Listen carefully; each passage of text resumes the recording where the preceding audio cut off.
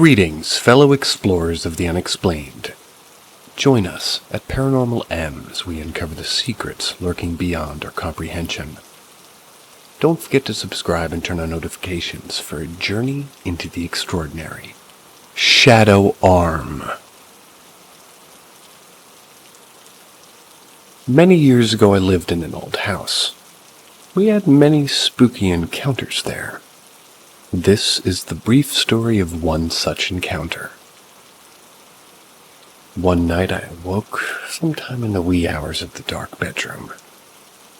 I saw movement on my right. I turned and I saw the dark silhouette of an arm.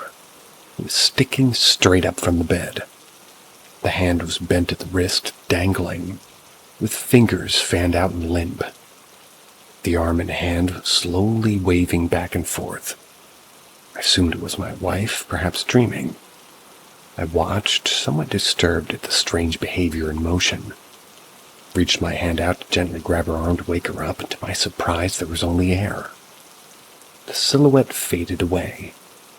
Startled and frightened, I called out her name. She sleepily answered me, and I felt the covers in her arm were both completely underneath. It took me quite a while to get back to sleep. Another time my wife woke up and looked over to see the silhouette of me sitting up in bed next to her. She asked me what I was doing, waking me up pretty groggily to respond to her. When she heard my voice come from the bed instead of head level of the sitting figure, she was similarly startled and frightened. Quite a few things happened in that house.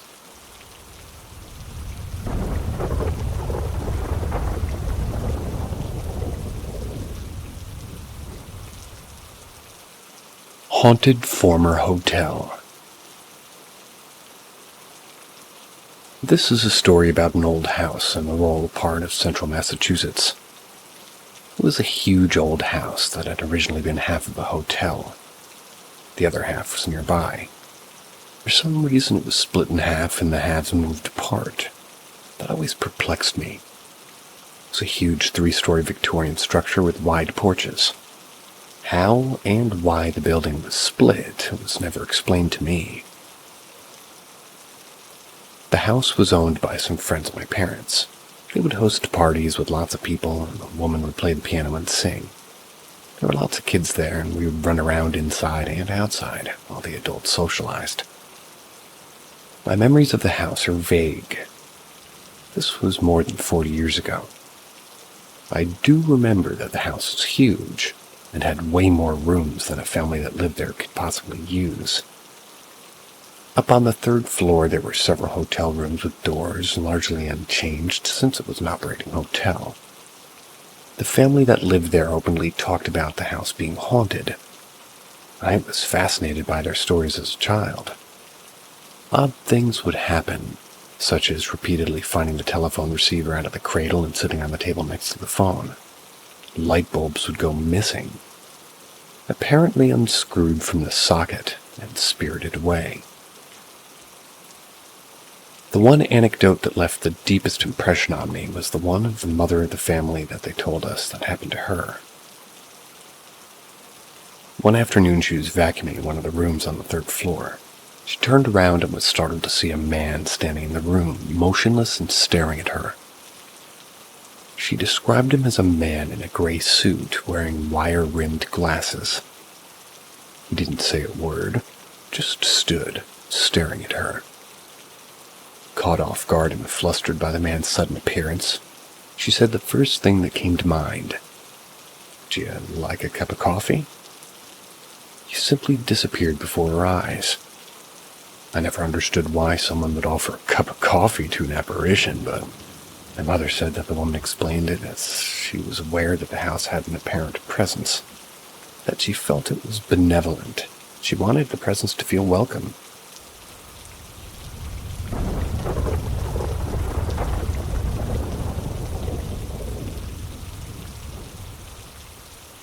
It found me again, and I shot it.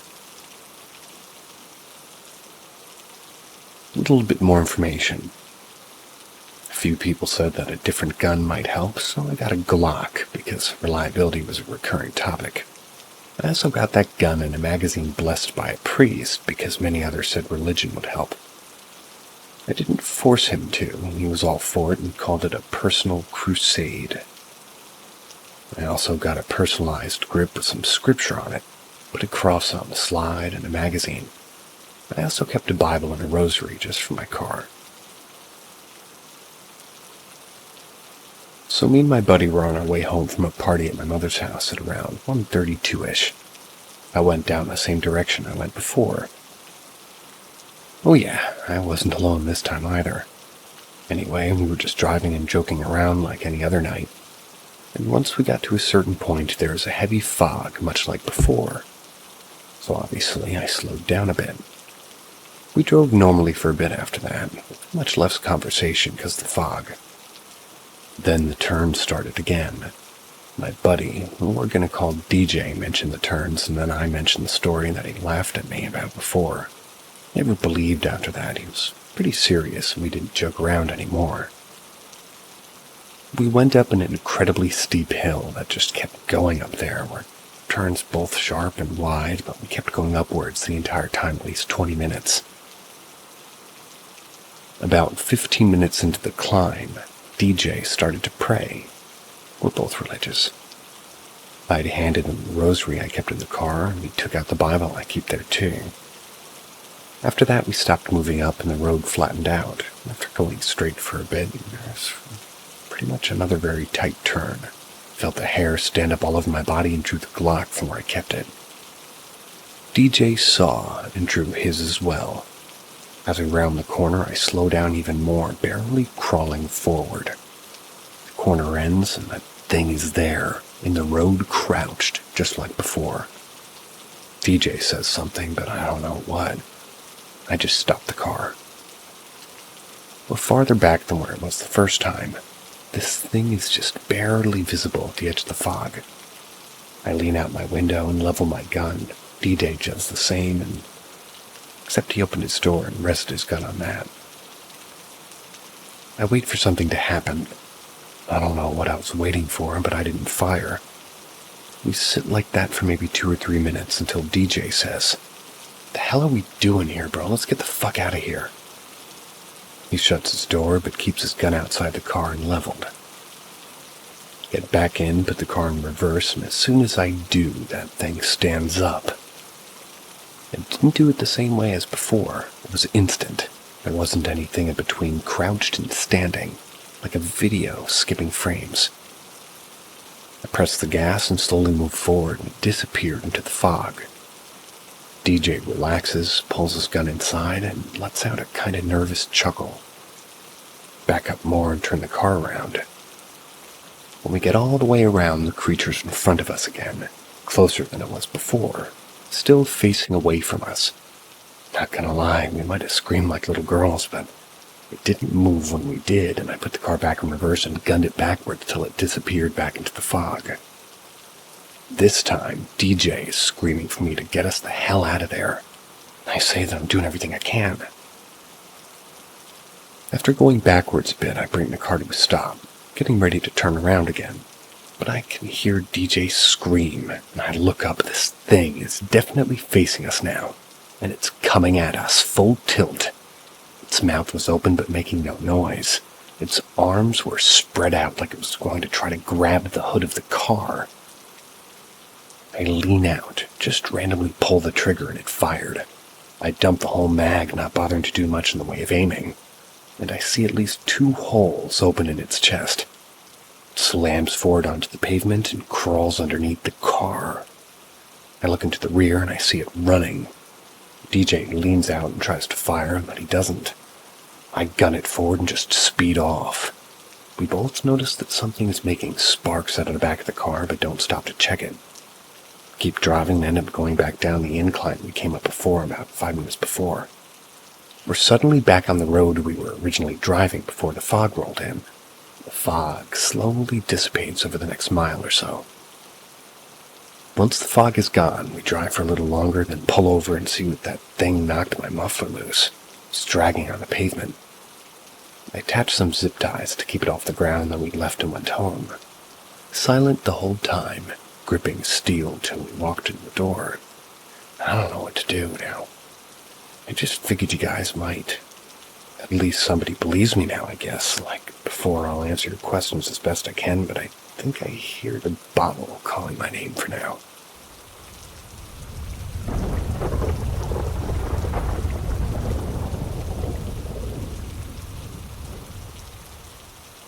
Ghost light on the wall. I wanted to share with you something I experienced when I was living in an apartment a few years ago. I'm sure this place was haunted. Many weird things happened, and I tried to find all kinds of rational explanations before I couldn't find any. I won't make a list of everything that happened, but many were common paranormal stuff. What I mean by common is, for instance, feelings of being watched, things moving, footsteps, noises, and, well, no one's there. Already pretty scary, but we've all read these kind of stories before. The weird thing is what I want to talk about today. I've loved paranormal stories for years, and I read thousands of them, but I never heard or read anything that could compare to what I lived. In my bedroom, there was sometimes light on the wall, really close to the ceiling, a wall just behind my bed. It was like a small part of the wall was being lit by some light, but there was no source. It wasn't a reflection of outside lamps or the moon through the window or curtains, or something in my room. It was like the light was in the wall. It's really hard to explain. It looked like a rectangle, and the light was a very pale, phosphorescent white. The first days we moved in, I noticed it. Thought it was the little lights we put on the walls or ceiling for children that previous owners forgot. The wall looked very normal. I showed my mom one night and she just brushed it off. The weirdest part was when it wasn't very night. Or rather that it wasn't every night. It was sometimes 2 or 3 times in a row and then nothing for a week and then again. I remember being so scared of it that I wouldn't dare looking up while lying in bed. Usually, once I turned down the lights, it would appear after maybe 5 minutes and stay for hours. When I woke up in the night, it was usually gone. One day I decided to cover it up with a poster, and that shit moved just next to it. Did you ever experience something similar? I've never had a clue on what it was. There wasn't anything on the wall or in the room. I checked many times. I don't have any picture. It happened years ago, and phones didn't really make good photos at that time. Also, I was denying a little bit of everything that was happening in this place because of how scared I was.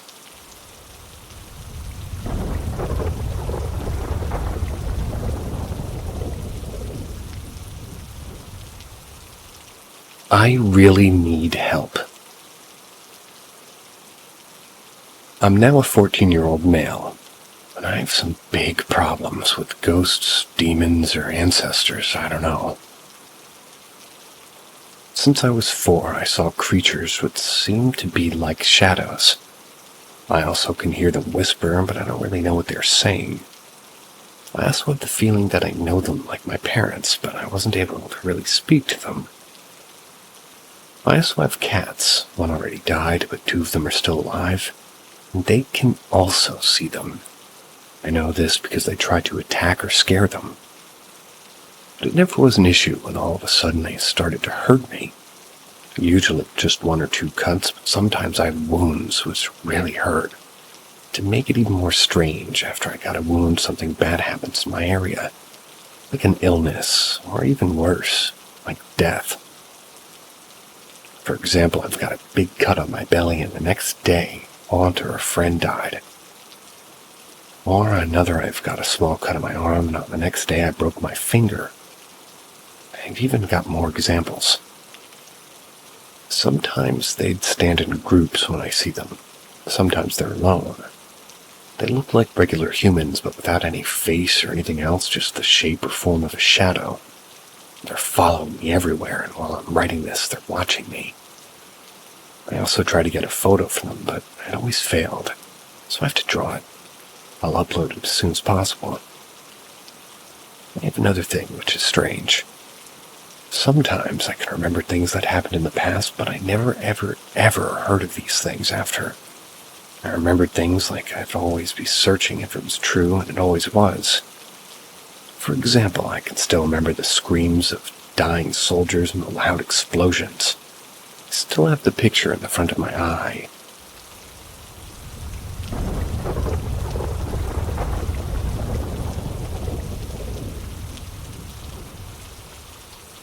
I've never been more creeped out in my life than last night.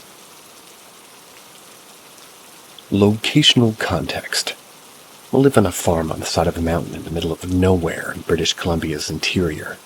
No cell service, neighbors are beyond shouting distance, and very your own lifestyle out here. Your trailer's at the top of this property next to a barn, surrounded 360 degrees with forest, except for a little road up here. The mountain, named Mount Ida, has a long history with the Aboriginal people in my area. I've been told stories of the mountain since I was a kid. Basically, the summary of every story is people are banished from the mountain because the spirits make it too dangerous. All sorts of weird things have been seen and have happened on this mountain. Last night around 10:45 p.m., I heard 3 sets of sirens rush by the road. Out here, you never hear sirens, and in my cumulative 15 years here, I've heard 1 siren. It was earlier this week. Basically, it just intrigues me at that point. It wasn't about half an hour or so later, and the power cuts out. Already in bed at this point, lights were out. Only way I actually noticed was because I had no Wi-Fi. Now that's always a hard stopper, because out here no Wi-Fi means I'm entirely on my own. This makes me anxious for sure, but I'm more worried that I won't be able to call the fire department or something catches on fire or something. Then out of nowhere I hear this super sharp and loud cry, like a kid who has crashed on a bike. Hysterical crying from what sounds to be a young child. My dogs are going absolutely nuts at the door. Now, if you're familiar with cougars, you should know that they can often mimic a child crying, and scarily accurate too.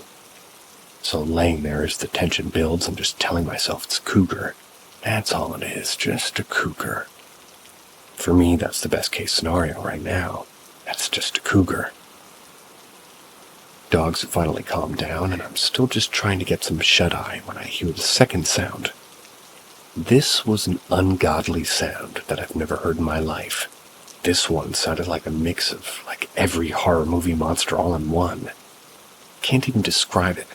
It's about 5 seconds of pure screeching, like a demonic banshee with vocal cords of a T-Rex.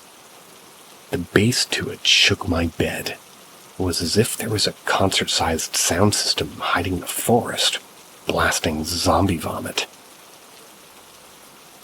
I can taste my heartbeat at this point. My dogs are acting like rabies-ridden pit bulls toward the door, snarling and growling like whatever just screamed was on the other side. I didn't know what to do at this point. Couldn't call or get in contact with anyone. The lights are all off. I'm just laying there in the dark, unerring and just completely scared. I wasn't about to give up and go investigate. It's the middle of winter, and I just laid there checking my phone every 30 seconds, seeing if the Wi-Fi comes back. Nothing else came after, though, just ended up falling asleep at some point. As of this morning, everything's back to normal. Nothing creepy going on, power's back on. I made a post on the local Facebook group. Nobody else in the area heard anything, and only a few lost power as well as me. So take it as you will. Cougar in heat, Bigfoot coming out of hibernation, 1,000-year-old native ghost trying to get me off his land. I'm not a very paranormal guy, and I have no idea what it could have been at this point.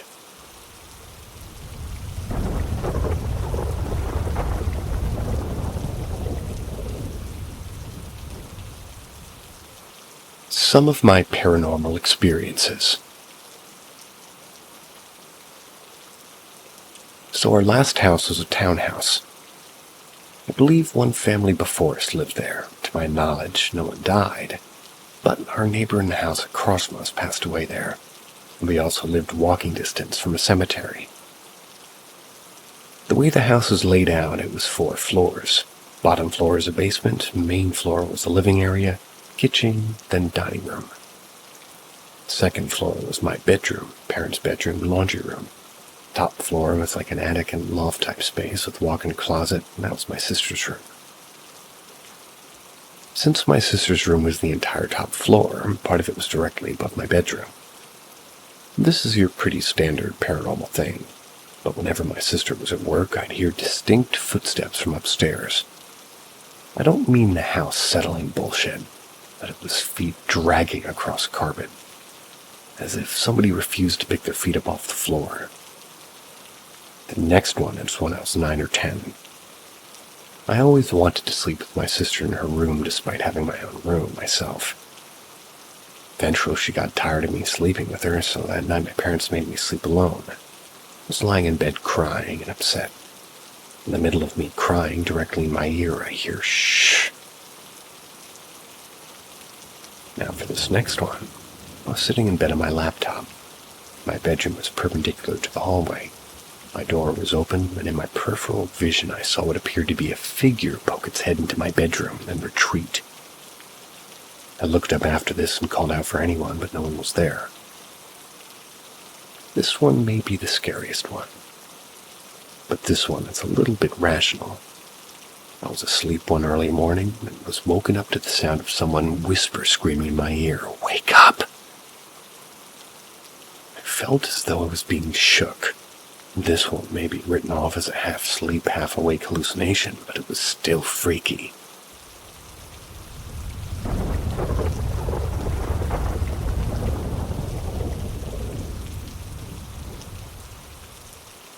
Forest Mimic Demon, Washington camping story. I've been an avid camper most of my life. More than that, I actually lived in the Wyoming wilderness for almost 2 years as a child in a house on a nature preserve. But it's a place where electricity was only available by generator, and we had to boil water that me and my siblings carried up from the creek. All of this was before I was even 10 years old. If there were emergencies, it would be at least an hour before we could go get help or help would come to us. I've hunted dangerous game. Not particularly proud of it, but it happened. Seen some weird shit in the desert.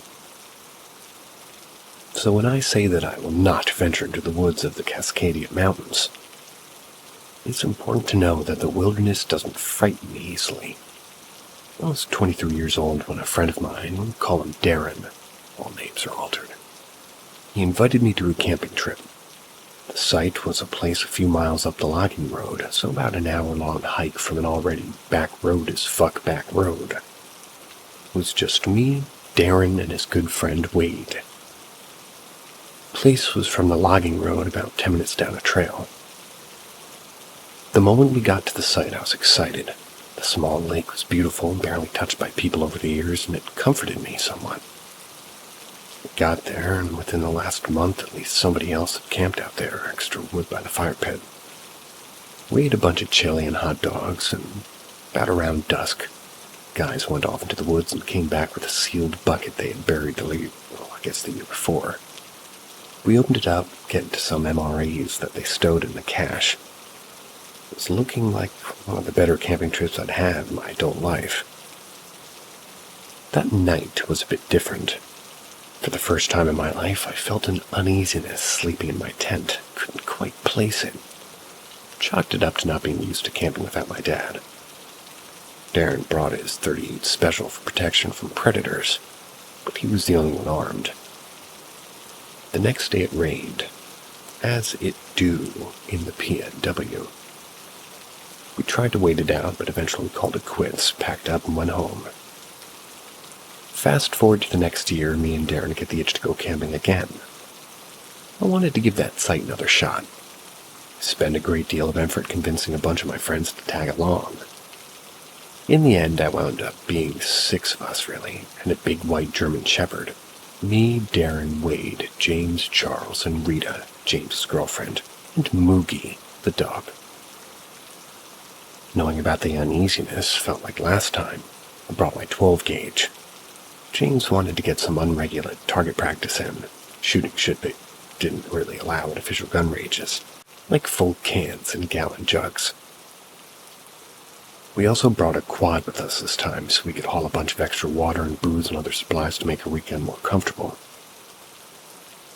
First day as we're setting up, we hear a loudspeaker playing some music over by the south end of the lake, which was basically right next to the logging road, and this you could sort of see from the road unlike the year prior. So, deciding we're big dick Americans, me and James saunter down to meet the source of the noise. Now, I have to commend the coolness of the cop that was just having a fishing trip when just two large armed men, me with the 12-gauge, James with his .308, emerged from the tree line. We introduced ourselves, mentioned the others, but not exactly where we were camping, just that it was nearby. That's when shit started to get creepy. It could have just been cops doing cop shit, but this guy really wanted to know exactly where we were going to be. Then he was mentioning his favorite spot nearby and really wanted us to try this other spot 2 more miles down the logging road. At a point, it was almost like he was suggesting that was the only spot where we wouldn't be in trouble. Darren showed up finally, told us that he spoke to the landowner several years ago and that they were fine with us being here. Cop was mad, but we lied and said we'd check out the site he was pushing. None of us trusted the guy when we left, so we decided not to. It was like a horror movie setup. The whole shady cop tells us to go to the spot where this hillbilly friend's gonna kidnap us, kind of hide. So we move on. Pretty early in the day, so we set up our stuff, get a fire going. Float around on a giant 4-person inflatable chairboat thing. Biggest highlight of the day, Charles cuts down an entire dead tree with nothing but a small axe, like a midway point between a hatchet and a fireman's axe. An impressive feat of stamina and strength. It was a good day leading into a good night, but right after it got dark, I felt uneasy again.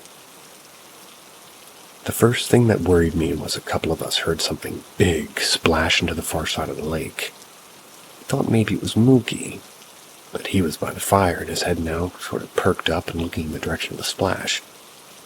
Since we were drunk, we thought maybe the floaty thing might have been compromised, so we went down with flashlights to pull it out of the water and onto the bank. Then we heard the owl. Charles, Wade, and Darren were already passed out by midnight. Rita was humming along by the fireplace with Mookie, and me and James were out getting some more wood so the fire would last. We heard an owl start up its hooting, a cadence I was familiar with in the area. But something was off about it. I have a gift for mimicking bird noises, so what I noticed immediately is the ending hoot was off. It almost always sounds like the owl is rolling its R's as the final hoot of the sequence goes. James, not nearly as outdoorsy as me, says, "That almost just sounds like a person." Joke and listen to it a couple more times, then I do my own attempt at an owl noise. Silence for a few minutes. Just as I'm thinking that makes sense because of the noise, it starts up again, but not just one owl. Another started up about half a second after the first. The new owl sounded more like an actual owl than the first one that seemed to have started up again. And after the first hoot from real owl, the fake one stopped short. "Did that owl just tell the other owl to shut up?" James says to me. I decide to shout, "Better listen to your wife, dude." Immediately after I shout, we both hear a loud crashing, almost identical to the sound of the tree falling that Charles did earlier that day. Moogie starts to go fucking berserk, barking and growling. He had a stink gland issue at this point still, so he was releasing that nastiness as well. Stink gland. He was threatened, and luckily Rita was there to keep him from bolting. Big, as he was really wanting to move. She wouldn't really be much of an obstacle. I'm about to shit my pants out of fear, and I will reiterate for a fact, I've hunted mountain lions and bears in my life, and at no point during those hunts was I shaken and genuinely afraid as this. I was paralyzed for like an entire minute. "Whoever that is, you better fuck off. We have plenty of guns." I shout that across the lake, then silence again. Luckily, for the rest of the night. I didn't fall asleep until Darren woke up, basically at sunrise, so I missed breakfast and One morning dunk in the lake, and the others all did before I got up needing to poo real bad. James had already explained the noise to the others by the time we were ready for a different adventure. Darren, Wade, and Rita just wanted to listen to the radio and chill. Moogie had run off after lunch, and we decided to go look for him, and at the same time also investigating the area of noises last night. Almost immediately when we get to the other side of the lake, the hair stands up on the back of my neck. Charles also feels creeped out, but he had an axe. I had a shotgun. James had his rifle and his .45 holstered on his hip. So we pressed onward, looking for probably a couple of hours. I was mainly trying to see if I could spot any trees that had fallen. Then we made it to the eastern bank of the lake. We were camped on the western side. "Holy shit," Charles says, causing me and James to come rushing over. There we saw what looked like a human footprint. Just one, but it was very clearly a footprint in the mud. Even had a little pool of water still in it. My first thought was Bigfoot, so I took off the boot and compared sizes. I'm a huge guy with pretty large feet, so it wasn't a surprise that my clodhoppers dwarfed this footprint when I put my own print next to it. But what was weird was the other print, where the pinky toe would be, looked like another big toe. We also found several downed trees, but none that looked recent. So we decided to go around north of the lake and back to the others doing a full circle. Moogie was fine. As soon as food smelled filled the air, he came running back. And we all had a pretty good day again. Drinking, feasting, making fun of each other, being paranoid. We heard some gunshots a little close, and then called out to warn the shooters that there were people and animals nearby. The shooters of us actually went to meet the people, and all of us but Darren and Wade joined the old guy and his wife shooting at whatever we could. Part of me consciously thought, anything that was lurking around sure as fuck isn't now. But boy was I wrong. Brief mention about Charles. Ever since we were kids, Charles had this vivid night terror. Most of the time funny, some of the time scary. He'd full-on sleepwalk and have conversations with you while still asleep. We'd all gone to bed. I was one of the first due to getting like 4 hours of sleep and being quite rum drunk. "Hey, who's that?" "Captain, stay in your tent." Charles, who was sleeping in a tarp by the fire instead of in the tent, started shouting. I shot up, grabbed the shotgun, and turned on my flashlight. "What's wrong?" I shout. Adrenaline filling my entire existence. I could feel my heartbeat pounding in my ears. "Come closer to the fire. No, don't crouch down, motherfucker. Use your words." He keeps shouting, finally stirring awake James and Rita, who were in the tent closest to Charles. "What the fuck?" James calls out. Moogie starts growling and apparently let off the stink gland again in their tent because him and Rita are like, "Ugh, moo, gross." "There's somebody sneaking up on Captain's tent. Get out here." I start to unzip my tent. "Not you, Captain. Stay in there. He's right next to you." Everybody else in these days denies hearing this, but I swear I heard something whisper "Captain" before hearing a twig crunch right outside my tent. James makes it out of his tent, and seconds later I hear him laughing. It's just the water stump. Charles is having a night terror. Charles claimed he wasn't dreaming. When I got out and shined a light on the stump, he agreed that that had to be it. We put one of those big jugs of water on top of the stump. It could easily be mistaken for a white shirt standing in the dark, and satisfied that there wasn't actually anyone there, despite my protests, we went back to bed. Charles stayed in the tent for the rest of the night. I decided to spend the rest of the night on watch. That was one of, if not the most terrifying nights of my life. I heard more activity in those woods than I'd ever heard before. Moogie would wake up and barf multiple times as I'd hear twigs snapping off in the trees.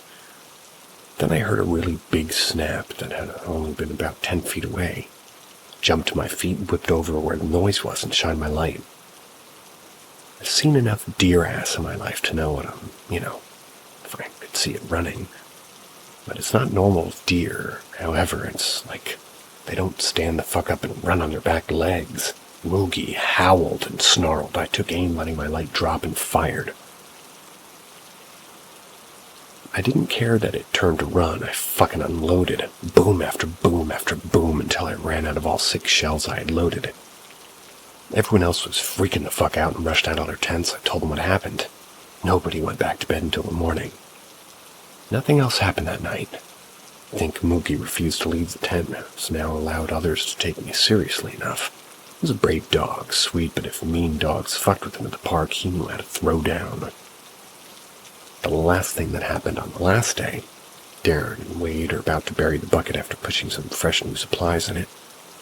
They had always known where the cache was buried because there's a different stump that used to kind of, used as a landmark.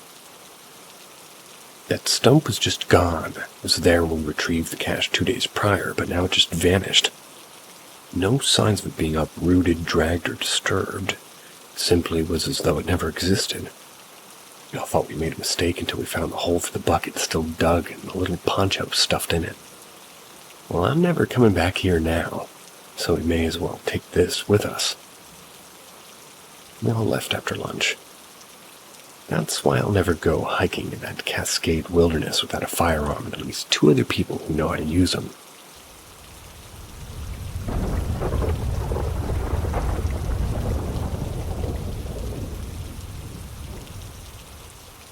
I've been mourning the loss of my wife for 2 years. Back in the day when she was alive, we promised to haunt each other should one or the other leave this life. We both firmly believe in an afterlife and spirits, so this wasn't just a silly, joking promise, even if there was some teasing about how we would do it to each other. I actually think we only said it twice. Well, it had been 2 years since she had left. I recall being in the room she died in. The machines were breathing for her, and I felt her leave her body and just gone with the sound of the machine still going. A few hours later, they were officially turned off. Little back information. My late wife had an eating disorder, and this disorder destroyed a lot of her gut and organs. It was a slow, painful death. When I say I felt her leave, it was like a bullet-fast leave. In life, I didn't yell, never a name call, rarely argued when we did. It was like a healthy discourse, and decisions were made to settle it. I knew her ED had caused these problems, but eating disorder. But what I didn't know was how much worse it really was. I found the information on her phone post-death. She knew death was the final outcome years before I knew, and held back the information from me, letting me talk about growing old together. In short, I haven't seen her.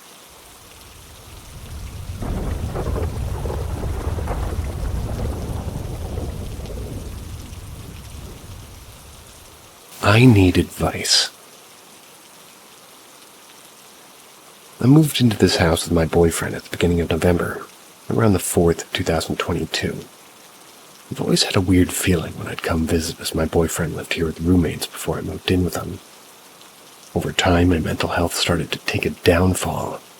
For context, I've been diagnosed schizoaffective bipolar, diagnosed at 19, and I've been medicated since. My symptoms are manageable, and I have coping skills that keep me grounded, and my meds help a lot too. I still struggle with social anxiety and some small delusions centered around that, but I can usually keep myself in reality and push those thoughts away, especially when I've been taking my meds regularly. When I first moved in, I was taking my meds regularly and only missed 1, maybe 2 days a month. I know I need to take them every day, but sometimes I just forget. And even before moving in, I lived alone for months without any sort of issue coming up. Almost immediately, I started having random bouts of anger, sadness, or panic-like anxiety, and all would leave me broken, crying. I started struggling to sleep, only getting 3 or 4 hours a night, if that. Eventually, I did run out of my meds, and because of this, sudden change in my mood and lack of sleep, I haven't had the energy to sit through another appointment. Which is where my problem comes in. For a while now, even on my meds, but not right after I moved in. Maybe for the past month, I've been feeling uneasy and not safe. Just general feelings of unease and anxiety. My boyfriend left to rehab for alcoholism treatment. Long story, he's getting the help he needs, and, well, I want to support him 100%, so please refrain from judgment. About a week ago and 4 days ago, I walked out of her bedroom to find the front door just standing wide open. Thought it was weird, and it did freak me out, but I looked around, didn't see anything, so I just figured maybe it was the wind or a vortex, maybe caused by me shutting the bedroom door after going to the bathroom. I don't know, anything logical. After that, I went about my day, and the sun went down. I started to feel this really heavy feeling in my room, like just an anxious, dreadful feeling that wouldn't go away, and it was almost like it was coming from the window on the other side of the room. Again, just tried to think logically and rationally as I do cope, and told myself I was just freaking myself out, being delusional or whatever, but just couldn't shake this feeling. It was overwhelming. Kept having to sit up in bed while trying to sleep to check if everything was actually standing there, and I never saw anything, but it just felt like it. There's a TV directly to the left of the window. I was feeling this coming from there, and at one point I opened my eyes after trying to sleep and I saw that the TV had turned itself on at some point. That freaked me out, but I tried to just ignore it and do my best to not acknowledge whatever was going on and pass it off as coincidence. And me being overly paranoid. But it's been days and I'm still just generally uneasy and unsafe feeling, which gets worse when the sun goes down. So much so I can't sleep until it's daylight again, and I still for only maybe 3 or 4 hours, sometimes less. Basically, the point of this ramble is that I'm being delusional, maybe? I know I need to get back on my meds, and I'm working on that, but do you think that the door being open and my TV turning on and the intense feeling could be something more? I'm going to leave for my mom's in the morning because it's getting to the point where it's too much and I'm overwhelmed. What can I do?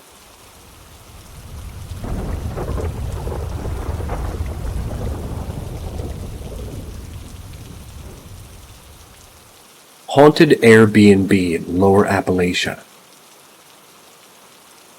So what will be a year in March? My friends and I went to Chattanooga, Tennessee to celebrate my childhood best friend's marriage. It was a beautiful house on the Tennessee River, very private and a peaceful atmosphere. It was on a nature trail, so it felt very isolated, though it was close enough to the city for us to go out and have fun. Anyway, we had all had a great time in the city, and came back and started a fire in the fire pit. We hung out until we got all tired and eventually went to bed. We all decided to bunk in the same room that had 3 double bunks, 1 full bed. It was a large room, and we thought that we could all watch a movie together in there, but ended up all deciding we needed to sleep and drive and back the next day, really. As my friends are used to falling asleep early, and I'm not, so I was still wide awake. So I got on my phone and started scrolling. I know, bad habit, but I had no other options to reading a book or anything. So as I'm laying there, I get this feeling. And it's not a good feeling. I've had one paranormal experience before this, and it didn't make me feel scared. I just felt confused. This was different. Felt my hair stand up like a feeling of something with an ill intent was near me. I look up at the other bunks. My friends look fine. So I continue scrolling. Then I get the feeling again. I look up, and this time I look toward the full-size bed where the bride and her little niece who tagged along was. I see a dark figure, head bent, looking down at my niece. My heart stopped. I couldn't move. I kept thinking to myself, it's just a shadow from the stairway, like I'm in the room. I look down at my phone, and I get the courage to move my thumbs to text my boyfriend how scared I was. Which didn't help, considering he's not a believer in anything of that nature, so he just says you're just seeing things. After this, I look up and the figure's gone, which didn't make me feel better, only worse, because it only confirmed what I saw was not in fact a shadow. So I jumped from my bunk, bolted up the stairs, and crashed on the couch. I felt like a small child who just watched a horror movie. I kept hearing what sounded like creaking from the stairs. I thought of the old phrase, it's just the house settling, to calm myself. Then called my boyfriend and he talked me down. I thought he was probably right, but I was still shook up. Eventually fell asleep around 4 a.m. when the creaking stopped. Woke up around 6, got the courage to go downstairs to get into the bag of clothes. A few minutes later, the maid of honor comes up and she looks confused and kind of freaked out and then says, "Hey, did the bride come up here at all?" I said, "When?" Because I only slept 2 hours and I've been up since 6. She then says, "Oh, I mean about that time I thought I saw her up and go up the stairs." I said, "No, she didn't come up here." She says, "Well, I know, I saw someone go up the stairs." Her face was white, and I said, "Did you check the bed?" Then she goes back down and looks and says in confusion, "She's in bed." And so I just stood up in confusion and said, "Well, what time did you say you saw her again?" She said, "Well, only a couple of minutes ago. It's like 6:05. I said, "Maybe you just heard me. I've been up here since last night." She goes, "Well, I thought I saw someone standing between her suitcase and the bed over her knees." That's when my heart dropped. She knew I didn't have anything to say. She knew I saw it too. Needless to say, we were happy to get out and not investigate. Felt guilty, and I didn't stay downstairs with them to make sure that they were okay after she confirmed what I saw, however. I was convinced that it was just my anxiety, and my boyfriend being very skeptical made me think maybe I was just overreacting. But the look on my friend's face of pure confusion and fear confirmed him. I don't know if it's related, but a few months later, I learned one of the supposed most haunted places in Tennessee, Hale's Bar, is located just 2 miles on the river from this location. Also, there was this really old cabin from the 1800s. They had decorated for looks on the property. It definitely had some weird vibes to it, too. Didn't help that they had these old pictures inside of it of their owners. I wish I remembered the names so I could see if they had any correlation to the Hale's Bar Marina.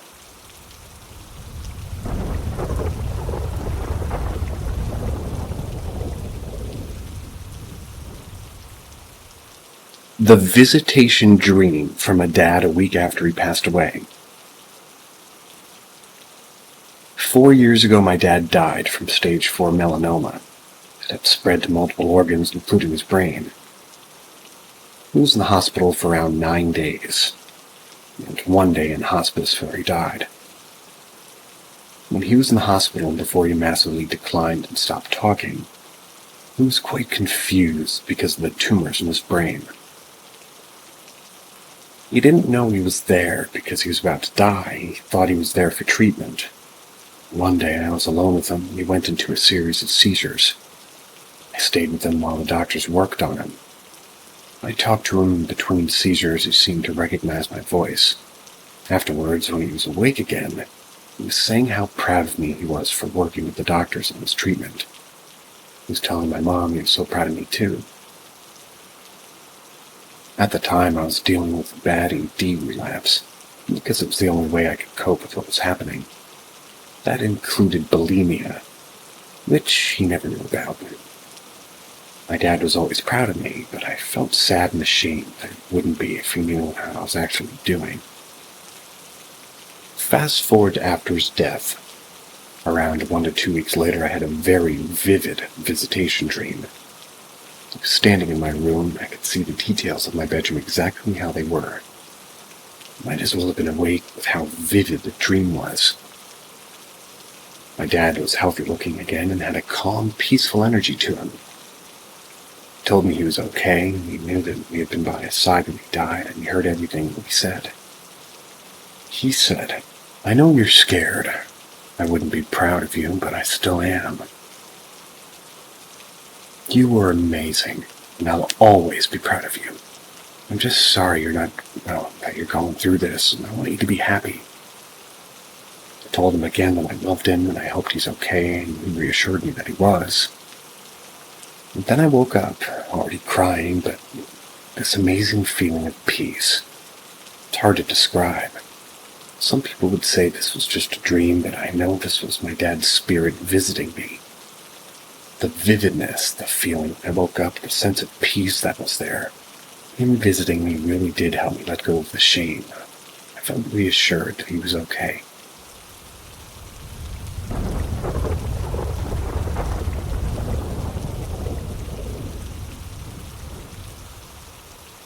Two stories I have questions about. First, I want to share that myself and my family have always believed in some kind of supernatural something. I'm 100% open to the possibility that all monsters we hear about are true. There has been far too many unexplained things in my life, personally, as well as life in general for people who think otherwise. I know a little bit about a little bit, but I have 2 stories that I'd like somebody who knows a little bit more to share what they think. Please ignore my grammar and spelling. I get it, I'm dumb. Don't worry. When I was a kid, between 10 and 12, my brother and I had a friend over. It was about 7 p.m. and my mom was at choir practice. We were the only people at home. We were playing in the living room when we saw my mother outside waving her keys that had a very specific Harley-Davidson leather strap on it. Through the window, playfully, like, yoo-hoo. We were confused because she left for practice a while ago. Didn't usually come home for another hour or so. We waited for her to come inside. That's when she didn't, we were scared. So I went to my brother's room and stayed there until my mom was home. We told her about it, and she swore it wasn't her and said that we were smart to not go outside looking for her. I've read things about skinwalkers and a couple of other theories, but I don't know. The next story is harder to explain. I wish I could draw, but a couple of years ago my ex picked me up from work around 11 p.m. We weren't even smoking, just kind of taking the long way home and chatting. We were coming up on an intersection with a car coming to a stop sign in the opposite direction. The car stopped short as this thing ran across the road. It was bluish but transparent, taller than the car. Had very weirdly bent back legs, the way a werewolf would be drawn, I guess. Very long arms, but running on all 4. The way it was shaped looked like it wasn't always on 4, like a dog. Maybe the best way to describe it would be like when you see those videos of people running around like a horse. Like butt in the air, feet flat, hands down, head down. But its body was not human-like. Its body was longer and dog-like. See, this is why I wish I could draw. None of this makes sense. The car filled up with tension as we both stopped talking when we saw it. We didn't say a word until we were out of that, intersection.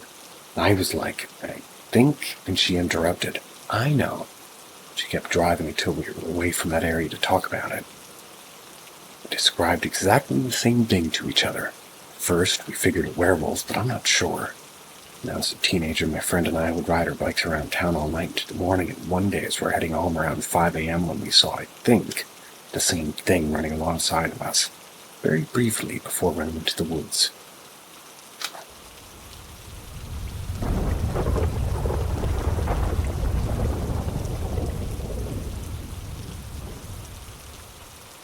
As a child, I shared my room with something. I, my 20s, female. I'll start with a little background. I grew up as an only child. My parents had my sister when I was 11. Before she was born, my dad rebuilt our bungalow into a huge 2-story house. Hence, no one died in my new bedroom. Now, onto my experiences. The ages are round estimates. I'm mid-20s now. When I was around 7, I started getting nightmares about the concept of death. I would wake in the middle of the night crying for weeks on end, and then it would stop for a while before starting again. By the age of about 10, this developed into a feeling of being watched, being unable to sleep, and being convinced something, not someone, something, was watching me from a specific corner of my room. My new room, the one my dad built, my dad eventually ripped that section of wall out to show me that there was a space there. I don't remember why, but there was a space all the way around the upstairs. He tried to turn it into a fun den area for me, but I hated it. Wouldn't go in there. And this continued when I was about 12. Got my first smartphone. The iPhone was my dad's old one, but it worked fine. That was until it got dark outside and the phone would start typing random letters and I was texting someone or typing. This only ever happened in my bedroom. As soon as I went down, it stopped. Told my dad, he said it must be damaged and he bought me a new one for my 13th birthday. He believes in ghosts, but couldn't explain what was happening in that room that he built. Then her phone did the same thing. I thought I was going mad. I bought some spell candles from a witchcraft museum when I went to holiday, and I was around 14. I used them to politely ask whoever or whatever was there to please leave the house peacefully. This worked, and I was perfectly okay in that room again. Slept fine. My phones were all fine as I upgraded and got the new ones. I moved out when I was 20. Went to visit my parents and stayed the night in my old room, and whatever was there when I was a child was back. Same corner, same feeling, same dark energy, same creature. Except now I have to imagine of it burnt into my memory despite never actually seeing it. It's a dark creature, some type of human shape but very muscular. Crawls around on all fours, legs bent behind it, almost wolfish, without a snout. Snarls and glares, dark red eyes with big black pupils. It has horns as well, big horns curved back over its head. Some type of red tinge to it, but I can't identify where it comes from. There you go, that's my story. Believe me or don't, doesn't matter to me. But I don't go into that room anymore when I see my parents, not even in the daytime.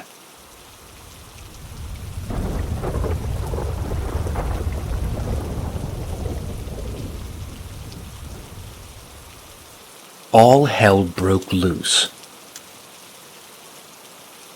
I, a 23-year-old female, and my husband, male 23, recently moved in with some roommates. They are J, male 26, D, female 25, and their young daughter S. So we went from living in a decent-sized city to living in the middle of nowhere about an hour away. And for context, we live in the south of the U.S., so it's rural and woodsy nowhere. We're really good friends with our roommates, and husband and I knew beforehand that they had both experienced some paranormal goings-on before he really made the decision to move in. To be honest, I think husband and I forgot about all the paranormal stuff just before he moved. Everything was great when we were setting. Well, got along really well, and it was so amazing to be in a place where we had our own space and on equal grounds with our roomies. Then one night about a month later, husband Jay and I are lounging in the living room area just shooting the shit. S was asleep by her bedroom, as it was pretty late. We're talking about the paranormal. Around 11:30 p.m., Jay has to pick up D from work. She works the late shift about half an hour away from us. As Jay is getting ready to leave, he mentions skinwalkers. Now, husband and I don't use this word. For those of you who don't know, speaking aloud the word skinwalker or wendigo is often believed to attract these deadly creatures to you. Husband and I had strange and horrifying experiences the last place we lived, after one of us made the mistake of saying it out loud. So, no longer say it. Our code word for it is flesh pedestrian. If you're curious, as soon as Jay said it, I gasped. He laughed it off, but right before he left, he noticed something through the blinds on the back door of the house. He mentioned that he thinks there's someone in the backyard, and in truth, we don't really have a backyard. Back of the house is right up against the edge of the woods, but we do call it a backyard. Husband and I, thinking that he's fucking with us, laugh it off. Quickly, though, we can see from Jay's face that he's not. He rushed to look through the blinds, and sure as shit, there's something in the trees. It was incredibly hard to see, but it was very tall, very thin figure. It was darting quickly between the trees. Kept itself completely shrouded in the black shadows and couldn't make out any of the features. Jay rushes outside, thinking it's just someone on his property. Husband and I follow, not wanting him to be alone. I stay on the porch while husband rushes down the steps to follow Jay as he goes behind the house. The second he leaves my eyesight, Jay immediately turns around and shakes his head at husband. He tells us that as soon as he got to the edge of the trees, he heard a low voice tell him to turn around. Now, I come from a pagan background. My mother's Wiccan and husband's also pagan. As Jay leaves and husband and I finish our cigarettes, I immediately set out to bless the entire house with sacred oil and blessed salts. I had already done this as soon as we had unpacked the last of our things, but I felt it necessary to do it again. I went so far as to bless the entire porch, too. As husband and I are doing this, Jay texts me that he doesn't feel safe and something isn't right. When I ask him what he means, he writes that just a few miles up the road a naked man came charging out of the woods and stopped at the edge of the road. When he locked eyes with Jay, he simply pointed at the car, kept doing so until he was no longer visible in the rearview mirror. We tried to rationalize that it could just be one of this, a non-paranormal scenario. Thought it might just be a prank. That didn't quite make sense. It's the beginning of a very cold winter and it's about 20 degrees out. It would have been a lot of effort and discomfort for this man to pull a prank like this on passing drivers. Then me wondered if the man needed help, or was possibly in danger. But Jay was sure that this man didn't at all look like he was in distress. If he was, the man would have yelled or tried flagging the car down instead of just pointing at it. The conclusion we came to, for the time being, was that he was most likely on drugs. We don't live in the safest of places, and hard drugs are very common around here. Then Jay texted that he picked Dee up. More weird things were happening. I asked him to elaborate. He said he'd just explain it when they got home. As their cars pulled up into the driveway, husband and I went to meet them outside. But the two of them quickly got out of the car and rushed toward the house, telling us that we all needed to get inside immediately. When inside, Jay explained the night before that right before he got to Dee's place of work, he saw something in a cow field that he can't explain. It was tall, taller than any human possibly could be, and much taller than the thing that we'd already seen behind the house. From what he could tell in the dark, it was gray, and it was running faster than he was driving at 60 miles an hour on all fours. It ran into the woods and out of sight. When he was driving back before Jay could explain anything that had already happened, she got a sinking feeling in her gut and made Jay lock all the car doors. A literal second after Jay complied, the same creature had just been seen was once again sprinting alongside the car, much closer to the end of the road than it had been minutes before, but it dashed again into the trees before anybody could get a really good look at it. We were all a bit shook.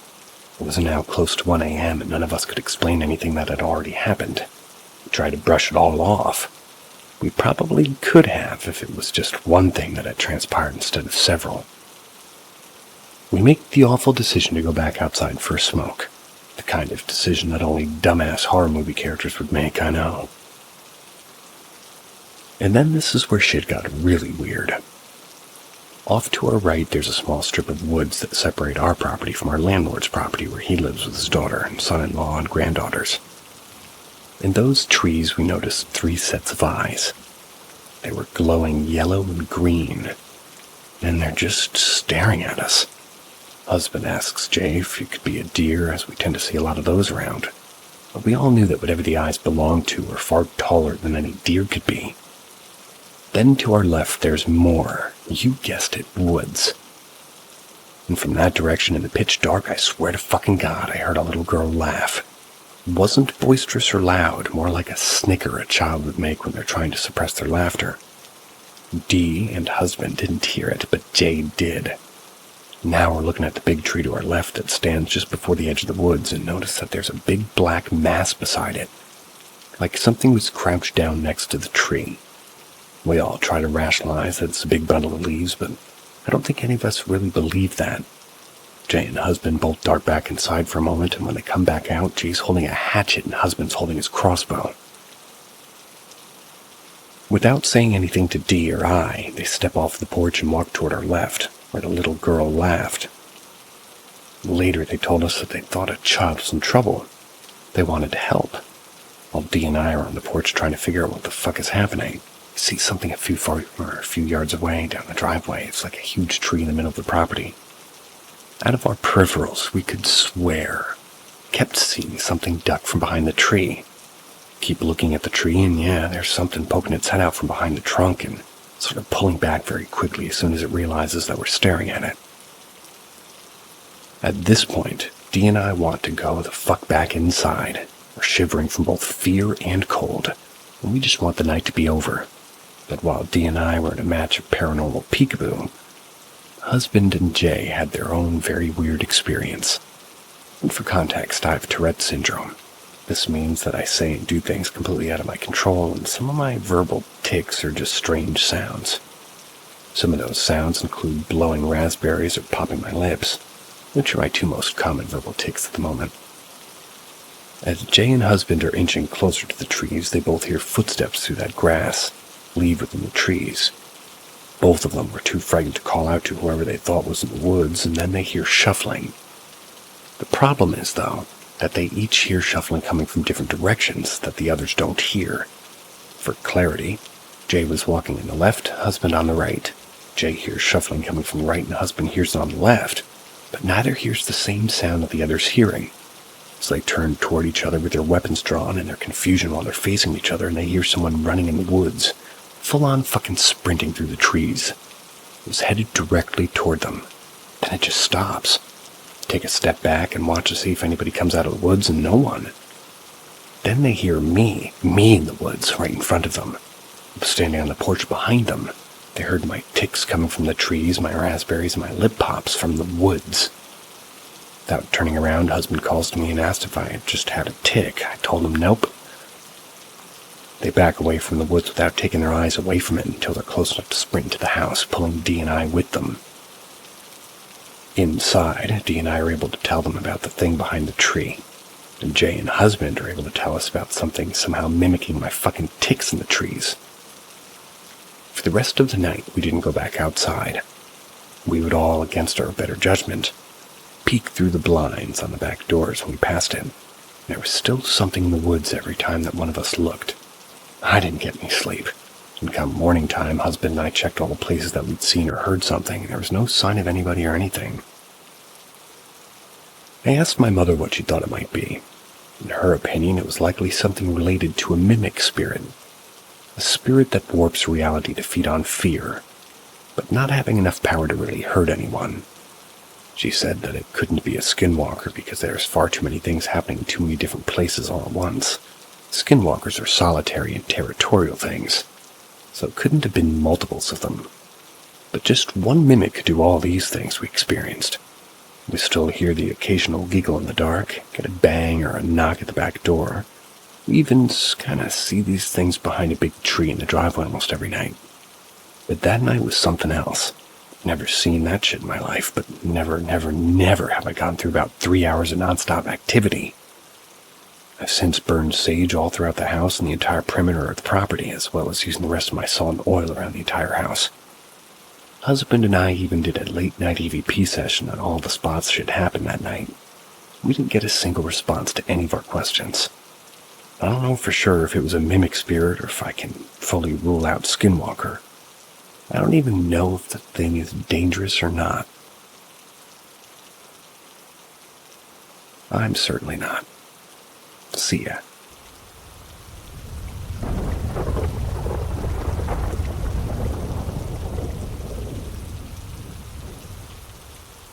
Welcome, intrepid adventurers, to Paranormal M, your portal to the paranormal. Hit subscribe and turn on notifications to join us on our quest for the truth behind the inexplicable. Prepare to be intrigued, enthralled, and amazed. The Ghost Likes Downtown Abbey. I have a little cat who I brought with me, and my first real experiences in this house includes her. When we first moved, she was instantly attracted to a specific windowsill at the front of the house, where she, pretty much now spends most of her time. She would always act like something was playing with her, which isn't unusual for cats, or maybe even petting her. I'd always hear her purring and see her rubbing herself all over the window randomly throughout the day. Then I would start to wake up in the night and hear her playing with something in the living room right next to the window. I often found little trinkets or pieces of trash that I've never seen before scattered in the living room after being asleep all night. This is, again, not that unusual for a cat. They tend to find really odd things to play with, so I brushed it off. Then one night I had a friend stay over. She swore up and down that my cat had been playing with a ribbon that was like hovering in midair in front of her. Figured it had gotten stuck on something, that the cat had just started playing with it since it, never did find the ribbon. Until the next few experiences happened. I recently started binging TV shows, and one of those shows was Downton Abbey. If you don't know what it is, I don't. It's a period piece drama set in the 1910s. Every time I would turn on the show, I would hear quick little steps running into the living room and the front window. Thought it was my cat, didn't think anything about it, not seeing her since she's kind of black and blends in with the dark flooring. When I would turn off the TV, I would sometimes hear a click, and the TV would go right back to Downton. It was always playing Season 1, Episode 3, and I could never find a technical reason for both the TV, the Xbox, and Netflix all being turned on at the same time, especially in the same episode. I do have a Chromecast as well, but generally you have to go to the app and click a few buttons to cast. Also, the source would need to be changed on the TV. This happens nearly every time I turn off the show. It's a bit annoying now, but I just leave the show on while I do other things. The only other thing that's happened is sometimes I hear soft banging or tapping from the closet beside the front window and my cat isn't there. Almost like it's calling my cat over, a ghost, if you will. My cat's loving it here and we're super happy. This is such a great house and it seems like whatever is here enjoys having us. It doesn't seem like some of these experiences are exactly paranormal, but when all of them are happening at the same time, it makes me pause. Not too sure what to think yet, but it seems harmless enough, right?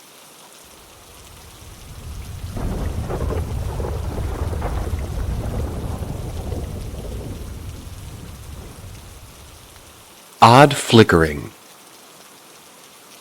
This event happened around November of 2022, and it was about 8 p.m. I was by myself at the entrance area of the school.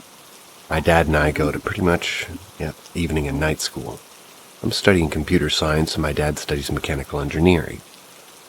At that time I had 3 first periods free because my teacher was sick.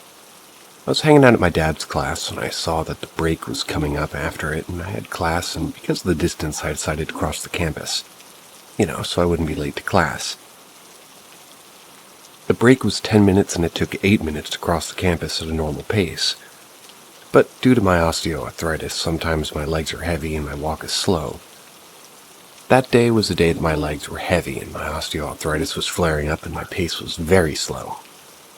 So at 8 p.m. I was waiting for the bell to ring, signaling the first break.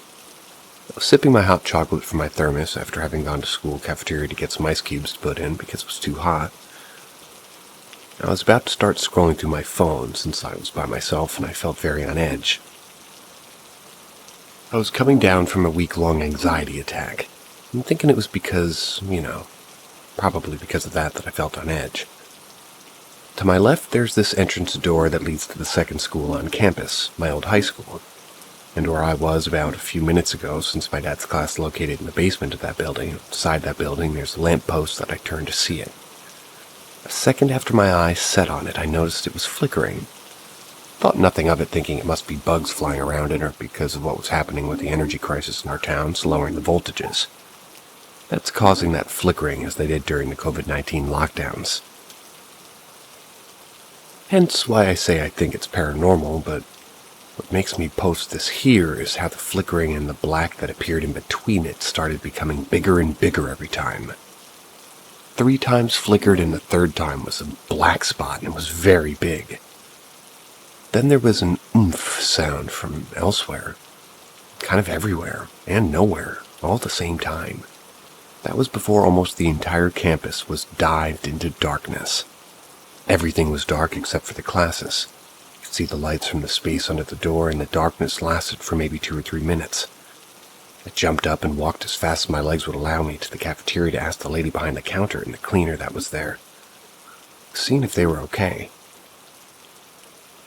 To get to them from where I was, it would take me about a minute tops. But when I entered the cafeteria, the lights came back on, and when I asked, they said that there was no power outage. Confused, I walked back to the bench I was sitting at, and everything was normal. Bell went off, and a break ensued. But in the minutes of darkness, it was completely silent, and I felt dread and on edge, even a bit of fear. I'm used to power outages from living on the island growing up, but many times ran out of power throughout the winter, so I was always carrying a flashlight with me. I'll make sure my phones always have flashlights.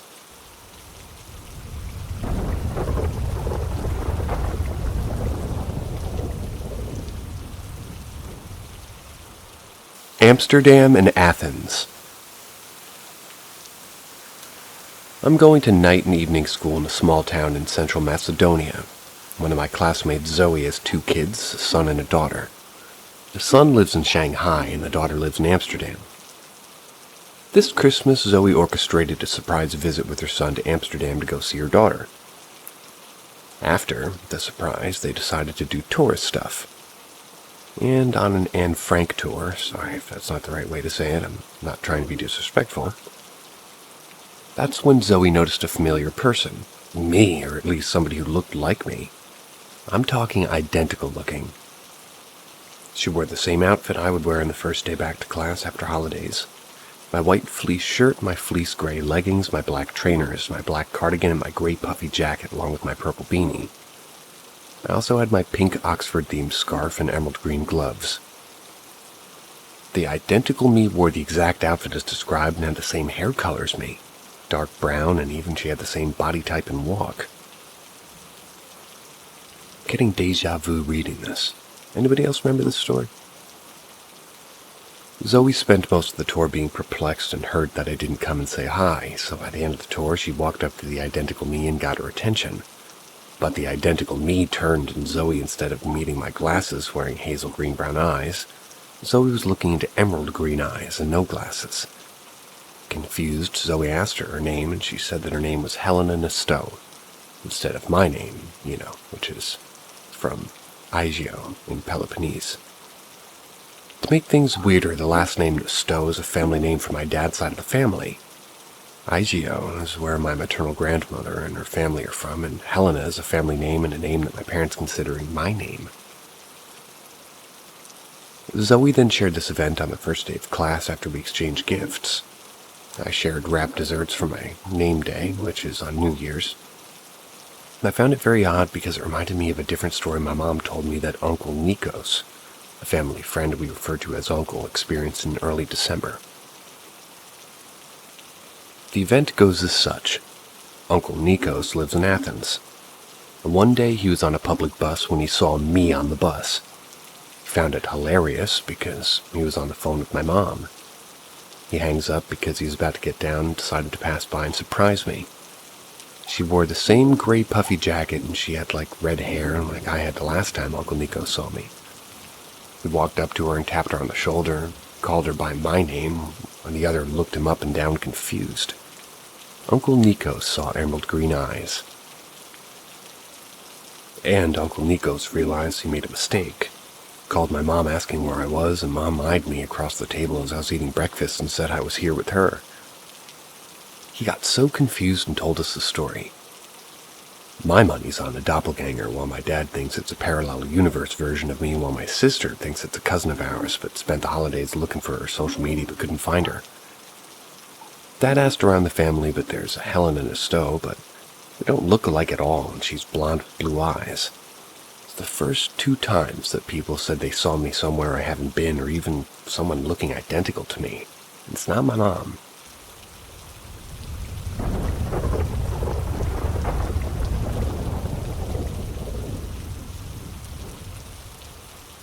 How to handle what's happening in my house. In March, we moved into our house, which was built in 1887. Over the last few months, some seemingly harmless things have been happening with more frequency. Small things falling in rooms no one's in, lights flickering, small objects moving and appearing and disappearing. Strange sounds in the house, including on the stairwell. They aren't explainable.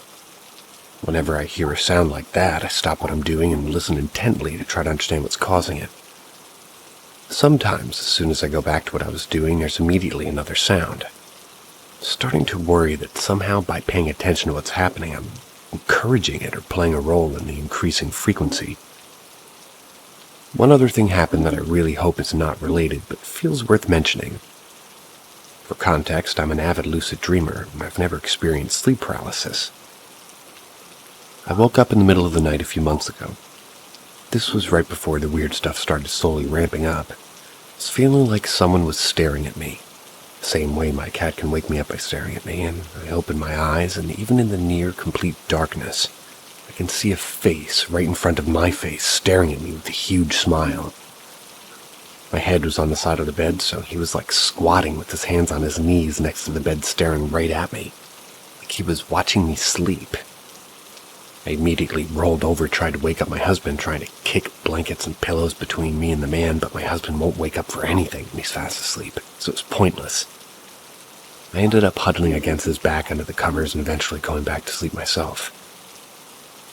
I'd like to write off that last part as a dream or something, but I feel in my gut that it wasn't. The energy I experienced from the man was not a negative nor positive one. My sense was that he didn't think I could see him, was not trying to scare me. I've also had a friend who visited the house since that incident, and she says she feels an energy, in quotes, in the house. It doesn't feel malicious.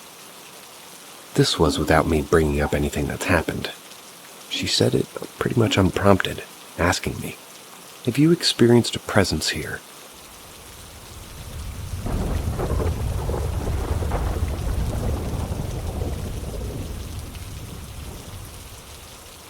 Woman with no face in Pensacola, Florida. My boyfriend and I are camping at Fort Pickens Campground in Pensacola. Last night was a full moon, and around 9:30 or 10 at night we went for a walk down at the beach with our husky to look at the ocean and check out the moonlight. We sat there for maybe an hour and just talked about life in general, but towards the end of the conversation, we started talking about how the ocean can play tricks on you, and how strange the energy can be sometimes. We're swapping stories about how we've seen people who we thought might not really be people before. I understand that when you talk about things like this, it puts you in a very specific type of headspace. All night I tried to justify what happened to us as a trick of our minds and maybe us hyping ourselves up. But we both saw the same thing at the same time, and there's absolutely no way it wasn't real. Started walking back to camp, and it was maybe a quarter-mile from the beach down a little boardwalk thing to the main road. Once you get to the main road, you see the entrance to the campsite. There's a small parking lot there, a stop sign, a picnic table, and a building that looks abandoned and out of business. This building is 1 story tall. It doesn't have any signs out front, and I don't believe the doors and windows are shuttered, but they're definitely not accessible. Like, I wouldn't even be able to press my face against a window and try to peek in, so that's kind of boarded up. So I was sitting on this picnic table while Shane was standing and telling me a creepy story about something he saw in the ocean when he was 11 years old. We were there for maybe 10 minutes, and we were talking about a story. I was trying to debunk it and figure out with him, with all of a sudden a girl just comes up walking out of the campsite area towards us. Stops at that building. We were both thinking nothing of it because we had already seen 2 people walking that night, and we knew people were active because it was a full moon and wanted to make the most of the campsite. But this girl walks up to the abandoned building and just looks like she's peering into the window or trying to open the door on the right side of the building. I almost even remember her standing on her tippy toes. She obviously doesn't get in, and then she decides to walk all the way across the length of the building right in front of us and to the left side. This is when I start to get uncomfortable because she doesn't look at us or address us even though we're loudly standing there talking. And that's all the while she's just walking. All I could see was her side or back profile, like a long brown ponytail. I know this doesn't make sense, but it's like, how can somebody walk from right to left in front of you and you don't see the side of their face? All I saw was her hair. It's not like she had her head turned, if that makes sense. So she rounds the corner in the left side of the building and doesn't come out. At this point, I'm actually invested and I'm grilling the location she went to the whole time. I don't take my eyes off of it. I don't really know how to explain this, but it didn't seem like she kind of walked back behind the building. It seemed like she was right there and was waiting for us to do or say something. There's a little ledge on the side of the building that looks maybe 3 or 4 inches wide, kind of like a gutter hanging off. I swear on my life, it's like she went behind this little 4-inch ledge and flipped herself sideways and was frozen and watching us. Shane has this spotlight for hunting that he uses as a flashlight, and he shined it in the little ledge area of the building that she went behind. We kept seeing something low to the ground on the side of the ledge, and it made us think that she was just standing there doing something, So, Shane shines his light in that direction and screamed, "Yo, what's up, you good?" After this, he kept his spotlight pinned where we thought that she would pop out, and after a delayed 4 or 5 seconds, we literally saw her spring out of the shadow and leer forward, facing right. She had her back hunched over, so she wasn't standing as tall as she normally would.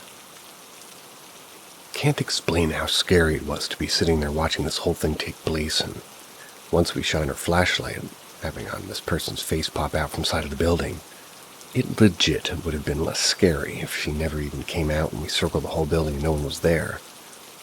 Her movement was incredibly unnatural. It was as if no human being would respond with their body language that way after having a flashlight shining on them. It's like she couldn't figure out what to do and she showed herself only because we made her. It was almost as if she was scared of getting caught of doing something wrong, not scared of us. The way she popped out, her face was turned towards us. She had her arms kind of sprawled out, almost like praying mantis arms or something.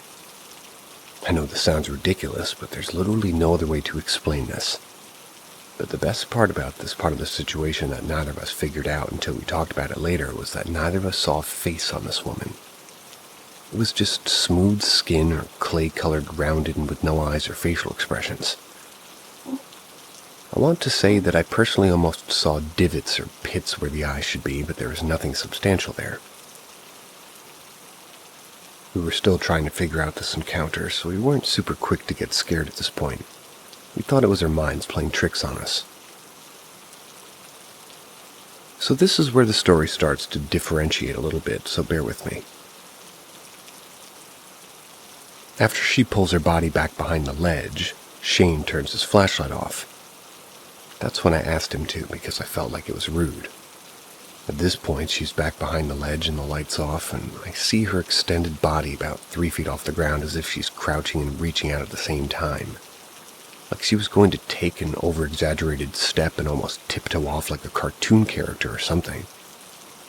She leaned forward 1 step to the right and then pulls herself back behind the ledge and stands up straight and starts walking back to the right side of the building in front of us. Shane has his flashlight on her the whole time. Now she says, "Oh, I just wanted to change without having to go all the way back." But it's like, all the way back where?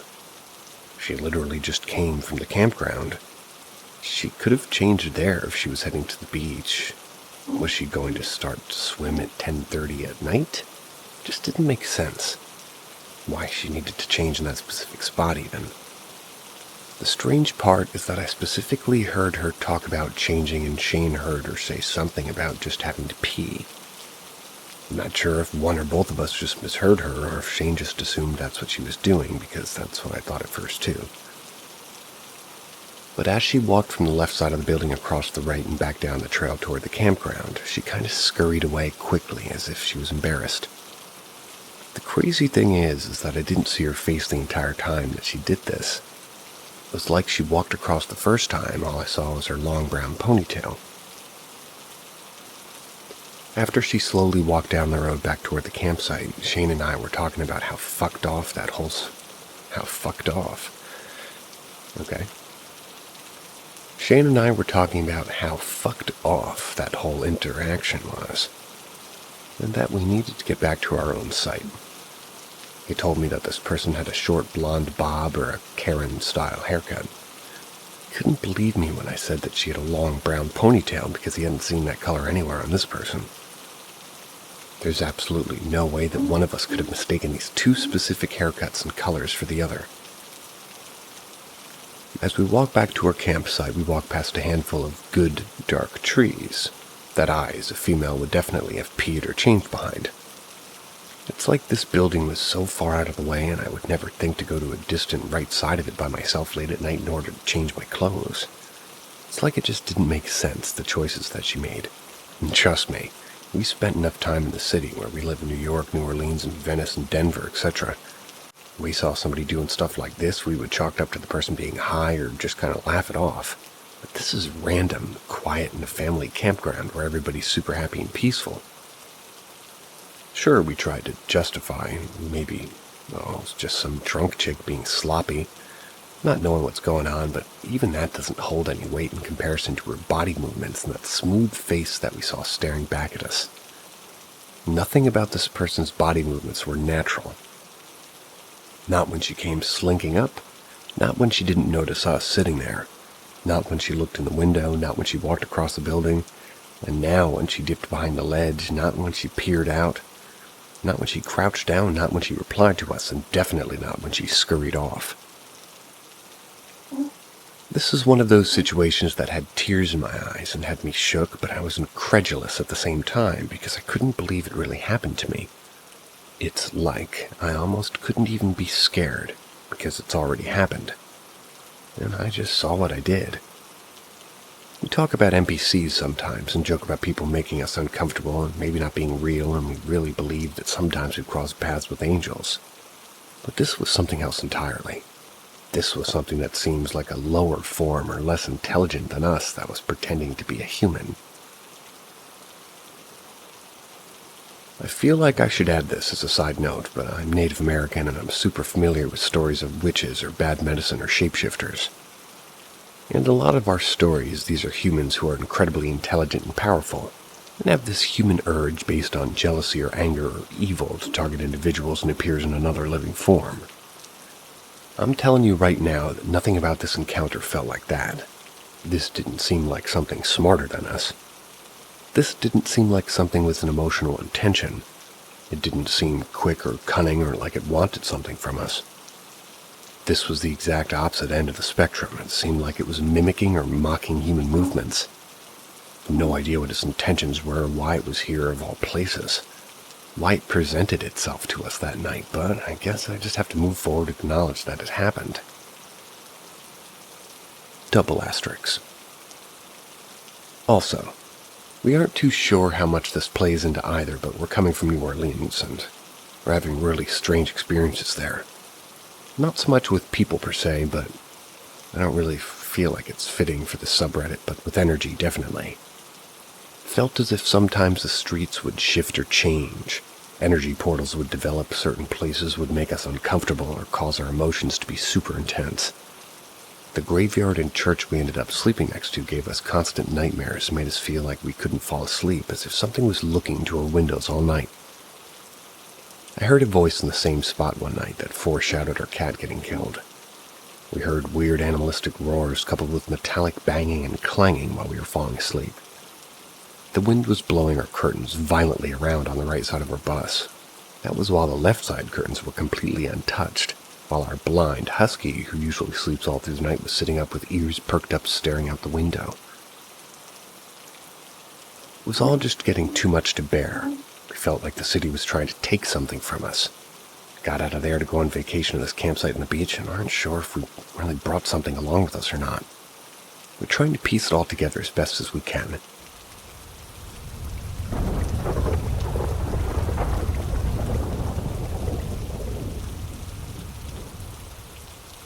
The Demon Visitor.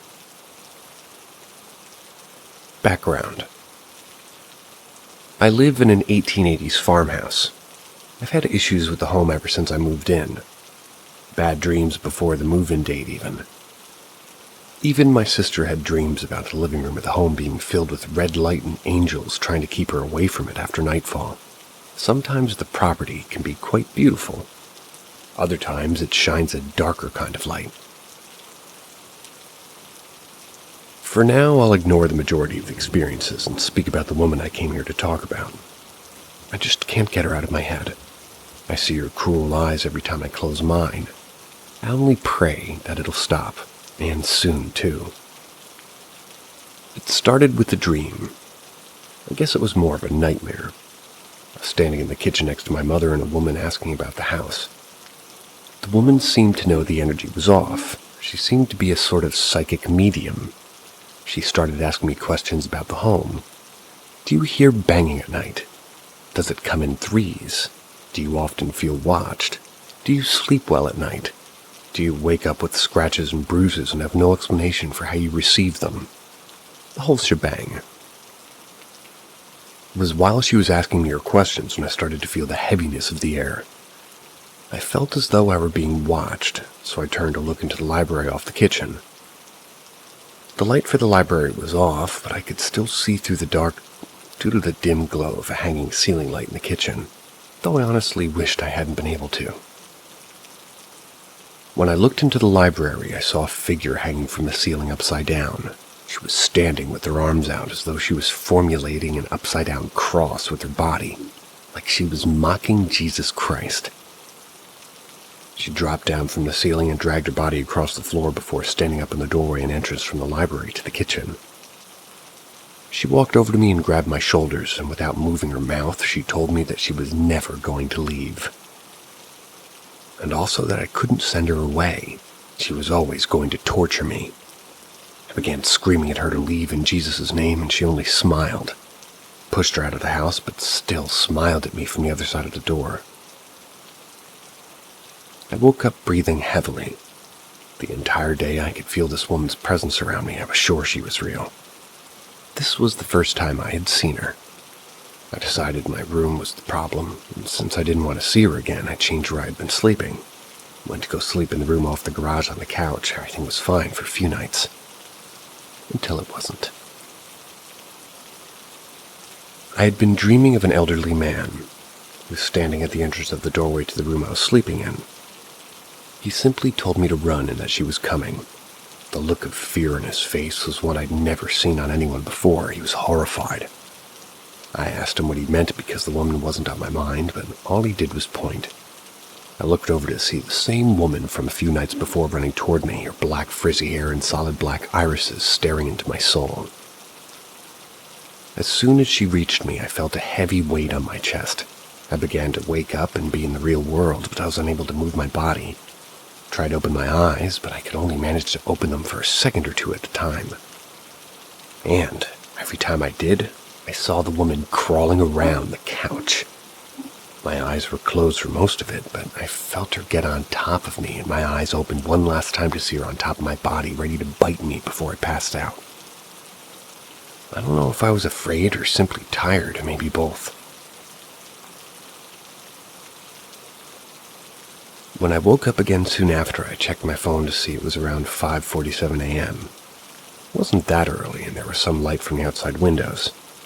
I sat up in bed trying to process what had just taken place, and I decided to brush it off. But as hard as I tried, I couldn't shake her face from my mind. So I drew a picture of her. I'm not an artist by any means, but I needed to get it down on paper. This was the second time I saw her. I decided to stay in the room off the garage because it was clear that it wasn't the location. I didn't see her again for a few nights until I did. I was dreaming again. I sat in bed because I felt her near me. It was a sickening feeling that I couldn't mistake for anything else in the world. I heard scratching from a nearby door. The entrance to the closet in the corner of the room where my mother kept large racks full of tablecloths and bags of unopened chips. I turned my attention toward the noise. The door to that room is a difficult door to open. I often have to throw my entire body weight into the door to open it, but at this moment it opened on its own. As the door slowly opened to nothing more than a crack, I could see half of the woman's face. Her blank, expressionless face stared at me from behind the door. I didn't move, nor did I really make a sound. I was kept in place by my fear. She slowly exited the room and walked toward me, jumped off the couch and backed away screaming at her. I told her she wasn't welcome and that she was to leave my house immediately. She never blinked. She only continued slowly moving closer to me as if I hadn't been yelling at her at all. She only stopped to bend over and look me straight in the eyes, her face inches from mine. Then I woke up. Shot straight up, looked toward the door to the closet, and it was still closed. This was the third and final time I saw her. 3, yet another mockery of God and Holy Trinity. I've never seen her again since that day, but sometimes I still feel her around me.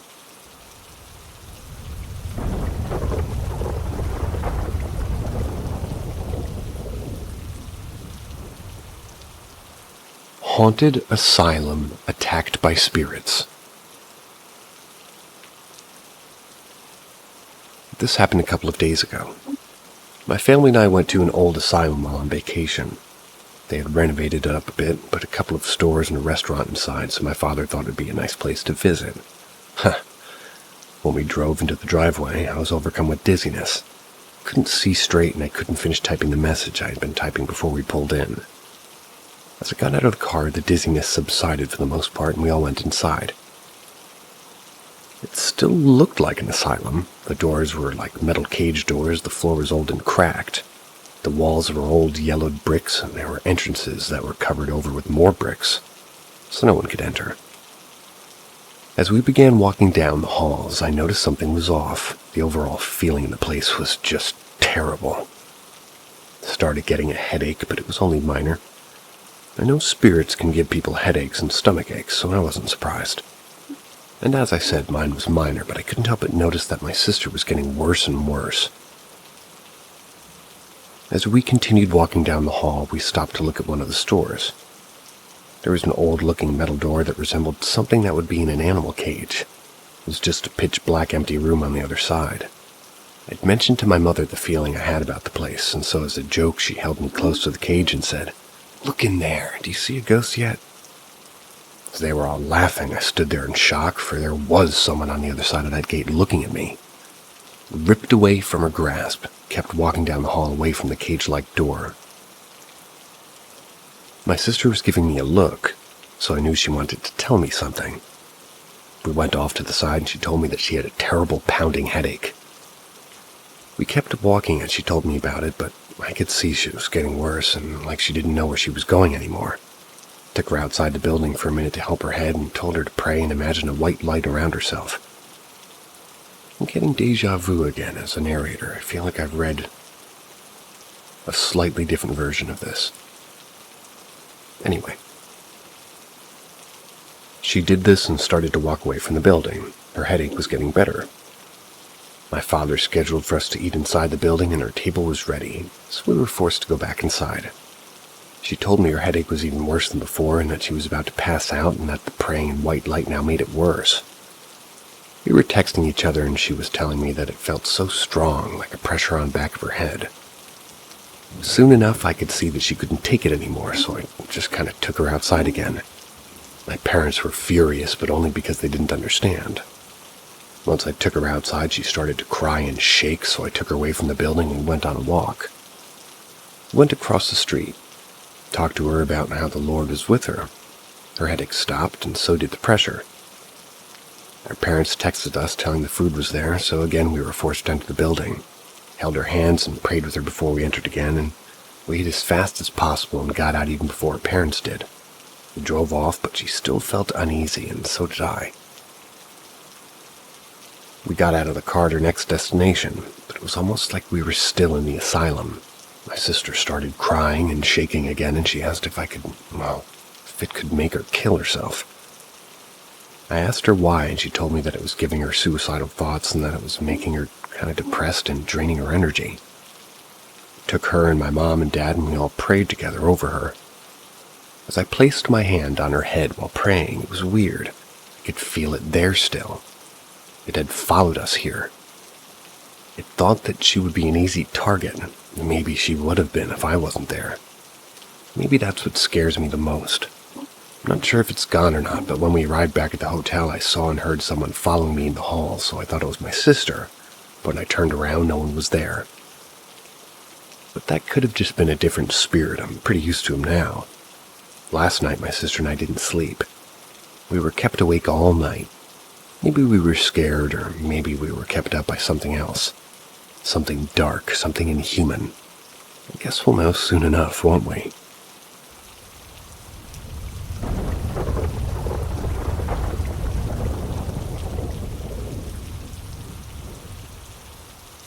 Experiences as a chaplain. I'm a professional chaplain for the Order of St. John of Rhodes, Malta, and Jerusalem. I specialize in blessings, cleansings, and spiritual conflict. If you're ever looking for advice, feel free to PM me. I'd be more than happy to help if I can, but otherwise thought I'd like to add to the experiences of this sub. I've had some awesome paranormal experiences, and I was around this sub a little while ago, becoming active again. so I thought I'd share a recent experience which freaked out my partner. After I started to get more involved in spiritual guidance, conflict, and intervention, we started noticing more stuff happening around the house. One thing that came to visit was a large, dark figure.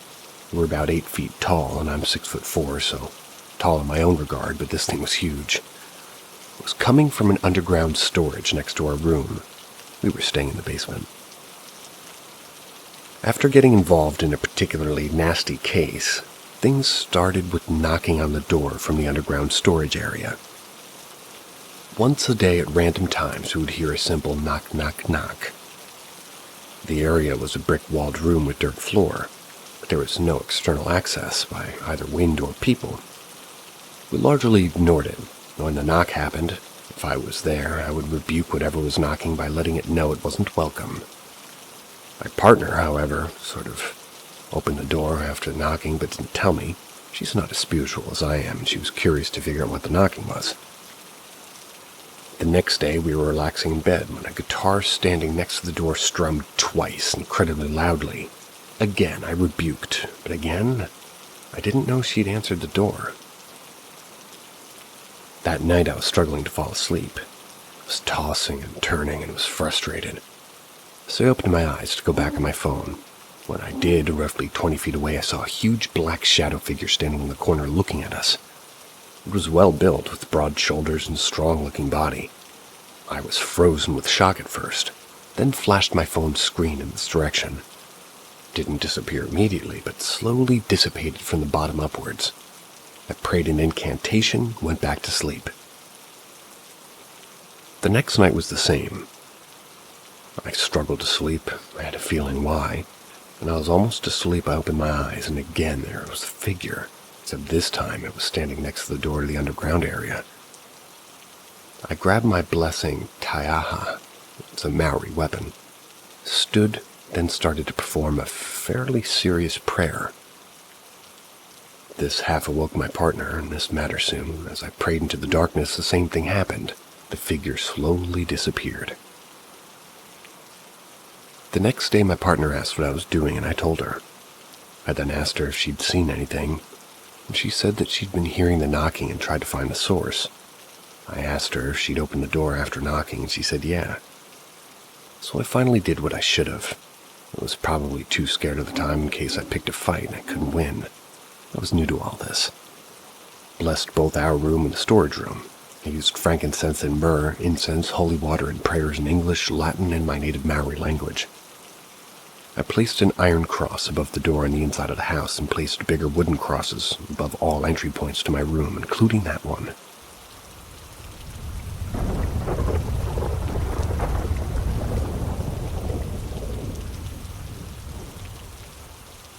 The creepy room and other stuff. Kia ora. I did the dealing with the supernatural post a couple of weeks ago and offered to help people deal with stuff. I've been helping some people by giving advice, and I've been completely blown away by the increase of supernatural stuff going on around me. That being said, there is already clues to one of those things, but I was too complacent to find them. The creepy room. Staying at my partner's, living with her family while we save for a house, a relatively new house. But there's one room that's given her the heebie-jeebies. She's never told me until she scolded me for making shit worse with that paranormal crap on Reddit. I do love her and she loves my work, but she opened up to me that when she was younger she lived in what she believes to be a haunted house, and it terrified her. The room is a concrete cellar that's underneath a section of the house. The house is built into a hill, and our bedroom is only access doors to this concrete cellar. And here's what happened so far. I was on my computer and I heard 3 gentle knocks on the cellar door. Thought I was being paranoid, but to be sure I muted my music, did a quick look around the room to make sure no other doors or windows were open, then went back to work. After about 5 minutes I heard 3 distinctive loud knocks. I rebuked it. I prayed. What you would expect, I'm a chaplain.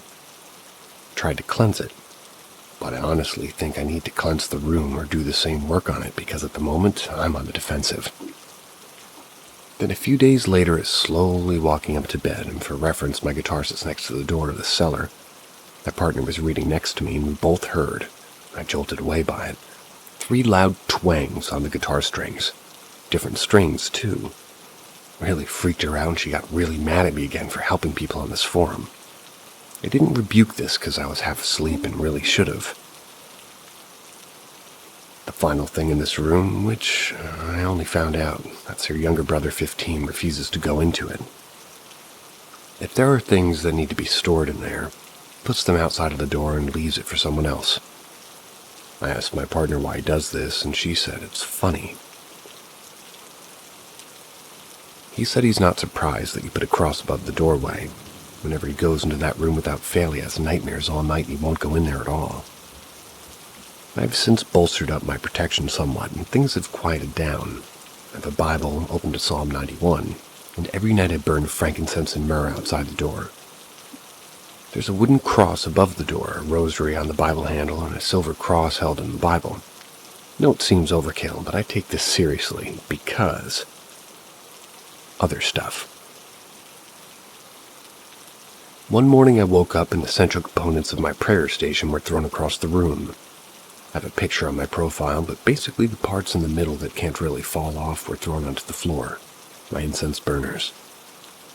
The rest of the station is 3 blessed Maori weapons, a Bible older than our country, a wooden cross, a silver and greenstone cross necklace, and a whalebone tiki, a guardian in our culture. This was good enough reason to make me take things seriously. My partner was also freaked out one evening when I was sitting up in bed, dead asleep, holding the blessed patu and chanting in Maori. I bless in Maori because of my belief that spirits may speak the indigenous tongue of the country, and English wouldn't do anything. So I bless in both. I've never sleep-talked nor walked, and the worst I've ever had was snoring. She said she tried to talk to me and I didn't answer. I just kept chanting, and when I woke up, the patu was in my right hand, and she said I asked what I was doing with it. I honestly had no idea. This one's probably just sleep-talking, but the timing was funny. Last story, and probably the most overt one. I was making popcorn in the kitchen when I got this massive, weighty feeling of dread coming from the corner of the lounge.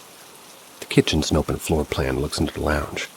My dog was growling at the corner as well, and when I went to comfort her, it was like an audible, undeniable from the corner, huh. It's really strange, but as soon as it happened, my dog went ballistic.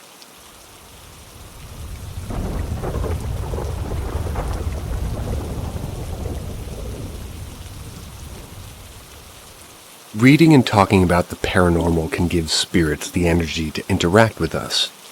A theory I've been tinkering with. I'll explain. And I might have a comment on that.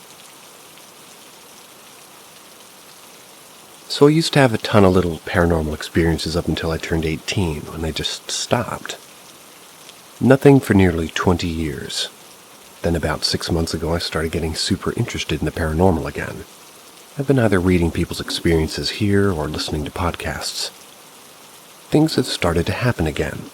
I believe the more attention you give to the paranormal, even indirectly by reading about other experiences, you can give them enough energy to interact with you.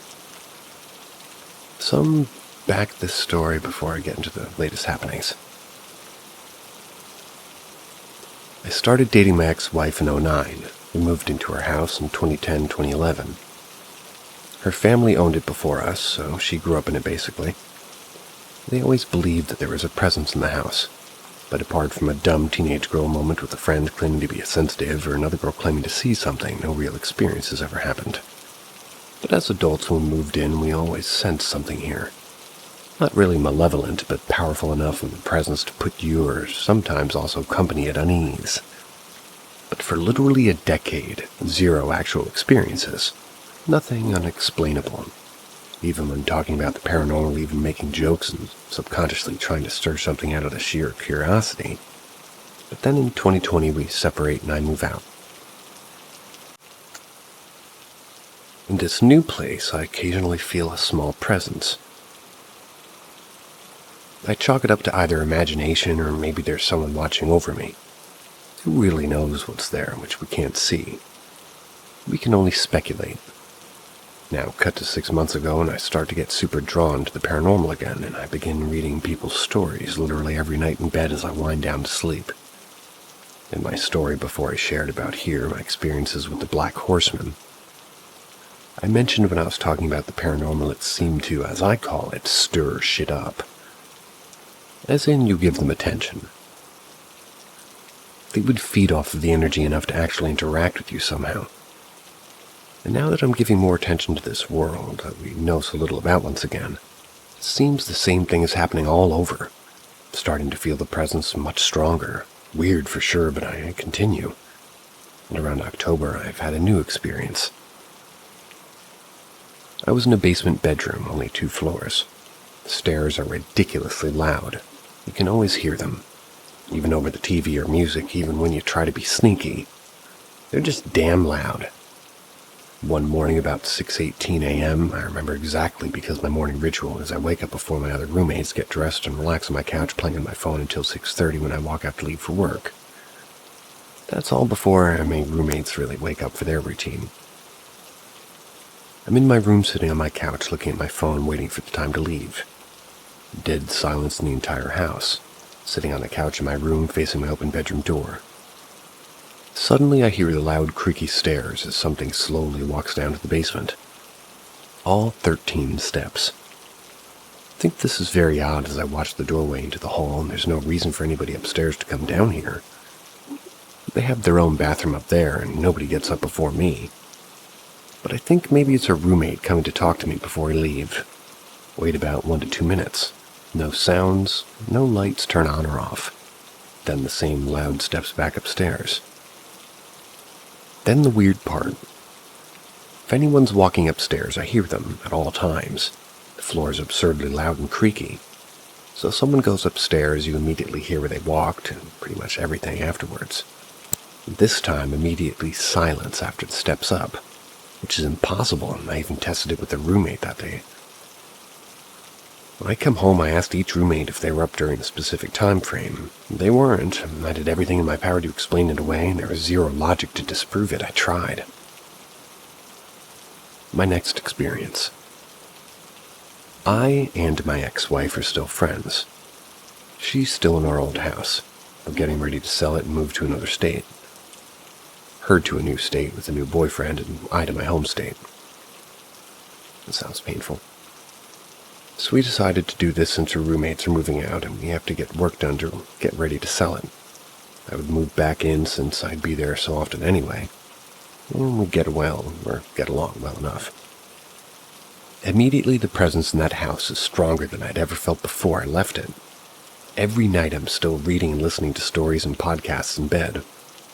I'm getting very creeped out, dumb and brave. I continue anyway. One evening I go with the ex-wife to help do janitorial service at a church for a mutual friend, which she does on occasion for that cash. She's been doing this for months. Asked me to come along this time because she hates going there alone because she thinks it's haunted and gets spooked out. There's a specific room she hates and feels like there's always a presence in that room and it makes her extremely uneasy. A friend was hanging out with us and decided to tag along. So we get there and she asked me to handle that room because I don't rattle easily. So she's in the bathrooms. The friend is just standing in the hall talking to us, and I'm in the hall running an extension cord and walk past the door to that particular room. I look at our friend, and as he turns sheet white, he says as I walked past it, the door slowly opened, even though it was locked solid. I had literally barely asked wifey to come unlock it for me so I could vacuum it, so... Why are you calling her wifey if you're Alright, anyway. Getting stuck on that. I barely asked wifey to come unlock it for me so I could vacuum it, so I know for a fact that it was just locked. Take that as you will, just a door coming unlatched or paranormal, but it felt unlikely it would be, unlatched as it's a heavy, solid-built door with a sturdy lock. They lock every door in this church for whatever reason. Anyway, I tried recording some audio in the room alone a couple of times, hoping to catch something. But I've captured nothing so far. I'll keep trying whenever I get a chance. I also say, you are not allowed to follow us home or attach yourself to us, and you are not allowed to feed off of our energy. before we leave the church every time. Third experience. First week of December, ex-wife has gone out of town with the new boyfriend, leaving me alone in the house for a couple of months. Buddy of mine, who's pretty sensitive to spirits and such, is visiting. We end up talking about the paranormal, and I bring up the strong presence here, which has felt significantly stronger since being alone.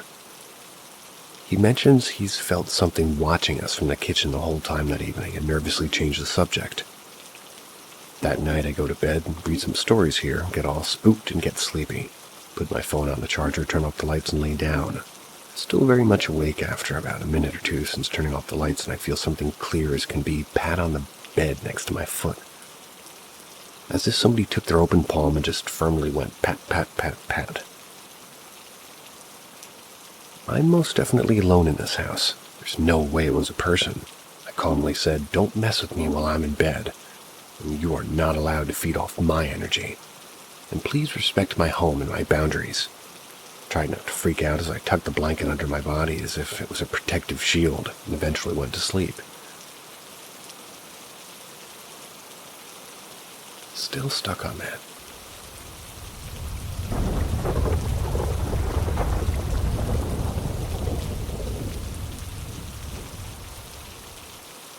Guided to his grave. My ex-wife thought she was a psychic, or had some kind of clairvoyance or paranormal abilities. We would kind of half joke about it, and even now I kind of look back on it cynically and chalk it up to her wanting attention. But there was this one time that I still wonder about. Charlie had never met her great-grandfather. She had heard of a lot of stories about him, though. He was a tall, angry man that always wore a three-piece suit and loved to beat his wife and children. He was, by all accounts, a mean, violent alcoholic. He died destitute and was reported to be buried in a particular cemetery in a nearby city. Being a fan of cemeteries, we would visit them frequently, often taking photographs or just to explore and memento mori. One afternoon we were exploring a large cemetery across the street from the cemetery where her great-grandfather was supposed to be. She had often talked about trying to find his grave, but no one seemed to know where it was. I believe we had gone looking a few times, but came up empty-handed each time. As we were driving slowly through the other cemetery across the street from where he was reportedly buried, Charlie, who was looking out for the passenger window, suddenly yelled out, "Stop the car!" Stomped the brake, and she undid her seatbelt and opened the door and walked hurriedly into an area dense with headstones. I watched her walk in about 20 feet and then stop. She's staring at a headstone. I put the car in park and got out and walked over to join her. There was his grave. He was buried next to a friend or distant relative, in the other half of the double plot. Apparently, when he died, there was no money to bury him, and there was a vacancy thanks to a friend or relative that had a double plot, and they ended up with him in a divorce. So that meant that there was basically a free hole in the ground that they could stick him in. The guy, who was in the other half, didn't mind sharing the eternal resting place since his ex-wife was going to be buried with the postman or whoever. She said that she didn't see the headstone from the car. I believed her about that because she had terrible vision, uncorrected. Her left eye was so bad that she couldn't recognize my face across a restaurant table, at least if she'd covered her right eye. She hated wearing glasses, so she rarely did if anybody was around. She said that she just had a feeling. I couldn't see the name on the headstone from the road, and my vision was excellent at the time.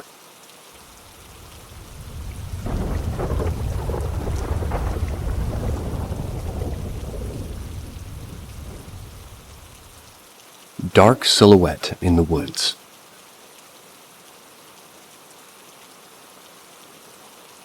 This happened one evening in the summer of 1984, thereabouts. I was a teenager walking around with 3 friends in the general area of the suburban neighborhood that we all lived in. There wasn't a lot to do, so it was common for kids our age to stroll around at night talking, laughing, and getting into minor mischief.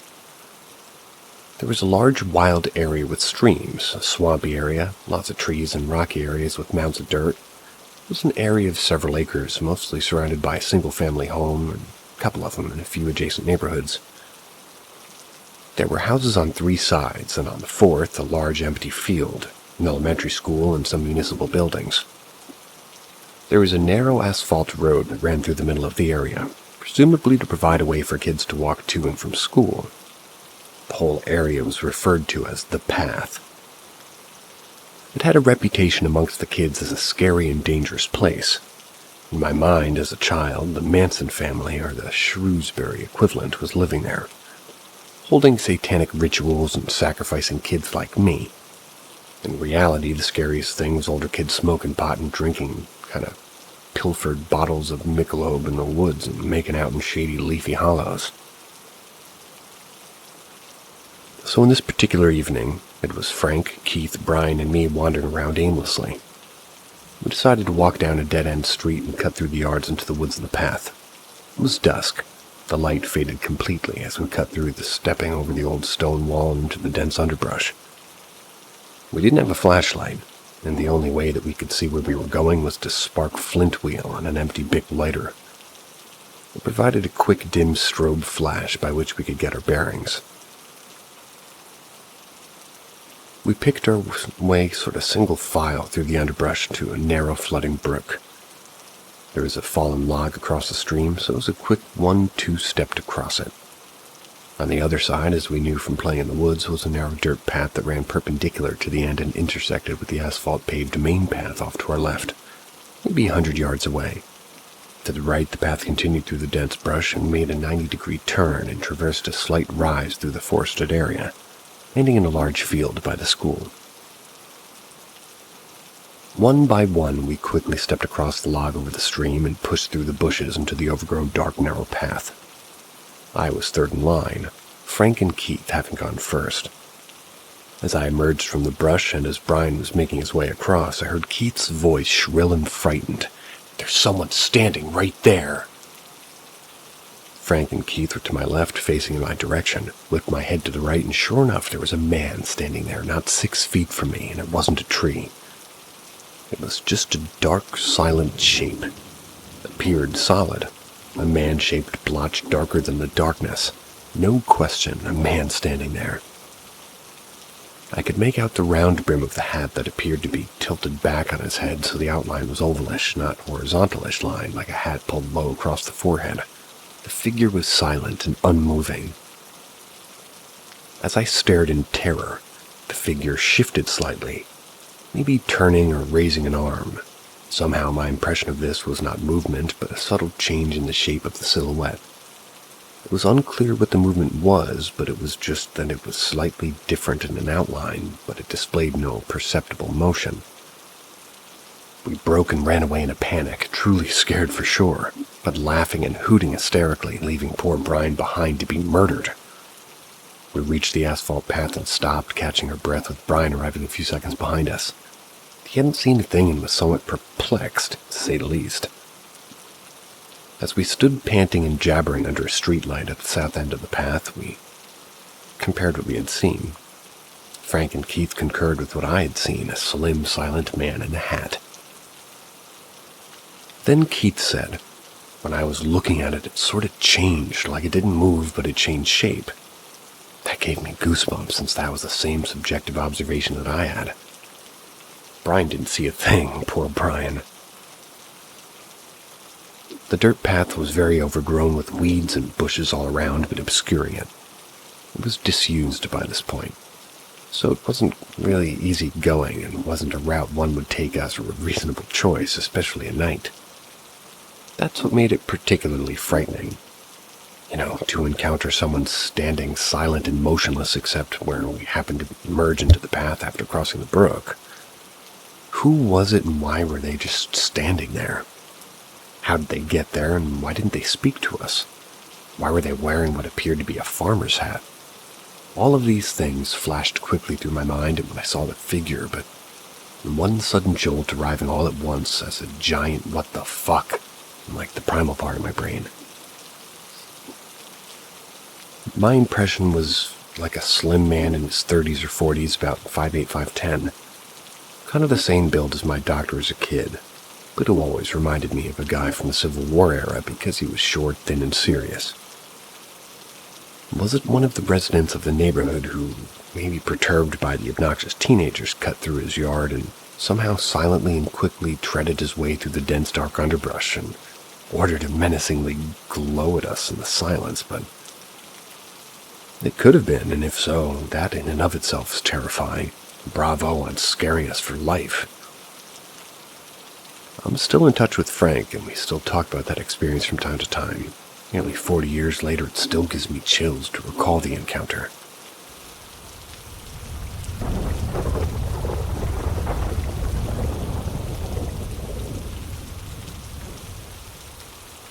Kicked an entity out.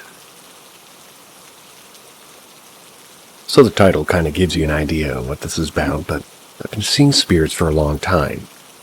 They usually show up as a wisp or something, kind of streaking by.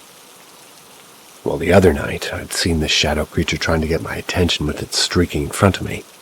Finally decided to confront it, closed my eyes and told it couldn't be here. What came in my mind's eye wasn't anywhere near human in spirit. It got close to me and had all these eyes. Kind of opened its mouth and all those eyes surrounding it. It's kind of like a gorgon.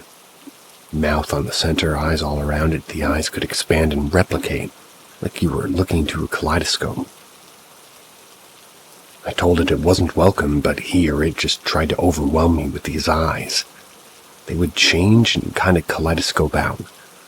Got a good amount of experience to know that I could have, had a good amount of experience to know that I could force it, so I did. I imagined a bubble coming out from my chest that manually pushed him in the street. He was fighting the whole time, but wasn't able to come back in, and really irritated it. Honestly, he'd been working so hard for my attention, I didn't see any more streaks that night or since. After all this time of finding out metaphysical and healing things, it's the first time I got to kick a ghost's ass on this plane.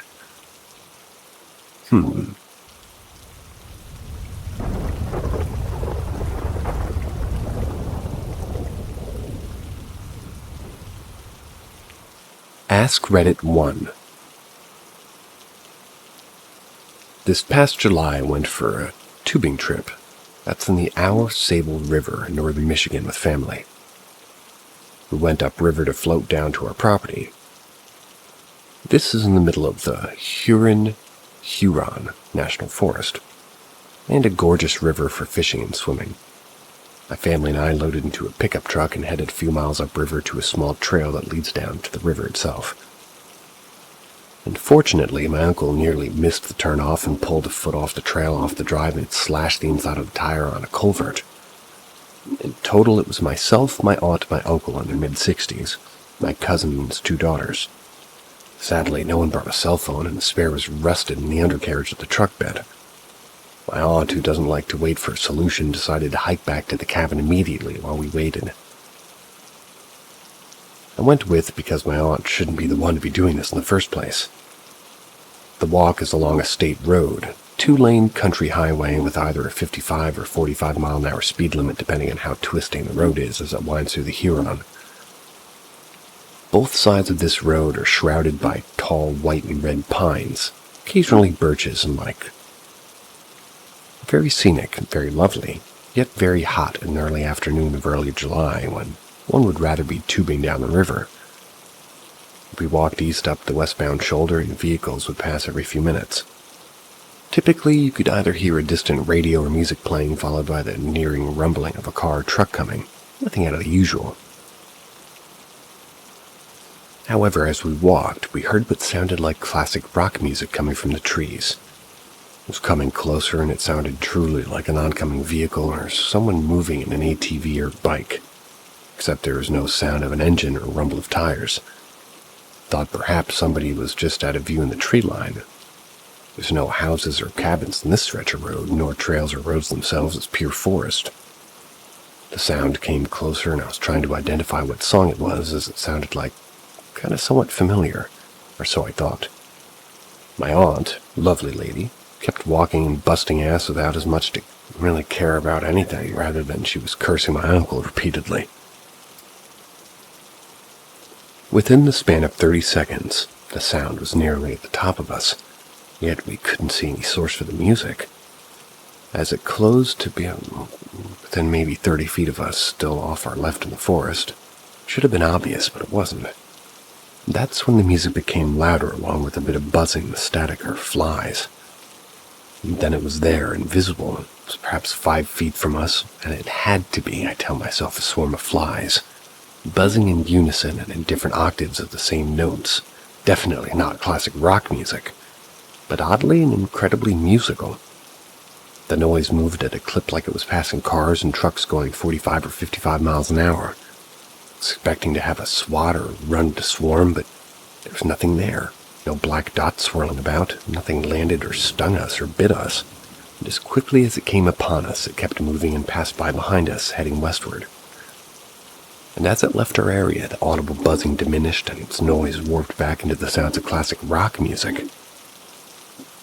Now, I'm aware that we have, a tent bug problem in northern Michigan. This year, Traverse City released scores of black flies to annihilate them, which they have in our neck of the woods. The only thing I can fathom is that it was a swarm of flies buzzing and flying in such a manner as to produce such a noise. However, I've not been able to Google foo, any evidence. I've not been able to Google foo.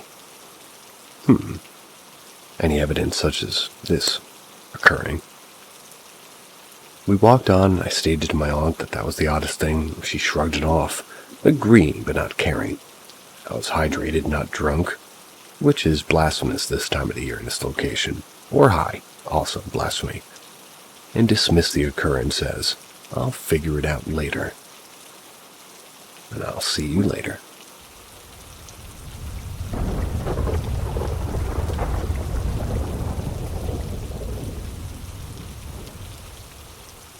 Step into the shadows with us at Paranormal M, where mysteries abound. Subscribe and activate notifications to be the first to experience our latest tales of the supernatural. Get ready for a roller coaster ride of intrigue and fascination. Ask Reddit 1. I have two that happened the same summer, in very close days. First, a little bit of background. My sister's 29 and I'm 21. We come from a big family. We have lots of cousins, and they have lots of kids. In 2018, our grandparents died, so everybody's still a bit sad. Well, they were the pillars of our family, and we all considered their house the house, since most of the grandkids grew up there. That's where all the family used to meet. But we are all dealing however we can. Now on with the story. One night I was alone at the house. My sister was out working, and I would be too if it wasn't for my aunt and my mom that left the wood door closed, but not the crystal one. The one I couldn't go out because I had no keys to close it. Pretty cool of my aunt. So no one coming from the back door could come in. But from the main door somebody could. They couldn't go earlier to do the groceries anyway, because my sister and I were taking care of our little cousin. She was 4. And if they left, she wouldn't notice and she would start crying. So I decided to take it easy and start playing some game on my phone while I wait. Suddenly I started listening to a guitar, but it was so low I had to put my phone closer to my ear. While I'm doing that, I start thinking my phone has no volume, because I had, in fact, silenced it. I go to the balcony and check that there's no one playing the guitar outside. The street's full of restaurants, so it isn't weird to have people playing a guitar or something there. I decide to think that it's an auditory hallucination. The first time it ever happened to me in about 21 years of being alive, but it makes sense. After a while, I start hearing the sounds of the chairs downstairs moving. Not that creepy, because there are like 4 cats that like to sleep in the chairs, so it's okay, I guess. Creepy that there are 2 chairs moving at the same time, but okay. Then someone knocks on the crystal door. From the top of the stairs, I look down. I see no one close to the door. I don't even go downstairs. I go straight up to the front room and check the balcony. No one in that door. Go to the other room that's up the wood door, and no one there either. The people that come from there are old people, so they walk way slower than I do. Yeah. I decide to lay in the bed again, thinking I must have misheard everything. And then I fucking heard it. I heard my 4-year-old cousin laughing downstairs, and at this point I stop moving. I text a friend when I'm scared. I tell her that the house is big, 2 floors, and I decide to stop being scared, so I should do her a house tour. Never in my life I've been so brave, because my sister, my father, and one of my cousins have seen ghosts, so yeah, I do believe in them. But I decided to go check anyway. I go turning on every single light I can, and by the time I get there, there's no one at all. I go back upstairs and have the courage to turn off all the lights, since now it gets angry when the lights are all on, unnecessarily.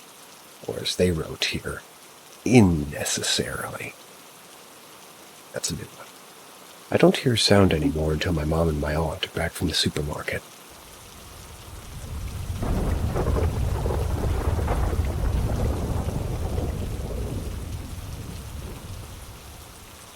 Ask Reddit 2. Too many to list, but here's a good one. I'm Native American. I'm Oglala Lakota, Navajo, Apache, and Cherokee. I know this sounds like lots of tribes, but most of my Cherokee blood comes from my mother's side, and the Western blood comes from my father's side. All in all, I'm a half-indigenous person as far as blood's concerned, although I am a full-time, culturally involved Native American individual. My girlfriend is also, and she's a Chickasaw. When it comes to the area of the country that I live in, you don't run across very many Native people. This leads to most natives in this area knowing most natives. There's one of these natives who worries me to the core. He's a very old Indian who's been all over the country and settled a stone's throw away from the river in the small shack with 2 dogs and 1 cat. He seems like an innocent old Indian man, but he's very dangerous, and he's not good people. I've only been to his shack once. My girlfriend used to be a good friend with an old fellow because he seemed like an innocent old native elder, but at some point, she let him borrow something. A long time after realizing this person was bad news, she needed it back. We jumped in the car, went to pay this old man a visit for the sole reason of getting her charger back. We drove down the winding, beautiful roads of Middle Tennessee and onto a farm. We got out, and he wasn't at home yet, so I walked around his front yard. There was an old dog chained to an umbrella next to his food and water. A derelict old pickup truck that hadn't driven in a long time with a really skinny cat hiding underneath it, and a little chicken coop. The whole place gave me a great amount of discomfort before he ever arrived. And knowing that this man did very bad medicine on people didn't help my nerve.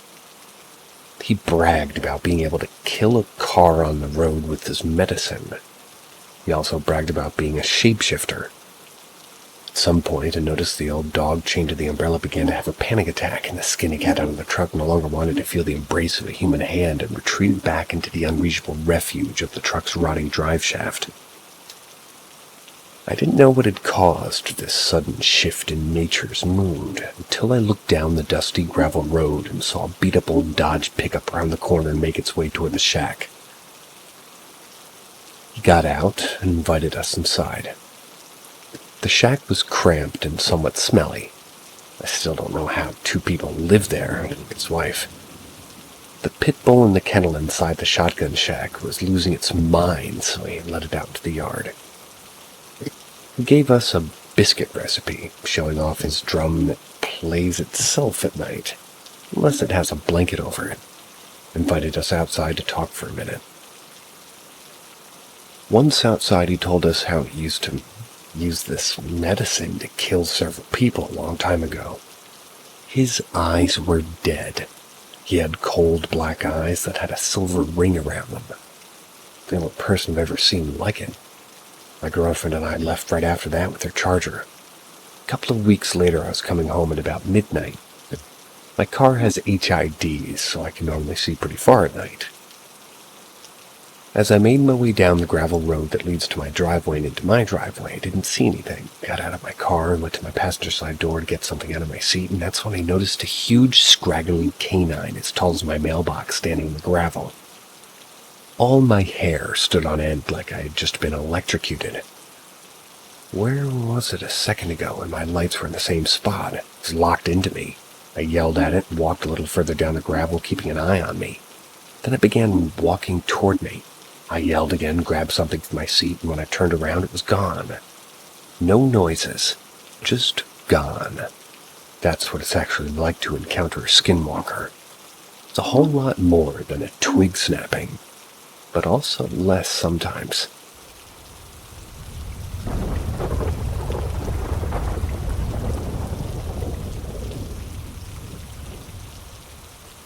Ask Reddit 3. The day we moved into the second house my parents bought, my grandpa died. It was a brand new house. No one had died in it or anything for some reason, but I always got a very eerie feeling from the second we moved in. The first weekend we moved in, my grandma stayed in her room, the second master/guest room, and she mentioned to us that she kept hearing an old-timey spelling, telephone. It was coming from the closet. No one's phone had rang that night, so we just thought it was weird, but thought nothing of it, and over the years, she and anyone else that stayed in that room would experience the same thing every time they stayed in there. After a few years, my sister and I couldn't get along. My mom designated the guest bathroom right next to the guest room across the house as my bathroom, so there'd be no longer arguments and touching each other's stuff. At night, I wouldn't use the bathroom, just use my sister's, because it would creep me out so badly. When I would shower, I would hear my name being called, knocking coming from the guest room closet. The bathroom ran along the closet in the guest room. Very distinct knocking on the door, and the knob would sound like someone was messing with it. At first, I thought it was just my sister fucking with me, but after a few times of me experiencing those things whenever I was in the house alone, I knew it wasn't her. Everyone but my mom's wife thought I was crazy. When I'd tell them that I'd hear it around the same time, there was really things kicking up in my room. My mom would ask us if we were in the guest room at night because she would hear someone walking there all hours of the night. The guest room was above the main master bedroom. There was only one time it was actually us in there, but every other time we thought she was crazy and figured she was just imagining things. Then one night my mom and I were in her room watching movies. Kept hearing something walking around upstairs. All the animals were with us, and the door to that room was always closed, so they couldn't get in there. She paused the movie so she could go smoke. We heard very heavy walking upstairs, and when we started to walk out of the room, we stood there for a minute, and it continued for another 30 seconds or so. I always hated that house, but I hated it even more after that.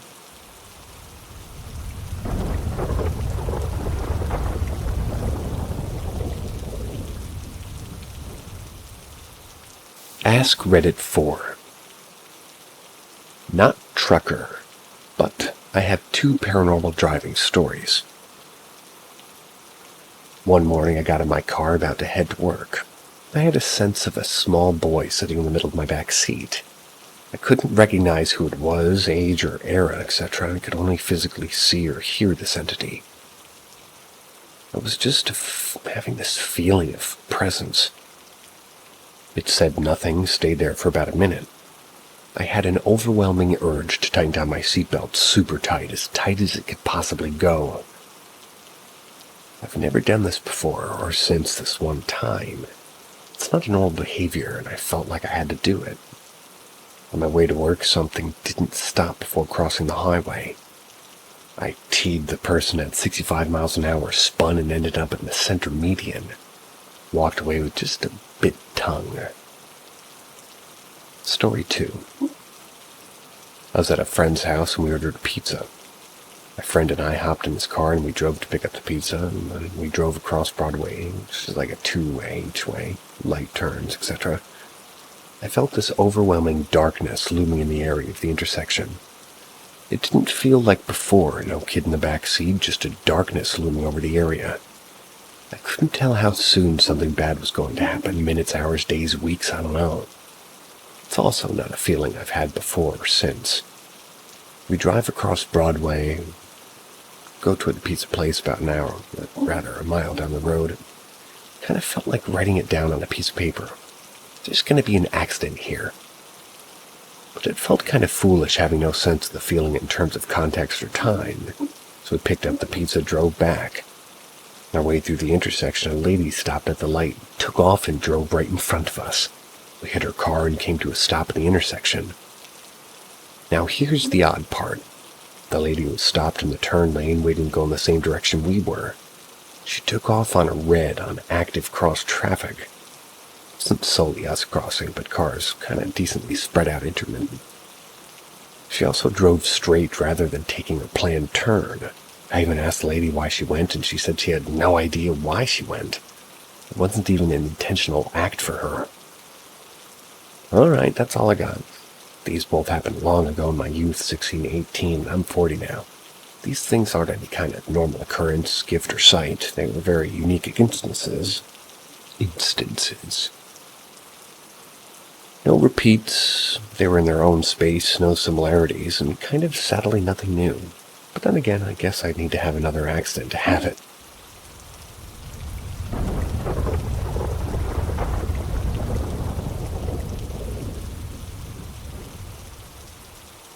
Ask Reddit 5.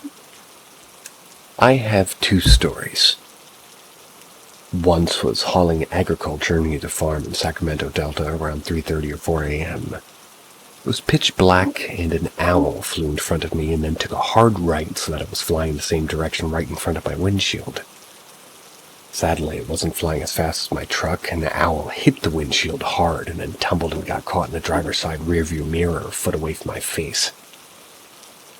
A small droplet of the owl's blood dripped onto my window.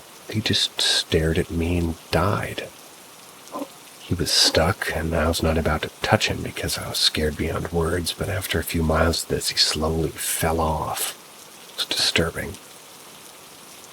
Another time, it was pitch black in the middle of the night, and I was traveling on Interstate 5 in Central Valley in a relatively empty road.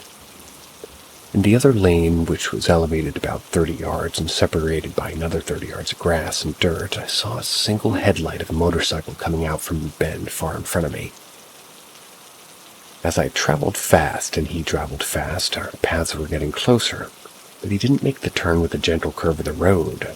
Instead, and this happened right around the time after I had just passed him, I saw the headlight bounce wildly as if he had fallen asleep and driven straight off the freeway. I didn't see him and wasn't sure if my eyes were fooling me. Called it in on the CB and wasn't sure if what I saw had happened or if they ever found him or anything. I may have seen someone perish, or I may have imagined the whole thing. I would have helped the owl. No offense.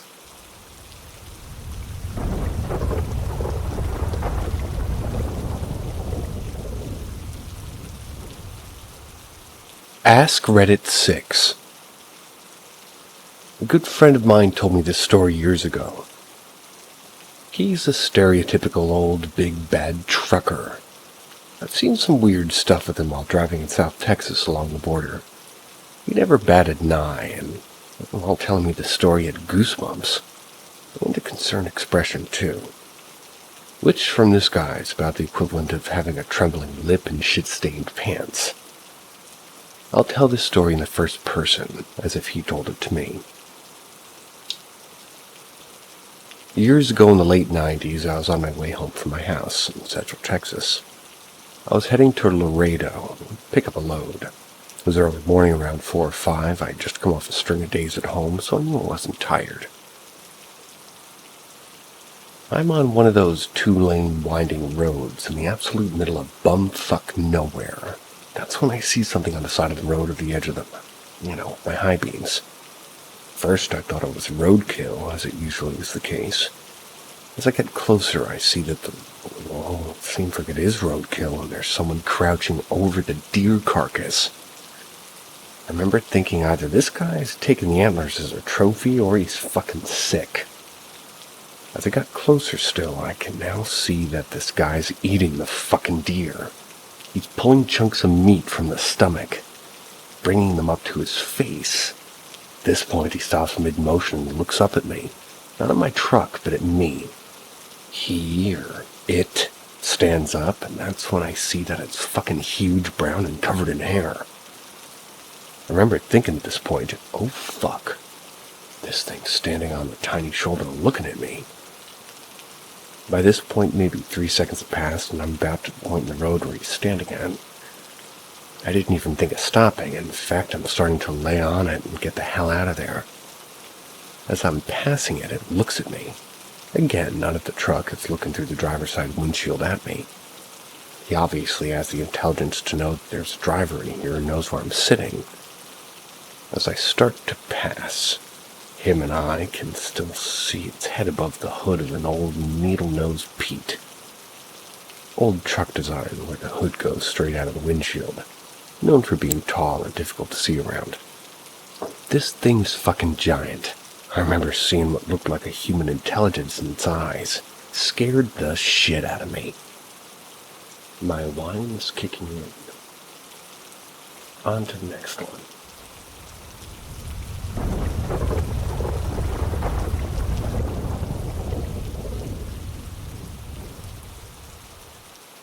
Ask Reddit 7. A few months back, I was taking a race hauler back east from California. I was on the I-10 in New Mexico. I got tired, decided to stop on an off-ramp.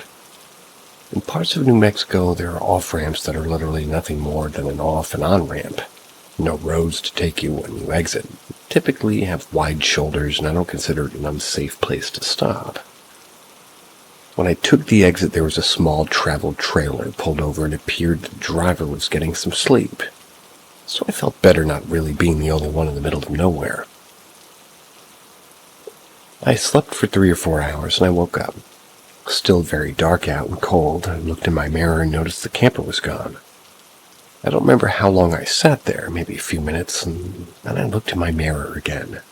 Noticed a vehicle very close to the rear of my trailer with no lights on. Honestly, I saw the silhouette and thought it was a cop. Didn't think much of it.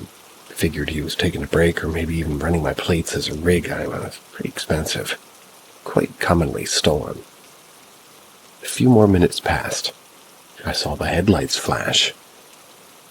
Unsure of what was happening, I turned on the truck and prepared to get the hell out of there. The headlights flashed quickly 2 more times and then I heard a door slam. An older Chevy Silverado took off past me and crossed over the highway and headed west on 10. Waited about 5 minutes, and after turning on all the exterior lights, I walked around the truck. Best I can tell, they were planning to siphon diesel out of my tanks.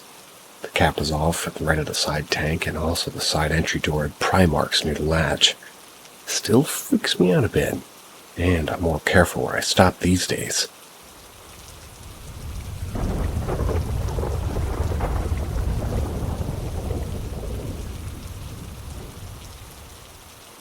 Strange, frightening feeling in my relative's house. Frankly speaking, I've never experienced any kind of supernatural or paranormal thing, and this is the main reason why I was hesitating before writing the post. But here we go. I'm pretty interested in your thoughts and pretty interested in your comments on the story. The beginning of the story starts 1.5 years ago. I and my girlfriend went on a vacation to Eastern European. Okay. The exact location's not really important, but the site was around 500 kilometers far from our home. We had agreed with one of my distant relatives that we were going to stay at their house during the last 2 days of the vacation. This house wasn't far away from where we had spent our vacation. To put into context the circumstances, I live in a very small countryside village in the middle of a vast forest. The village has around 400 inhabitants, so a really tiny one. Most of them are elders, of course. The first day and night went just fine and dandy, but we agreed that we were going to leave the house on our last day. That's because we had to go to another relative or something like that. Meaning that we had been left on our own in the house for the last night. End of the background story. Things are getting tenser now. So we weren't in the house during the daytime. We only arrived back at 7 or 8 p.m., so in the evening. Just right after we entered the house, we were getting like this really strange feeling. Both of us simultaneously. There were not any extraordinary or odd things, not even a single voice. All calm. But we did feel an utter fear. I mean, literally, it came from nowhere, out of the blue, but the feeling was very intense. We even went out to the courtyard to get some fresh air. Went back, but the situation wasn't getting any better. Cannot explain why we were so frightened of what caused the experience, but it was terrible. We felt like we were in some sort of a danger. Even considered leaving the house and going home during the evening. The home was about 450 kilometers away from where we were. We were basically just tired at that point. Eventually, we went back into the house, locked the door, tried to get some sleep. Unsurprisingly, it did not work, because we were completely frightened. We just sat in silence and listened. And to be honest, I get goosebumps when I think about it. There was no voice, no knock, no nothing. That very bad feeling like something very bad was going to happen. We were so frightened. Eventually we fell asleep and nothing happened during the night, but in the morning we packed our stuff as fast as we could and we went off. Well, we have no explanation for the story. I've never experienced such a thing before, and it was shocking. I know it was not only shocking, but unbelievable as well.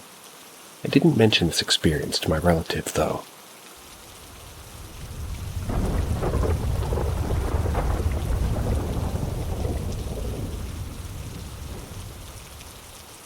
A whistle in the woods. Let me start out by saying I live in Massachusetts. Normally, people think of one of the 4 things, location-wise, for Massachusetts. Boston, Cape Cod, Salem, and the rest. The rest I've taken to calling spooky woods.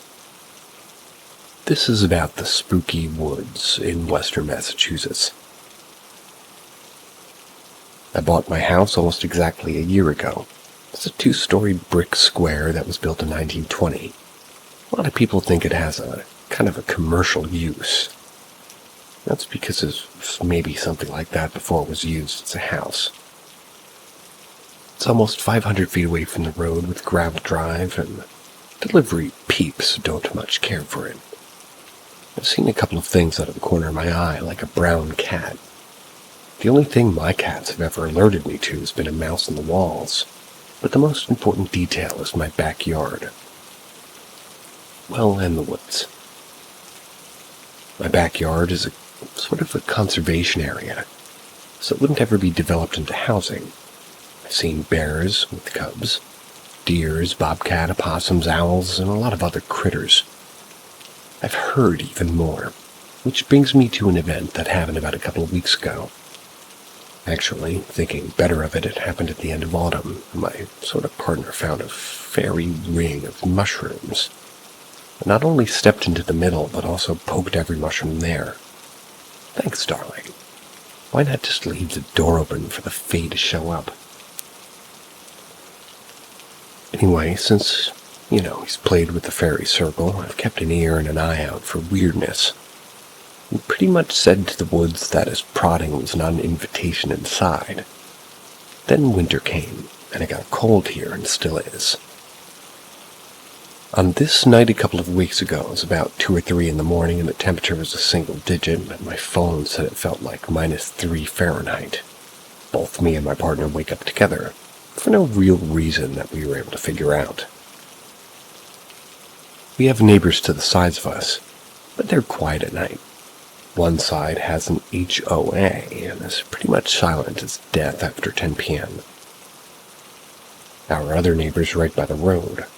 We acknowledged that we were awake at each other, and one of the cats is very excited. We're awake, and it just wants to cuddle.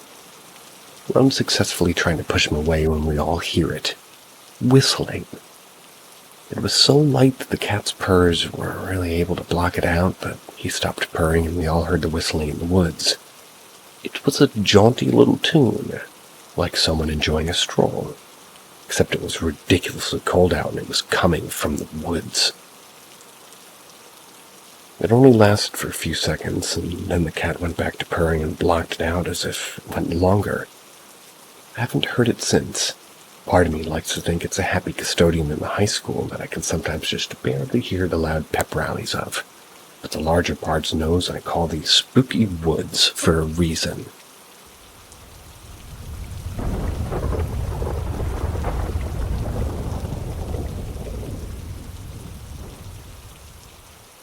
My mom and I traveled back in time. This story was around 5 years ago, but both me and my mom remember it to this day. My mom was picking me, an 18-year-old female, but 13 at the time of the story, up from high school at the time. The school day ended at around 2:30. I got picked up at around 2:40. We were driving away from the school. The school was out in the country, and on the way into town, you have to cross over one little wooden bridge that goes over a small river. Keep in mind that there's only one bridge on this road with sugarcane fields and gullies on both sides. I remember passing over the bridge before looking at the clock where it read 2:46 p.m. We were talking about a bullying situation that happened at school that day. And about 2 minutes after we crossed the bridge, she said something along the lines of, "So your teacher dealt with the situation?" And as I was about to respond, the tires lost grip of the road and we spun out and the tires skidding and everything.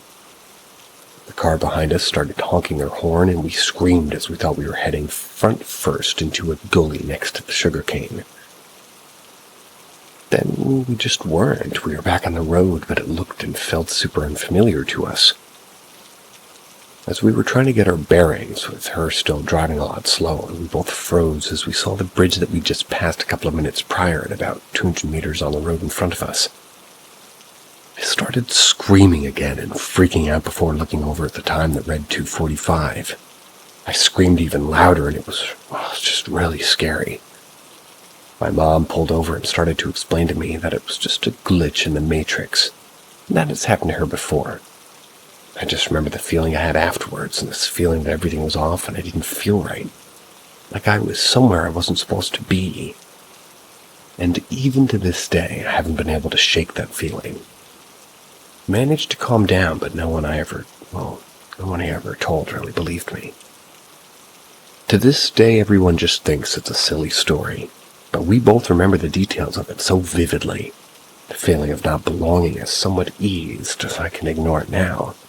But it's still an itching thing in the back of my head. Very hard to explain. That was my introduction to glitches in the Matrix, which led me down the rabbit hole of Mandela effects, ghost stories, more glitches in the Matrix, to actually watching the Matrix series. I've had other really weird things happen to me in life since, but nothing as prominent as that one was.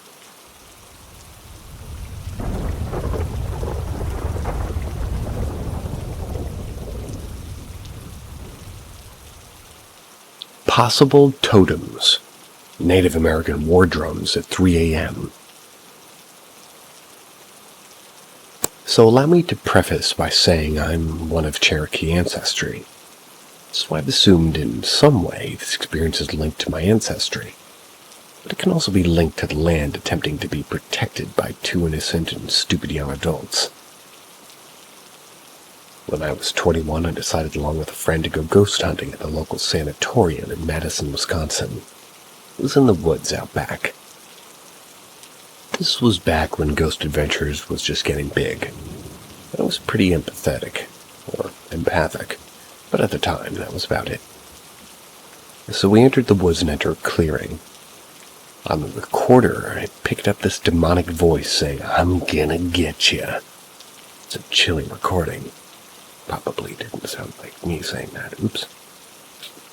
It's a hot summer night and the clearing is warm. We talked for a while to whatever's there, and then suddenly it's not so warm anymore. It's freezing cold and it's pitch black, like we can see our breath cold. I even put my hand in front of me to see if I could see it. That's how dark it was.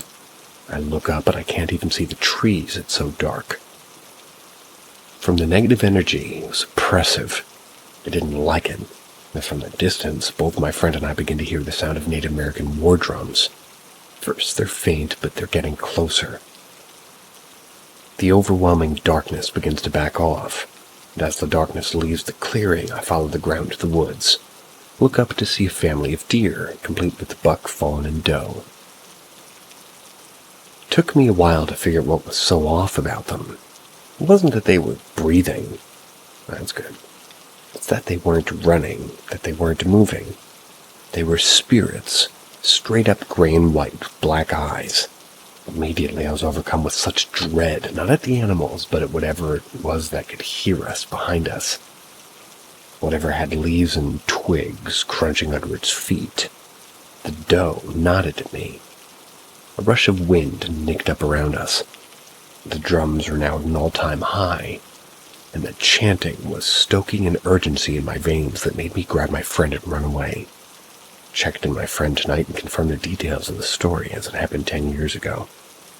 She remembers all the same things. I remember there also being an owl and a squirrel. Later found out that this was the site of one of the Native American wars. After doing some research, I believe I saw totems sent to protect me and my friend or guard the land. Whether they were from my tribe or the ones that died there, I don't know. I'm just wondering what anybody else thinks. Has anybody else experienced something similar in those woods? My friend and I believe someone was possibly there to harm us. Possibly a person drawn to dark energy. I'm not sure. All I can is that she and I are 100% heard and saw the same things. And it's absolutely the most vivid paranormal experience I've ever had. It sounded like an entire Native American army going to war. Also, at the time, there were no events scheduled to explain this drumming.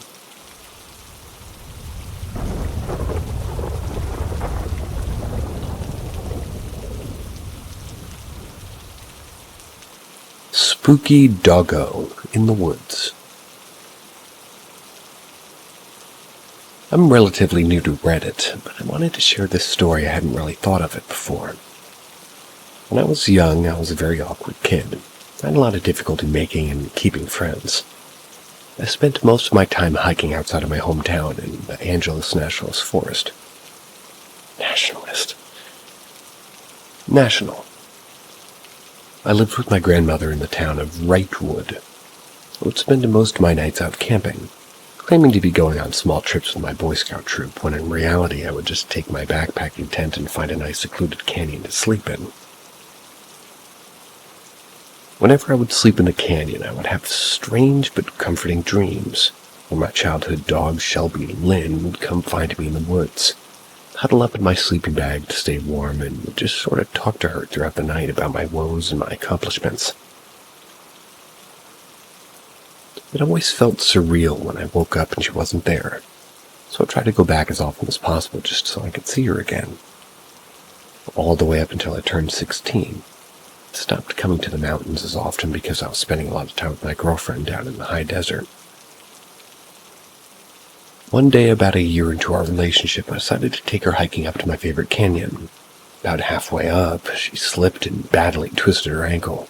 It was swollen to the size of a grapefruit. I asked her to let me carry her back down, or at least let me tear off a piece of my shirt to use as a sling. She refused, so we continued down. About 10 minutes into our hike down, she said she saw something.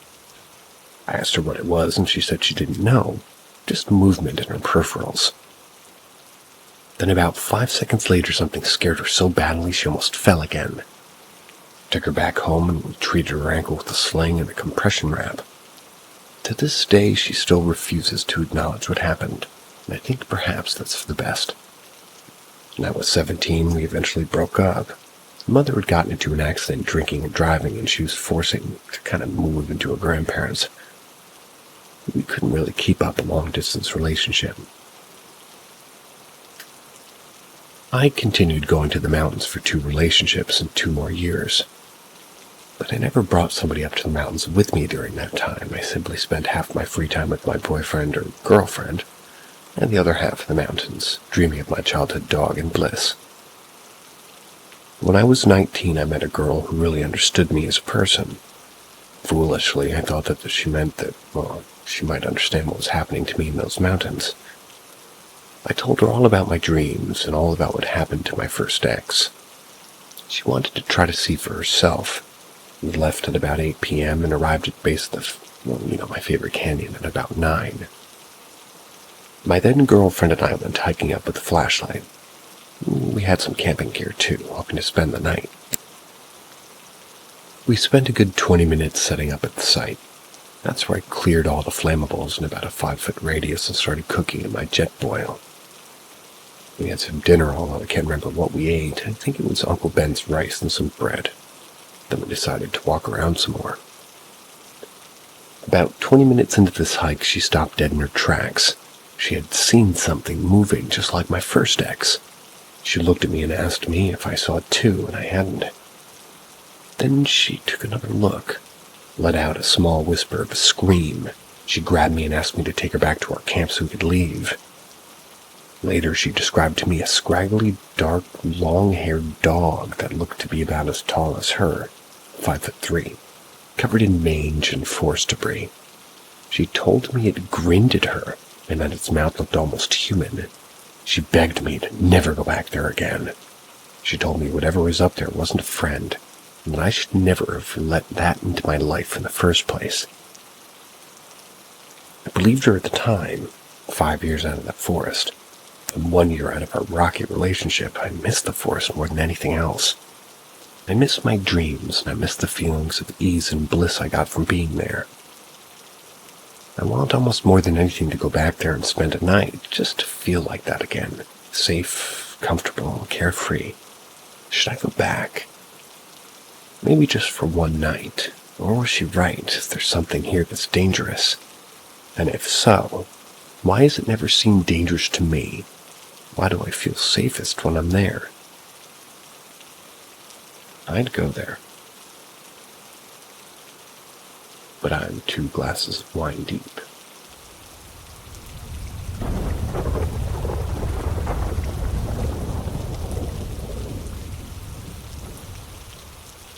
For the second time now, something weird woke me up. So as usual, I went to sleep fairly late in my apartment. I slept rather well. I woke up a few times, but that's just because I'm a light sleeper and a lucid dreamer. And sometimes I just lose control of a dream, and that tends to wake me up. I have a free day yesterday, and knowing that I didn't set any alarms, I slept about 9 hours, and then I woke up. Well, I kind of woke up. You know, that feeling you have just before you wake up, like you're not even sure who you are really, but couldn't open my eyes. I felt as if a big hand, or something that felt like a hand, was holding my face from the bottom up. Right in a position it could easily choke me if it wanted to. I tried to move or open my eyes, but the more I fought, like the whole area, I felt like the thing was more dead and numb. It felt like a million little needles poking me all at once, but not in a painful, more in a tickling kind of way. I felt it turn my head to the left, and I think somehow I knew it was studying me, looking me up and down. Now when I say it, I'm not sure if I even believe it was a creature or whatever. I'm not one to believe in these things so easily, but I am a lucid dreamer, and I know that when I'm dreaming and when I'm awake, so... Well, also, this is the second time something like this has happened, but let me finish this encounter first. I didn't hear, see, or smell anything while it happened. I just felt the pressure on my face, and slightly my neck and a sort of wariness around it, like it was a living thing. Now, it's not one of those stories I've heard when it felt like it took hours and the people couldn't fight back. I kept trying to move, and after about 10 seconds, maybe 20, I managed to open my eyes and I saw nothing. Well, at least, nothing out of the ordinary. Just my dimly lit room and the streetlight barely peeking through between the curtains. I turned my light on and I didn't see or feel anything weird. As weird as it sounds, I went straight back to sleep with the lights on this time. I've been thinking about it a lot recently. Figured I'd put it out here somewhere so people could theorize about what it could have been and, well, what I might be able to do to prevent it from, appending again. Happening, probably. Because it wasn't pleasant. But the first time I mentioned it happened, it was a few years ago and thousands of miles from my current residence. About 3 years ago, I was at a friend's house and I decided to stay the night. This was back from when I moved from about a year after this. My friend told me I could sleep in his big guest bedroom while he'll go sleep in his room, so that's what we did. I wanted to sleep, so I kept having this weird feeling like there was something else in the room with me. And being a non-believer, I figured it was a rat or something behind the old furniture my friend had. After about an hour of struggling to fall asleep, I started feeling really cold. Even under 2 layers of blankets, I was freezing. Curled up in a ball in hopes of warming myself up, and after a few more minutes of trying to fall asleep, this weird feeling became unnerving. For lack of a better word, scary. It felt like a primal kind of fear that I've always had, but never experienced before. Then I started to finally snooze off. That's when I felt a chill run down my spine, and I swear I felt something quickly pass over my body. This time I was facing down. At the same time, I swear I heard a loud whisper, like a really loud whisper. It wasn't a word or a cry or anything, like most people say. It was more of a sigh. But like a really loud one, too. Directly into my ear, no less. I also felt pressure on my back for just a moment, but this all happened in like 2 seconds and made me jolt up in shock. Turned on the light, stayed up as long as I could. Nothing else weird happened that night or since. Well, until now. Not sure why I'm writing this. I'm sure most people who read this will think it's fake, and those who do believe me might just not know how to help. I'm telling you it's not fake. Both things happened. I wasn't dreaming. It wasn't sleep paralysis, I know. What it was, I don't know. But again, I'm not really a believer in the paranormal. It might just be my head playing tricks on me, but it sure as hell felt real. So this has me being open to suggestions, I guess. What do you guys think this is, and how can I get rid of it?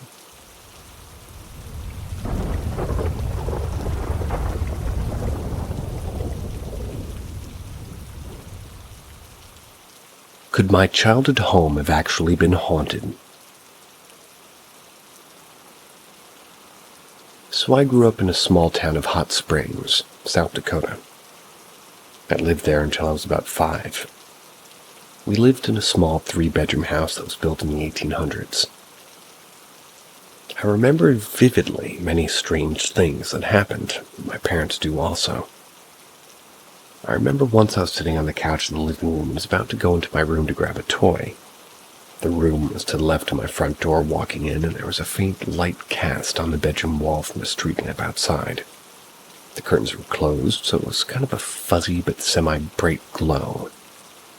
As I was walking towards a room, the shadow of a man started to cross through the light. Thought it was a shadow from someone walking in the street. However, as I looked at it, this man waved at me. Felt like it looked right at me. It was completely harmless. It didn't really scare me as it seemed friendly, and I was a young kid at the time who didn't really know what ghosts were. I remember that so clearly. I once got a lava lamp. A real fancy tall yellow one. I loved it so much. Except one night I was sleeping on the top bunk of my bed. I had my own bunk bed. I heard a loud bang. I looked down and the lava lamp is sitting perfectly upright in the middle of the room on the floor. It was unplugged from the wall, and it turns out that lamp broke. My parents still blame me. I know what I saw, and I can't explain how it ended up where it did, or the way that it did, or ended up where it did. Everybody's going to hate me for screwing up. But I continue. I know what I saw, and I can't explain how it ended up where it did, upright without any obvious damage. It just never turned back on, and it was weird. It made me so sad. There was one time I saw a chandelier-looking orb thing come out of the wall at night. It floated into my bed and then to my blanket and got pulled back a little. That was all that happened. But it scared me enough to get my parents. There was nothing off in my room, but it was a weird occurrence. The house had an old mudroom near the back connected to the kitchen. It was open to the outside, and that's where our dogs would sleep. We had 3 dogs, a young golden retriever, rather dumb but harmless, a young Italian greyhound, and another young furry dog that I forgot the breed of. I walked outside during the day once, and I heard a voice coming from a vent. All 3 of the dogs lined up and sat down. The voice was speaking to them. It sounded like a really old woman with a rough voice. speaking past me into the dogs. Like it had no idea it was there, if that makes sense. I can't remember what it said, but it asked the dogs questions, and they all barked at the same time as an answer. It was truly bizarre. It scared the piss out of me. I ran to get my dad, and he brushed it off, but it was weird. Maybe it was a dream, though. Another time, on my 4th birthday, I got this awesome SpongeBob balloon. One of the foil ones from the store. I woke up at night to the balloon pressing pretty hard against the ceiling.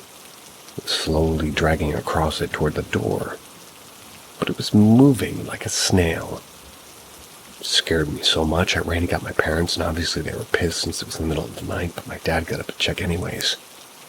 He actually saw the same thing, watched the balloon pull itself under the door frame and into the living room. It scared the shit out of him. He immediately popped it and threw it away. He and I still remember that to this day, can't explain it. My parents said that they encountered many weird things as well. I had a little toy that would talk if you pressed buttons, and they said every time that they would walk into the room, the toy would say, "Hello there," which happened if you pressed a button, and when they left, it would say, "Goodbye, friend." They hated that toy. My grandma had the same thing happen to her and hated it too. It was not motion activated or anything. That furry dog I was talking about earlier would also growl a good amount at night. Parents found it locked in the closet multiple times. No idea how the dog got in there, but it did. That dog ended up attacking me one day, nearly ripping my eye out. I usually put it down, but I found it strange how that was the only dog that ever growled for no reason and got locked into random closets. I know that's a lot of stuff, but it's all very clear to me. I know I was young, but there are such clear memories. My parents can sort of back me up with the weird things that happened. The house also had the previous owner die in it before they bought it. It's not unusual for the area, as it's a pretty old town. So many people died all over in many houses. I personally think that whatever was in there was totally harmless and wanted to protect me. My very young sister at the time, nothing was ever done to harm us. But with the friendly wave and the communication through the toy, the way it sort of locked up the dog that eventually attacked me and broke a possible dangerous lamp is kind of soothing to think back to. I wanted to share these memories and ask if, well, stuff seems believable. I know I was really young, so it might not be real.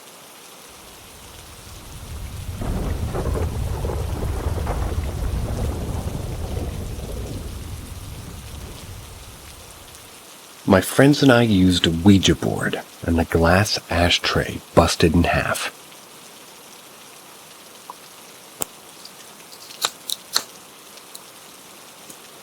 So when I was in high school, my friends and I were into really spooky shit. We had no business messing around with that.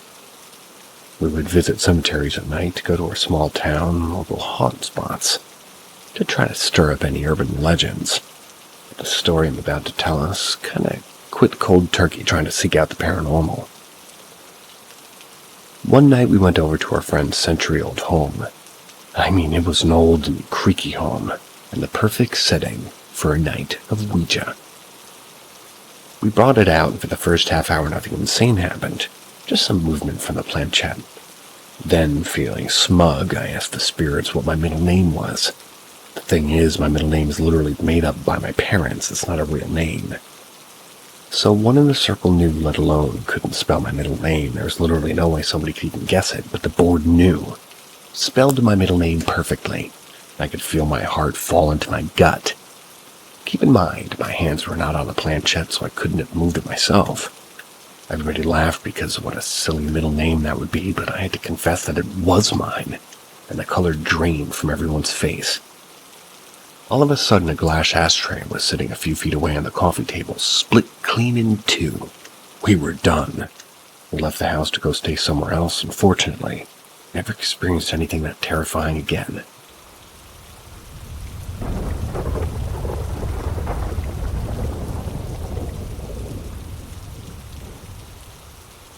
Angel of Revenge.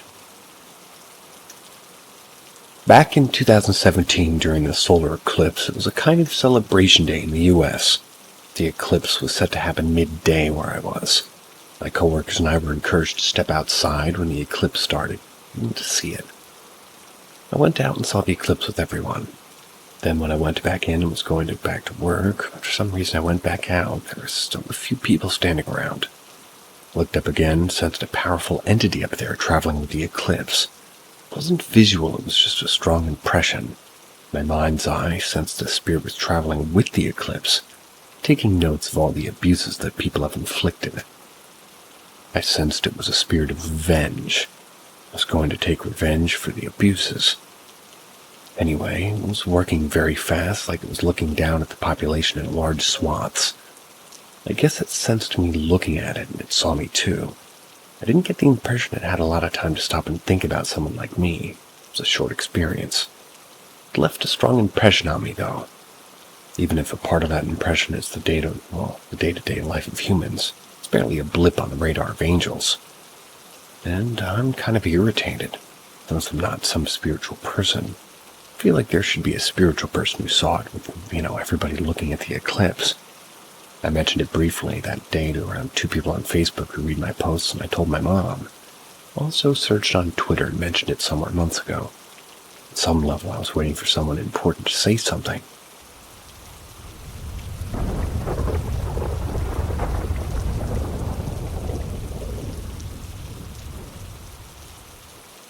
Dark negative energy. Mass above me while lying in bed. Last night I was getting ready for bed as I lay down and I was finishing up a YouTube video that I was watching. Hopefully it'll be my new YouTube channel that's popping up soon. When I finished, I leaned over to the side of my bed and plugged in my phone after setting my alarm for the morning. When I rolled back over to have my nightly prayer, I noticed a black mass over my body. It was a black fog that was partially transparent, but it felt heavy and had a density to it. It felt like very negative energy, like a mass floating above me. I immediately sat up on my bed and I noticed that I started to feel high, as if I'd taken a drug or something. It felt like a head rush and it kept getting stronger and stronger. At the time, I noticed multiple different frequencies started ringing in my ears very loudly. There's at least 3 different pitched frequencies. I was hearing these things ringing in my ears. And no, it wasn't just my tinnitus picking up. I have tinnitus, my ears ring 24/7 at the same pitch every single day, so I'm very aware of that. This was multiple different frequencies. They were layered on top of one another. It almost felt as if something was trying to make contact with me. I decided to turn on the light in my room and use the bathroom because I have a bad habit of slamming water before I go to bed. I checked both the doors to make sure that they were locked, got back to my bedroom to lay down again and see if the energy was still there. As soon as I turned off the lights again and I lay down in my bed, I felt the same negative energy vacating my room. By the way, at this point, and also while I was going to the bathroom and walking around my house, the loud ringing in my ears continued and hadn't stopped. I also said to myself as I was walking to the bathroom, what the fuck is this noise? If there's anything trying to contact me, I can't hear what you're saying. This is just annoying and doesn't feel good. I feel sick from this. And this is only disturbing me and not making any sense, so please stop. So there I was laying down for a second time and still feeling almost sick, but with loud noises in my ear and feeling a negative energy in my room. That's when I started to pray. I asked for God's help. I repeated over and over that we don't allow any negative energy in this house, and we only allow love and positivity in this house. And everything other than that needs to leave at once. I repeated this for maybe 5 or 10 times, and I also envisioned a white light in my head beaming all around the room. I envisioned every room in the house, and shining a white light through the entire thing while I sort of continued chanting for anything negative to leave. I was also looking and asking for God to rid anything negative. As I envisioned this white light beaming through the house, the color white in my head would get brighter and brighter and feel stronger and stronger. After that 5 to 10 minutes of everything, it just completely shifted. It felt lighter. The negativity was gone. I didn't feel nauseous anymore, and there was finally silence in my ears. I knew that my efforts had finally worked. And then after a few more minutes, I started to feel warmth and good energy in the room. It made me feel safe and welcoming to fall asleep. That's when I finally felt like I was safe. One last detail I just remembered is that I have our house washer and dryer in my room. It's the only hookup spot. Fucking annoying.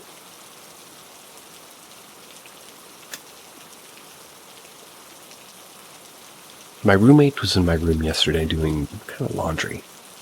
I was going to have a talk with him later today, and I asked him if he was having any negative thoughts or energy around him while he was in the room where I was sleeping while he was doing the laundry. Because I can't control his energy before he goes to my room, but I can have a talk with him about it for the next time. I know this probably sounds crazy, but I've been having experiences like this my entire life, and I'm now 28 years old. When I was a kid, I remember hearing voices and seeing shadows all the time at the relative's house. Throughout my adult life, I've had extremely similar situations to the ones I've just described here. That's why I knew I had to ask God to help and envision a white light over my house. Earlier in life, I would have just given up and fallen asleep with the negativity in the room feeling scared. But since this has happened multiple times, I now know the steps I need to take in order to rid negative energy in my room. I've lived in multiple states, Michigan, Tennessee, and Florida. As of the last 10 years, I've had the craziest and most reoccurring experiences while living in Tennessee. And secondly, in Michigan, but almost none in Florida, which is interesting. As I lived alone in Florida and always had roommates while in the other states. So maybe it does have something to do with other people's energy, and maybe I'm just more sensitive to it. Has anyone had a similar experience to this? And like I said, similar things have been happening to me for the better part of my life, and every time I tell my friends or family about it, they can't relate to me.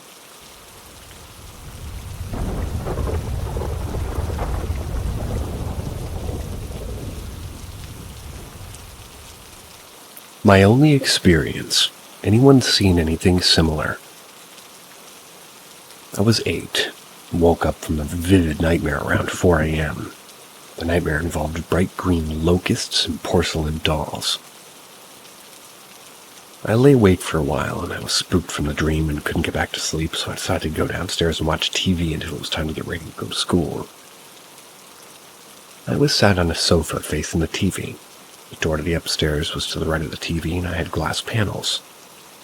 As I was watching the TV, I could see out of the corner of my eye a light into the doorway to upstairs.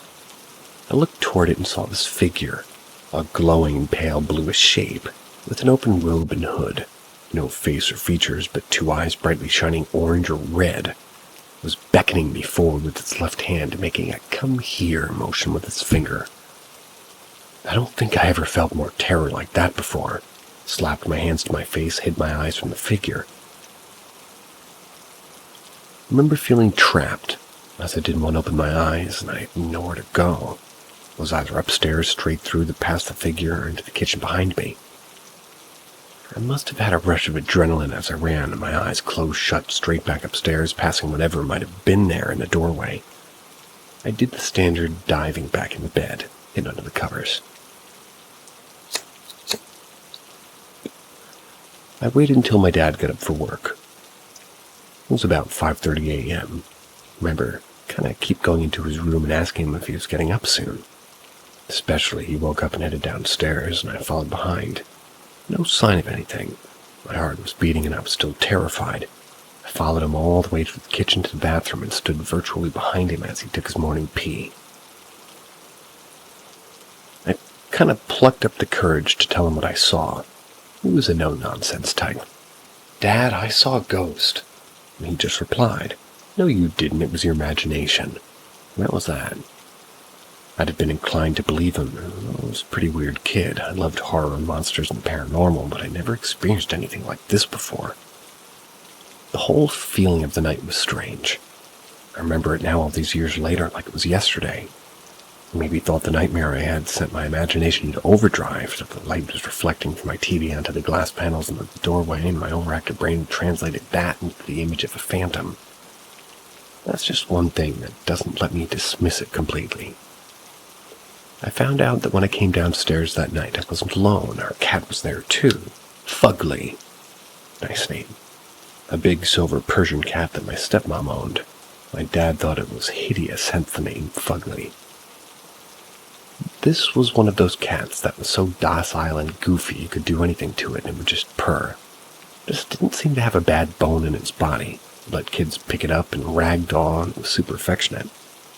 Followed my dad out the bathroom, walked to the kitchen, spotted Fugly in one of the dining room chairs tucked underneath the table. Bent down to look at her. She was severely spooked, her eyes like saucers and her fur and hair was on end. She was nearly twice her size. I did the pss and put my hand toward her. She hissed, scratched my hand, and drew a small amount of blood. This really stayed with me as I'd never seen her like this before, and even after, she never displayed this behavior.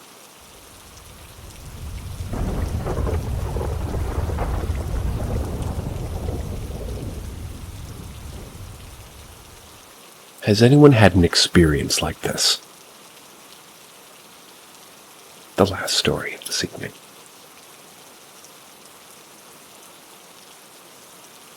I moved into my apartment approximately 9 years ago. It was a factory that had been converted into lofts in the early 2010s. I felt compelled to make this post because there's been some limited and strange experiences I've had over the years that led me down the rabbit hole. It made me aware of an unsolved murder that occurred on the property in 1998. And I'm just wondering if this lines up with any other experiences out there. Shortly after I moved in, I was living on my own. I had an experience where I'd fallen asleep in front of the TV, and when I woke up and got up from the couch, I stepped into a thick puddle of liquid that was not there when I fell asleep. The puddle was probably 30 centimeters in diameter. There was no obvious explanation in terms of air ducts, underlying pipework, and I didn't have any liquid I was drinking that could have fallen over. The liquid was not water, it was thick, viscous, smelled like coconuts, almost like shampoo. I just cleaned it up, called my parents to see if there could be an explanation, and they said it was just a monitor. But it could have been a leak elsewhere that moved there. I never experienced anything like this again, but the experience led me to searching online for answers. Online, when I searched for explanations of liquid appearing, it gave me normal answers, but also led me to discussions about poltergeists. It discounted, basically rationalized, that there usually had to be some sort of trauma, and so unless something bad had happened on the property, I couldn't likely discount the theory. Can't say I was a true skeptic, but I'm definitely somebody who'd rather not poke and find things I would rather not find. Long story short, I discovered that my building was previously a factory, and that in 1998 the owner was murdered in a parking lot. The case is still unsolved, although a police officer was quoted in the news as saying they know who did it, but there wasn't enough evidence to prosecute. When I had discovered this, I kind of made the link and simply mentioned the story to people in the building and friends and mentioned about the strange liquid appearing. Chucked it up to this murdered soul trying to get some acknowledgement. And ever since, I've been telling the story. I haven't heard any other real physical experience, but recently I started to sense I've been getting other experiences. For the past year, whenever I work from home in the office, where I sit at the right closest to the street, I've been having a recurring kind of feeling or sense of getting shot by a gun in the head. Whoa. Or at least what I imagine it would feel like to get shot. I get this feeling when I'm awake, and they aren't dreams. It's like my mind drifts to it. Hard to explain. It's like the memory of a car coming by, and I feel my head kind of clock back violently. This has been a reoccurring kind of memory or irrational fear that comes and goes, but it's been happening for like a year, and only when it's dark outside. I think this might be the spirit trying to communicate how they felt when they got murdered. When I first researched the murder, I didn't pay attention to where the victim was shot, but I just went back to review the news article, and they mentioned it was an organized mob hit with a getaway car. The 3 men who shot the victim, once in the head and twice in the stomach. I just made the link between the reoccurring memory and the shot to the head. Murder happened at 7 in the morning, and my stomach tends to randomly hurt at that time for like 30 minutes, then completely fine the rest of the day. This isn't every day, but here or there. Has anyone had any similar experiences? Is there anything I could do to put the spirit at ease? I can provide news article proof to my mods, but I don't really want to publicly release all the information for privacy reasons.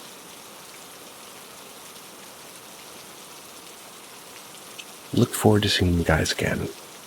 See ya.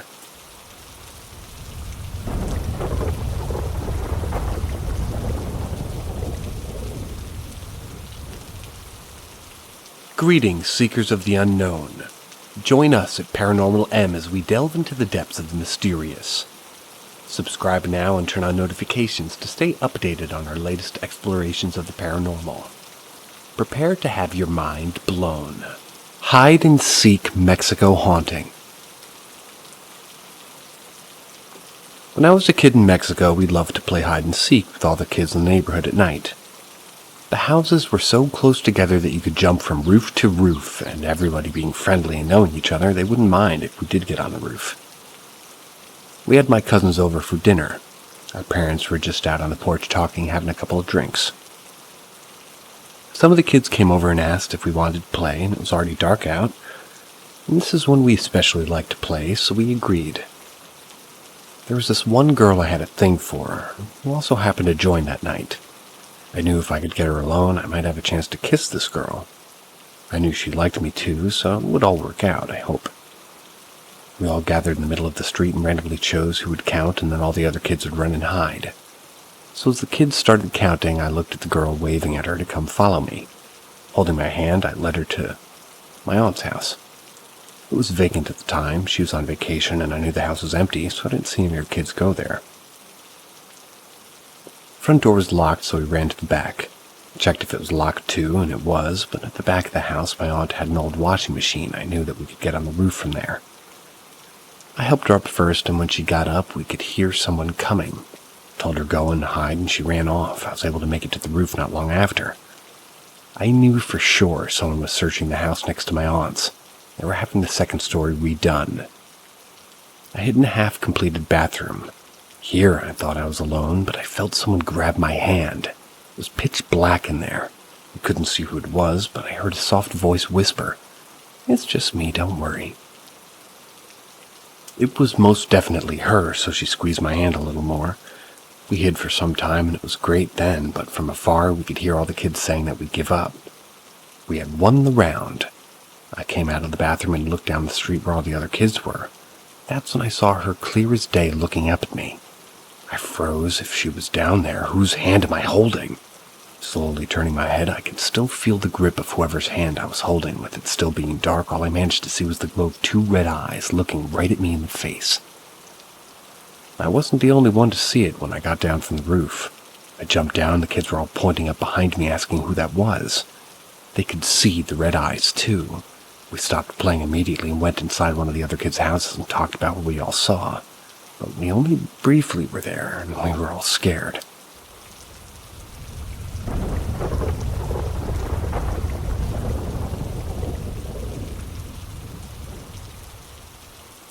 Whispers at Night. I decided to finally write something for the readers because I'm tired. I want to see if anybody might have any advice. As of late, I've been having a hard time sleeping. First, I would just wake up roughly at about 1 a.m. most every night. I would toss and turn till I would eventually fall back asleep. Then I would wake up at like 3 a.m. without fail every night. I would stay awake and I just couldn't get back to sleep. Now every time I would wake up, I would head to the living room and watch the TV with the volume down low as to not wake up the kids and the wife.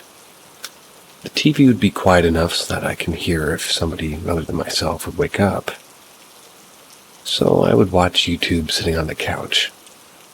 I would hear a whisper in my ear at first, and I couldn't make out what the whisper said at first, until it was clear to me it was someone calling my name. It startled me at first, and obviously would check on my wife and kids, but they were all asleep. I brushed it off somewhat. It would be constant, and always my name, until it wasn't. Whosever voice this was started to say, "Come here." That's when I really got scared. Then just last time, same thing woke me up at 3 and the whisper again, my first name. Then the "come here," and then the lights in my living room turned on. And at the exact same time, my TV turned off. I swear I saw the reflection of something standing in the kitchen entrance. Turned around, and there was nothing there, so I got up and went into the kitchen. Flipped the lights on, and there was nothing, no one. I was scared. Anybody would be. And as I go to turn my kitchen lights off, I noticed my back entrance lights came on. This is an in-between that leads 3 steps up to my kitchen and then stairs to the basement. I didn't want to read more into my experience, so I just went to turn those lights off. As I walked to the light switch, I clearly heard footsteps running down the steps. A chill ran down my spine. I hit the light switch off, and as I turned around, it was no longer a whisper, but it was a voice. Not just one voice, but several in unison saying, "Henry, come here." I haven't slept since about 3 a.m., and I haven't been this scared in a long time. I'm wondering if anybody has had a similar experience, or has some idea as to what's going on. I'm not sleep deprived, as I've been taking naps here and there to make up for lack of sleep, so I'm not imagining it.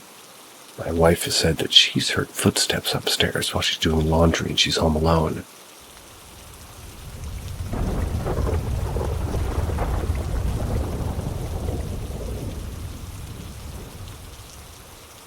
Am I seeing shadow people? As stated on the title of this, I am seeing shadow people as becoming more frequent. Now, this isn't just a one-off anymore, and it's not one person, it's several different looking shadow people, kids even. Usually when I'm alone at work, and I know I'm alone, I'll be putting stock away. There will be a shadow standing across the shop near one of my text bays. I'll quickly yell out at it, and it'll walk behind a hoist and not appear on the other side. I'll hear footsteps on the floor above me, and I'll go and check, and sure enough, I will see the silhouette of a man standing there just for a brief moment. With a blink of an eye, it's gone. Now, the reason I'm writing this now is only because I had my daughter with me, and this last encounter just last night, before I would play it off as just my imagination, or I'd brush it off because nothing ever came of it, I was driving home with my daughter. I was driving home from picking up food at Wendy's, and as I turned the corner, we both saw 3 kids in the middle of the alley. And just as my lights hit these kids, the shadows were gone. She asked me, "Oh, Dad, did you see that? Did you see the kids?" I said, "Yes." I can tell by her look that she was scared. She turns her head and looks behind me and says, "Look there, look there." I told her, "Just ignore it. Don't look back."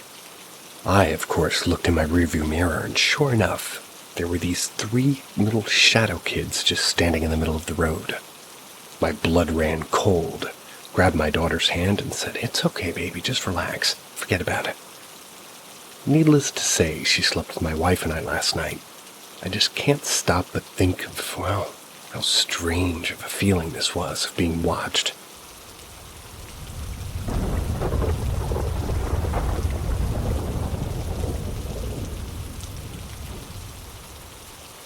Midnight Ghost Car. This happened to me just last night, and although I still can't wrap my mind around what happened, why not put this out there? See if anybody else has had an experience like this as well. So I'm a hobbyist photographer. I enjoy astrophotography, so being winter, the sky usually clears up real nice late night. So I grabbed my camera gear and headed out of town, looking for the right spot, exploring different areas. It's kind of part of the fun. So I'm in my car and I head down this dirt road, losing some satellite reception. I'm kind of getting fuzz. Thinking nothing of it, I switched to FM. Still fuzz, and really nothing, so it's a little strange. Turned off the radio, keep heading down. I see a couple of red lights ahead of me. There were tail lights from another vehicle down the road. I was approaching it pretty quickly. Thought this car might just be lost or just going really slow. So as I was approaching, I couldn't have been more than a couple of meters away to the point where my headlights would have given me a better visibility of the type of vehicle. That's when all of a sudden it was gone. In all sense of the word, it vanished, not fading away, like just the blink of an eye. I was left in shock. I didn't immediately see what was really ahead of me. It was the end of a road sign right in front of me, and I slammed on the brakes, and luckily, it was dirt road. Very little snow or ice. So I didn't slip, but it was still a close call. I got out to see for myself, and sure enough, just past the sign, a drop-off to a small riverbank. If I was going any faster, or if it was slippery, I would have gone down and maybe died. Just the thought of it still gives me chills. If that wasn't enough, when I get back inside my car and start heading back, not 2 to 3 kilometers driving, I see headlights coming down the road. I try to warn the car in front of me. I start flashing my lights. Still approaching and not fazed by my lights, I start to honk my horn and flash my lights, and he's pretty much beside me, and his lights are on high beam, almost blinding as it's getting closer, and he's passing me. I hear the roar of his engine clear as day, so I look back to see him, and again, nothing, no car lights. I went home, didn't take any photos. There was no way I was going to stop again. Barely got any sleep that night. Just can't explain it. Anybody have a similar experience and want to share? I would like to hear your stories.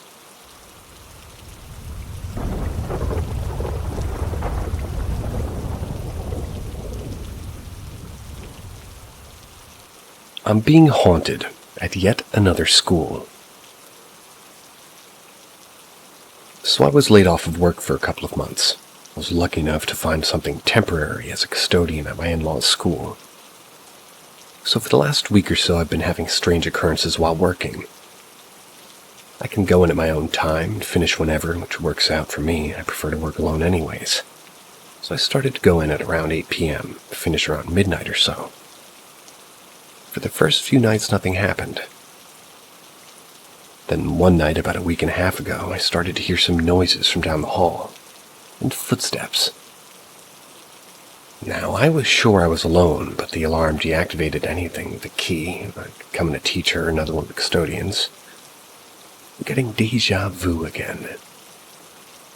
Shakes fists at editor. So I could hear these steps down the hall getting louder, closer to the room I was in. That's when it sounded like somebody would have been right at the door, and it just stopped. I look out the door down the halls and call out, no response. I was a little freaked out, but I just brushed it off. Later that same night, I went into another classroom and immediately felt strange. A little lightheaded, and it was cold. Right as you walk in, you could feel the temperature drop, but it was an eerie feeling I had. I started cleaning and wiping down the desks and putting them in the corner since there was no more school. As I was putting away the last desk, I noticed one of the desks was in the opposite corner of all the others. So I moved it back, went to go grab the mop and bucket that was outside the classroom door. As I looked back, I noticed the desk back in the same corner. I left the room, turned the lights off, closed the door, and left the building. I was scared, and I know I was alone, but as I kind of just exited the building and headed toward my car, and I saw the room I was in, the lights were on. I could also see a woman there, clear as day, looking right at me. I was not going back in there that night. I let several days go by, but I was finishing up all the other classrooms. I would constantly hear footsteps down the hall. My cleaning supplies would be moved from one place to another, and I could feel like there was someone watching me. It was so uncomfortable. Just last Friday was my last day. I only had 2 rooms left, and one I ran out of in the adjacent room. So I started with the adjacent room, and well, nothing weird about it. Until I was just about done, I could hear a faint cry or moaning come from the hall. All I can think of was, "You've got to be kidding me." My hair stood up, I froze, about to leave the room, but there was no way I was going to go into the hall hearing someone crying. It was 5 minutes I stood there, just listening. Finally decided it's now or never, grabbed my cleaning supplies and headed out of the room. Just one step into the hallway and it stopped. Relieved, I turned and locked up the classroom door. The classroom I'd been avoiding was untouched, except the one desk I was in, and out with no further incidents, thankfully. I was done. My work never needed to go back. I had my mother-in-law over for dinner, and she works as a teacher at the same school, so I asked her if she's ever had any strange things happen to her. She said, oh yes. She's had staff that says so. She tells me that there is a cemetery that was maybe moved about 12 years ago, and it was visible right from the kids' park. And since the move, there have been strange happenings in and around the school grounds. So I told her what happened to me while working. She starts crying. I wasn't sure why, but she gathers herself up and tells me that about 10 years ago, that was her class, and around that time she had an EA teacher's assistant. She committed suicide in that classroom. She hanged herself. It was my mother-in-law that found her the next morning. It made my mother-in-law cry when I described the woman I saw in the window. It felt horrible. But at the same time, I was sad. I probably should have just been afraid, but what can I do? Knowing what I know, I might go back one day.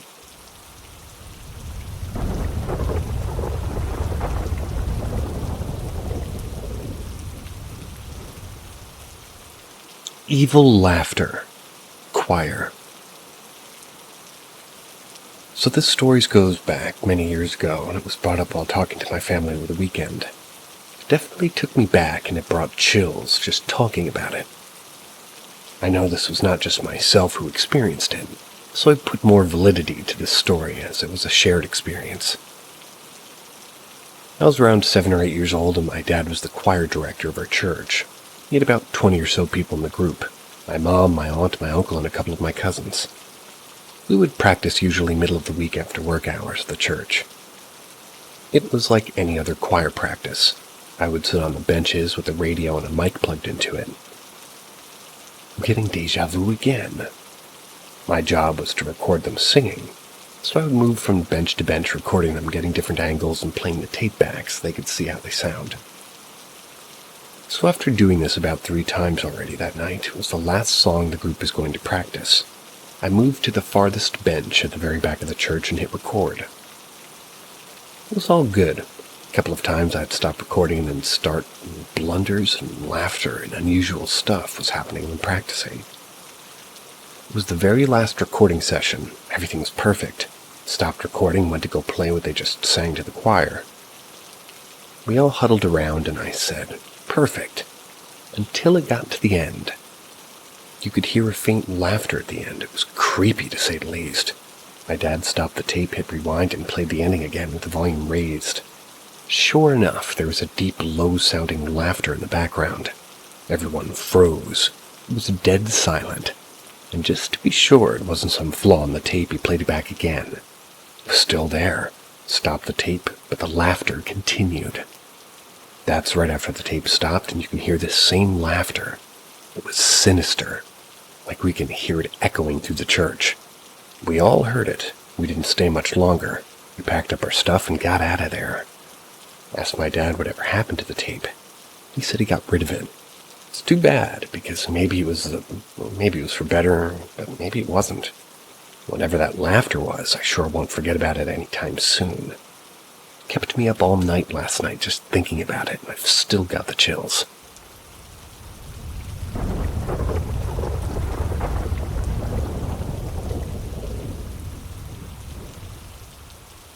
I saw my doppelganger.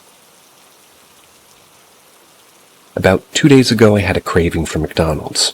It was around 10:30, 11 at night, so I went out to get my food and was headed back home. I usually go through a back alley to get to the front of my house faster, but this night was no different. But to give you a picture, it's a back alley with houses on one side and a field on the other. Anyways, I'm heading home. I take the back alley going 30 kilometers. Everything's good. Then suddenly a person steps in front of my view, coming from the field side. It was about 5, maybe 10 feet away. Slammed on my brakes so as not to hit the guy, and I didn't, and I'm sure of it, but the guy wasn't in my view. I panicked a little, but put the car in park and got out to see and apologized for not seeing him earlier. Like I said, he wasn't there. I walked out to the front of the car, no dents, nothing under the vehicle. There was nothing there, so I just moved back a couple of steps to see if there was anyone in the field. Called out, got no answer. I brushed it off as much as I could, turned around to head back into my car, and that's when I saw myself. Granted, it was a shadow because it was standing right next to my door and I had the headlight aiming at me. It was in front of my vehicle. I asked, "You all right?" "So sorry." Got no answer, and the figure was just standing there. Said hello, still no answer. So I began waving my hand, saying, "Yoo-hoo!" Deja vu again. He did the same and waved his hand, but said nothing. It was freaky because it was a mirror image of my hand motion. It caught me off guard, stepped back, and so did the shadow. It was too weird, so I walked toward him and he did the same. As soon as he was in range of the light, he was gone. No puff of smoke, not a blur. There was no one blink of the eye type of deal. I wasn't going to look around anymore, so I opened my door, got in, and drove back home. Still get goosebumps just thinking about it.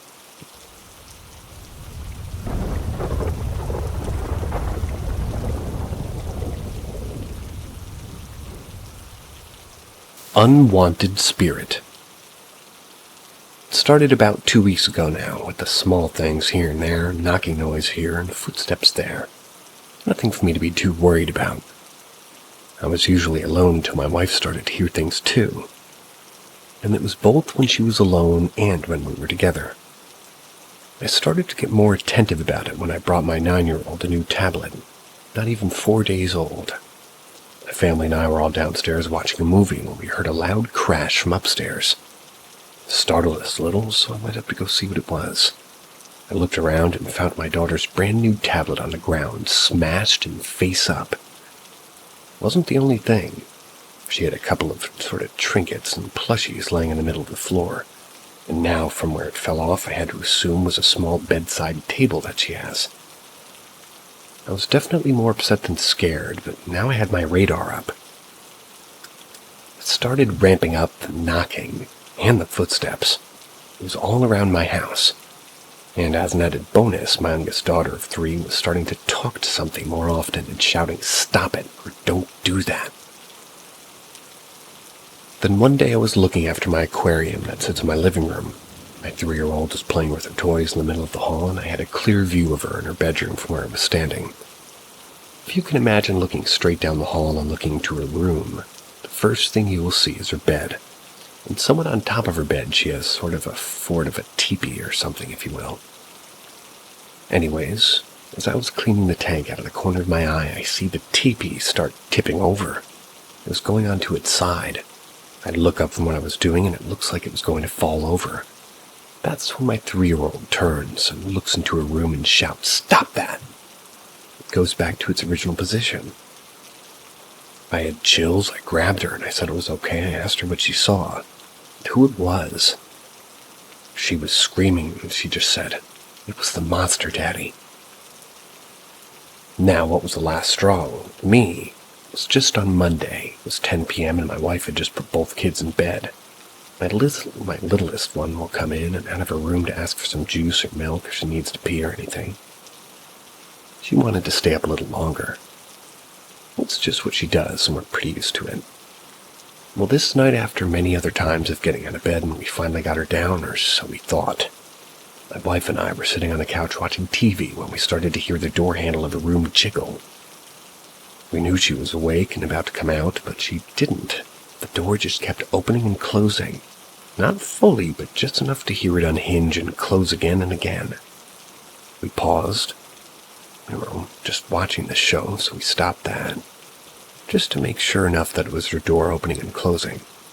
I was upset. I got up quietly to go in and surprise her, catch her in the act, tell her to go to sleep. As I approached the door, I can clearly see it, so I timed it to when she'd be back in the open position and I'll just kind of push the door. It was not my daughter. The door flung open and my daughter was in bed covered in sheets and she looks at me. I was stunned.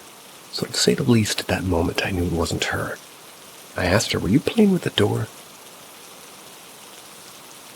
Deja vu again. Shakes fists at editor. I knew it wasn't her, but I wanted to see what her response would be. She tells me yet again, "It was a monster, Daddy." She slept in our bed that night. Like I said, I had had enough. So after my wife and my daughter got settled in the bed, I went back into her room and decided to confront whatever this entity that was in the room and what my house was. I had the light on, went to the center of the room, and told the spirit that it was not welcome in my house.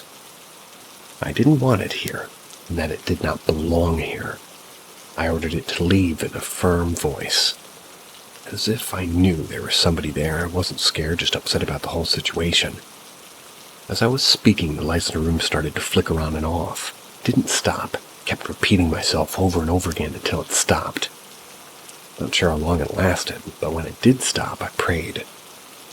There wasn't any more activity since, but I'm still watching and listening and waiting with hopes that whatever was there is gone.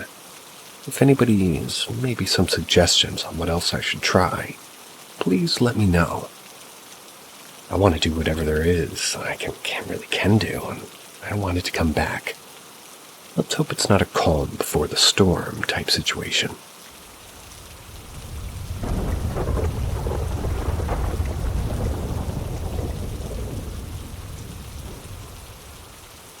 Catholic School Haunting.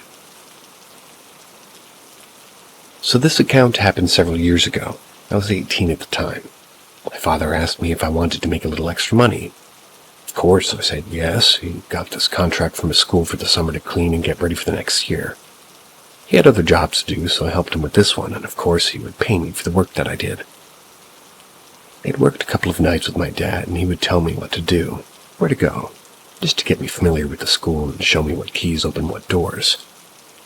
So once I had that down, he would leave, go do some other work while I would stay at the school. I had a morning job, so did my dad, so we'd go later at night, like at 8 or 9, and start, depending on how quickly we did the job. It would usually be done 1 or 2 in the morning. Anyways, the school was big, 3 floors with 2 gyms and several offices and a small chapel too. There were crosses everywhere and pictures of Jesus, of course. I never felt uncomfortable. But this one night I had just finished waxing one of the gym floors. I was alone that one night. My dad would come back and pick me up later. It was around 11:30. And like I said, I'd just finished the gym. I was walking down the hallway back to the janitor room to get more supplies. That's when I heard the gym door close behind me, scaring the crap out of me. I knew I had popped the door open, but I paid no mind to it. I just went back, opened the door again, and propped it open again, making sure it wouldn't slam shut. Nothing else happened for the next half hour or so, till I heard someone call my name. It was faint at first, like at a distance. Thought it was my dad, so I waited till I heard my name being called out again. It was much clearer this time, and it did sound like my dad. I yelled back, "I'm in the office." Kept cleaning, waiting for him to come to my way, and I just waited for like 5 minutes but never came, so I dropped what I was doing and I yelled again, "Dad, I'm in the office cleaning." As I was walking down the hallway when I heard him calling from, that's when I realized it couldn't be him. Doors are locked, so no one without a key can get in. We had all the keys with me. Checked my pocket just to confirm, and sure enough, the bunch of them were there. As soon as that happened, I grabbed my cell phone and called my dad to see if he's maybe yelling from the outside in. Get a hold of him, just ask him what, finished his other job. He tells me he's just finishing up and be there in 30 minutes. My heart sank and my blood ran cold. I said, "Okay, I'll see you then," and I hung up. I tried hard not to think about it. I returned to the office to continue working. Nothing else happened that night, but I don't want to drag this on, so I'll make another post with all the creepy things that started happening while working at that school. Part 2. Aside from strange noises here and there, what really got me were the voices, specifically the mimicking of my dad's voice. The next time I heard my dad's voice, I was working one of the washrooms. I was just finishing up the mopping on the floors, and I had the door held open by a bucket. As I was exiting the bathroom and moving the bucket away from the door, I could clearly hear his voice say my name from inside the washroom. There was no way it was him. I didn't hesitate to walk right in and look for him. Opened every stall just to make sure, and of course there wasn't nobody. Like I had mentioned in my last story, this school had a small sanctuary, and in this sanctuary it had a statue of the Virgin Mary. Several pictures of Jesus on the cross. Nothing that would creep anybody out, I would think. But this one time when I was repolishing the seats, I could swear someone or something was watching me. I was unsettled. I kept looking behind me, never seeing anybody there. But I did notice one thing. The statue was in a slightly different position than before. Believe me or not, I know it had been moved. Originally, the Virgin Mary had her head positioned downward. It was to the right of her shoulders, eyes closed. But when I saw her eyes opened, one of the times I looked behind me, I knew something was different. Not only that, but her head was more raised and centered, as if she was looking right at me. I was so uncomfortable and just plain freaked out about it that I dropped what I was doing and left. There's no way I was going back there. I did tell my dad, and I didn't want to go back there. Every time I walked by there, I can hear the organ that was in there playing. That was only after the statue recurrence happened. Now, it could have been automatic, but I kept telling myself that I wasn't going to check. Started bringing my MP3 with me and listened to my own music. Of course, I told my dad about the strange happenings, and he never did question it. Asked him if anything similar had ever happened, and he would say he would hear noises and people talking as well. But he would just brush it off and keep working. On the last day that I would work there, my father and I finished up and started making sure all the doors were locked. We started to head to the main entrance, held the door open while my dad started inputting security codes. When he finished and closed and headed my way, he closed the door and we both heard the organ just blasting. Startled the both of us. It was so loud it echoed through the halls. Stood there for just a second and turned around, making our way back to the car. I was so relieved that I would never set foot inside that school ever again.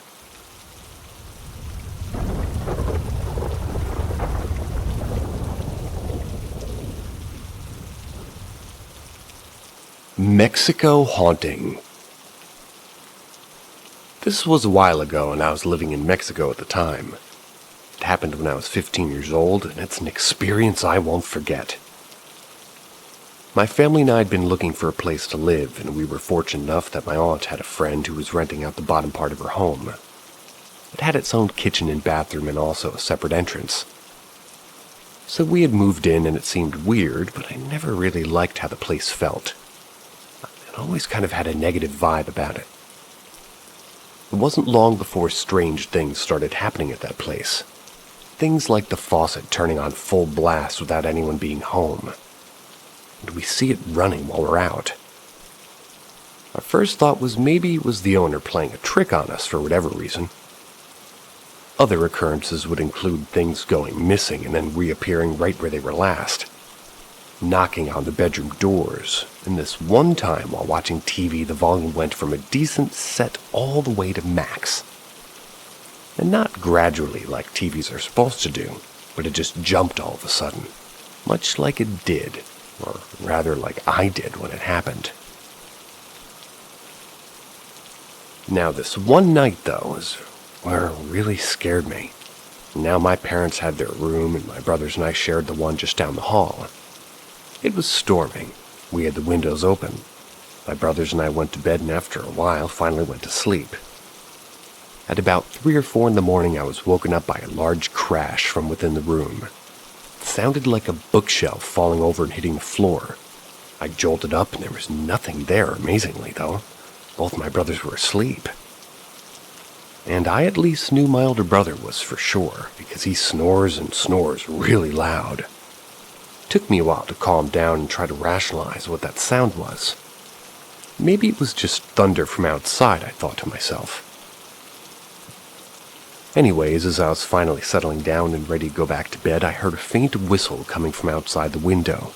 It was getting closer and closer. Now let me tell you though, that window faces nothing but a cement wall.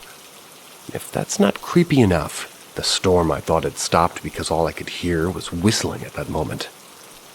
But it was still raining and I could still see the lightning flash through the window. It lasted for what felt like minutes before the whistling finally stopped. I could hear the rain and the thunder. I did nothing about it and didn't wake my parents or siblings up. I just laid in bed till I was able to go back to sleep. I know, so dumb, but I was scared and I was a kid. The next morning, though, my dad did tell us that he came to wake us up after he had made breakfast. But when he got to our door, it was slightly open, but it closed on him. He tried to open it thinking we were playing. He got mad and told us he was banging on the door yelling to let me in. Now, we didn't hear him, we were fast asleep. He told us that he started to push on the door and felt as if somebody was pushing back. My dad finally got tired, and so he rammed the door open, and of course we didn't hear him still. That was when he rushed in, managing to open the door. He saw us fast asleep and under the covers, and there was no way it was any of us.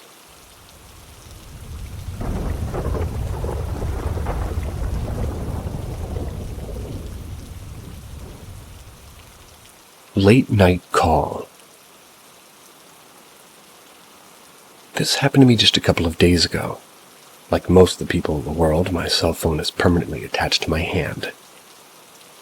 I keep it charged all day, and when the battery runs low, I plug it in. Except on weekends. I don't like to be bothered. So most weekends from Friday till about Sunday evening, my phone will be dead, and it'll stay that way until I plug it back in Sunday. I'm getting nonstop deja vu. Well, this Friday, my wife and kids were gone for the weekend. I was home alone, and no surprise there. Anyways, after work at about 6 when I got home, I had about 15% life left on my phone. My wife knows I won't charge my phone for the weekend, and if she wants to get a hold of me, she could send me a Facebook message. My tablet's always charged, or I'm on the computer playing games anyway. I had dinner, watched some TV, and by the time it was 8, my phone was dead. Threw it on the nightstand so I don't have to look for it later. So I went about my night and I played a couple of rounds of Call of Duty Black Ops 3 before deciding to go to bed at around 1 or 1:30. I'm a pretty heavy sleeper, and I'm not one to wake up unless my alarm goes off in the morning. But around 3 o'clock my alarm did go off. I found it strange. Why would I have the alarm set to go off at 3? I didn't think much of it, so I laid back in bed and I was just about to shut my eyes when all of a sudden my phone starts ringing. 2 things come to my mind when that happened. 1, the ringtone was not one that I had for incoming calls. The other one obviously being that I knew my phone was dead. I opened my eyes and I could see the brightness of my screen on the wall, so I knew I wasn't imagining things. I had a cold chill run down my back as I turned around to reach for my phone to see who was calling.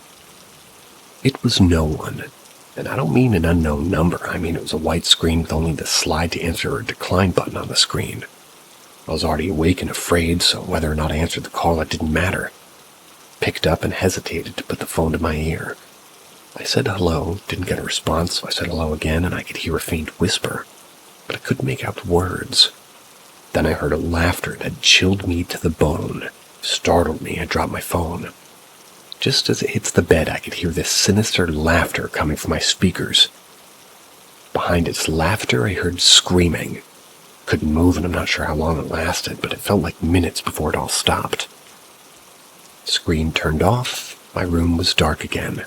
Only the red glow from my alarm clock was illuminating my room. I was still shocked, looking at my phone the whole time without blinking. Reached to grab my phone. The first thing I did was try to turn it on. Nothing like I said, I know. My phone was dead. Turned my bedroom light on, plugged in my phone, went back to bed. In the morning, I turned my phone on and checked my calls. Nothing. Can't explain it, but I do hope somebody's had a similar experience happen to them.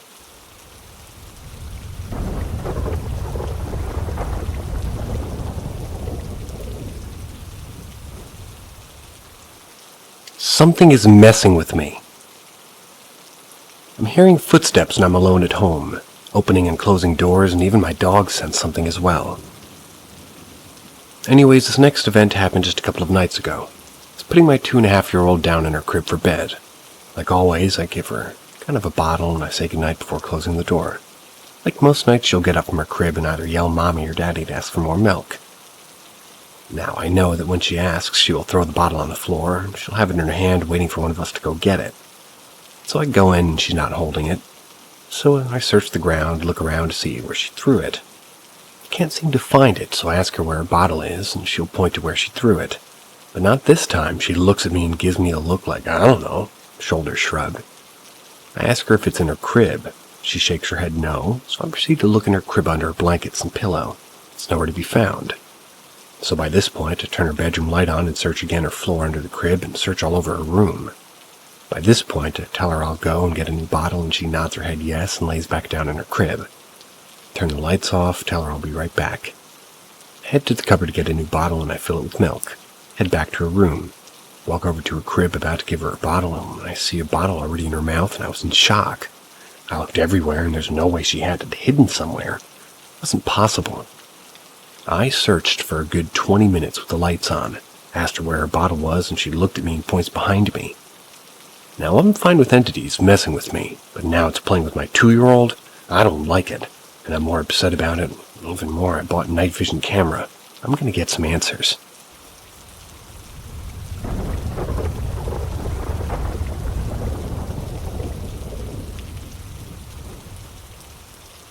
I'm still haunted. I've done research of my house and the area I live in, and sure, people die all the time. I haven't found horrible deaths, at least that have happened in or around my home. So I do assume it has to be me who's being haunted, but it's not every day. It happens every once in a while, but it mostly happens when I'm alone and my wife and daughters aren't home. I have a man cave in my basement. It's where I spend most of my time when the wife and kids aren't home. Now I have very thin flooring, so you can hear a pin drop from upstairs. I mean, there's nothing you can't hear from downstairs. Anyway, this last time that I was alone, I was really freaked out. I was alone watching TV with my dog when all of a sudden my dog, who was laying in my lap, got off and went up the stairs and just sat down looking up. This wasn't weird. She does it every time she hears someone at the door, so I half expected a knock at my door or the doorbell. Nothing happened, so I paid no attention to it. So I called my dog over, but she looked at me, looked back at the stairs, and that started to raise some alarms, but again I chose to ignore it. As I started to turn the volume back up on my TV, I heard a large bang from upstairs. My dog got up, started barking up a storm. Got up off the couch and told her to be quiet, trying to calm her down.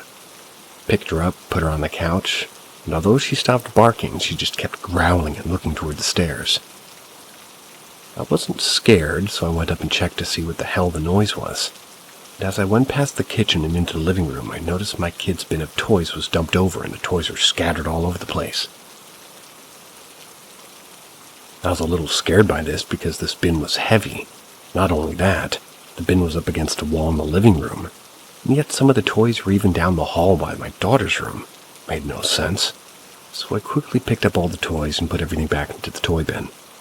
Went downstairs, and as I got to the couch, I heard footsteps coming from the kids' room. But it wasn't one set. It was multiple feet running back and forth. It was at this point where I really felt a chill down my back. So instead of sitting down, I had to make sure there wasn't an intruder in my home. Of course, this wasn't possible.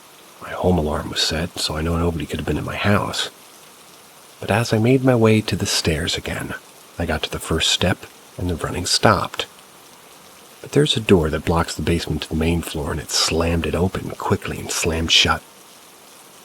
I froze. This is where I got truly frightened. All of a sudden, I could hear footsteps running down the stairs, and I was at the bottom. Although I didn't see anything, I definitely felt a rush of cold air hit me. This wasn't a light breeze, but it quick and hard and almost pushed me back.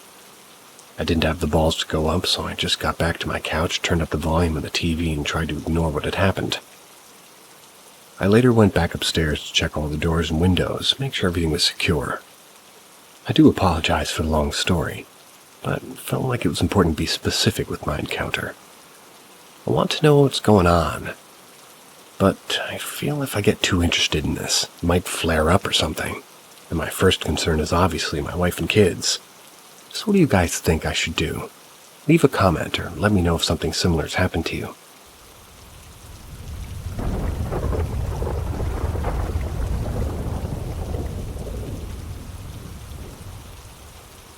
Meeting a dead relative. This happened to me when I was about 13 or 14, so about 13 or 14 years back in Old Mexico. It was my aunt's house. To get a better understanding of this story, you'll first need to know the layout of my aunt's house. It's a 2-story house with 2 upstairs and a washroom, and there are stairs that go downstairs. You have to go outside of the stairs to the yard and into the back door of the house. Not the best design by any means. When you open the upstairs door to go out, and look to your right, there's a small edge of the roof that you can walk along to get to the other side of the bedroom and onto the roof of the house. This ledge also runs along the other side of the room, but the cement's broken down. If you were to step on it, you'd fall. There's nothing to hold on to either. Nobody walks on that side of the roof. I'm about 6 feet tall, and there's a window on the broken side of the roof there. It's about 5 inches above the top of the head at this point. That's important. So now that you have a somewhat good idea of the layout, hopefully I can continue my experience.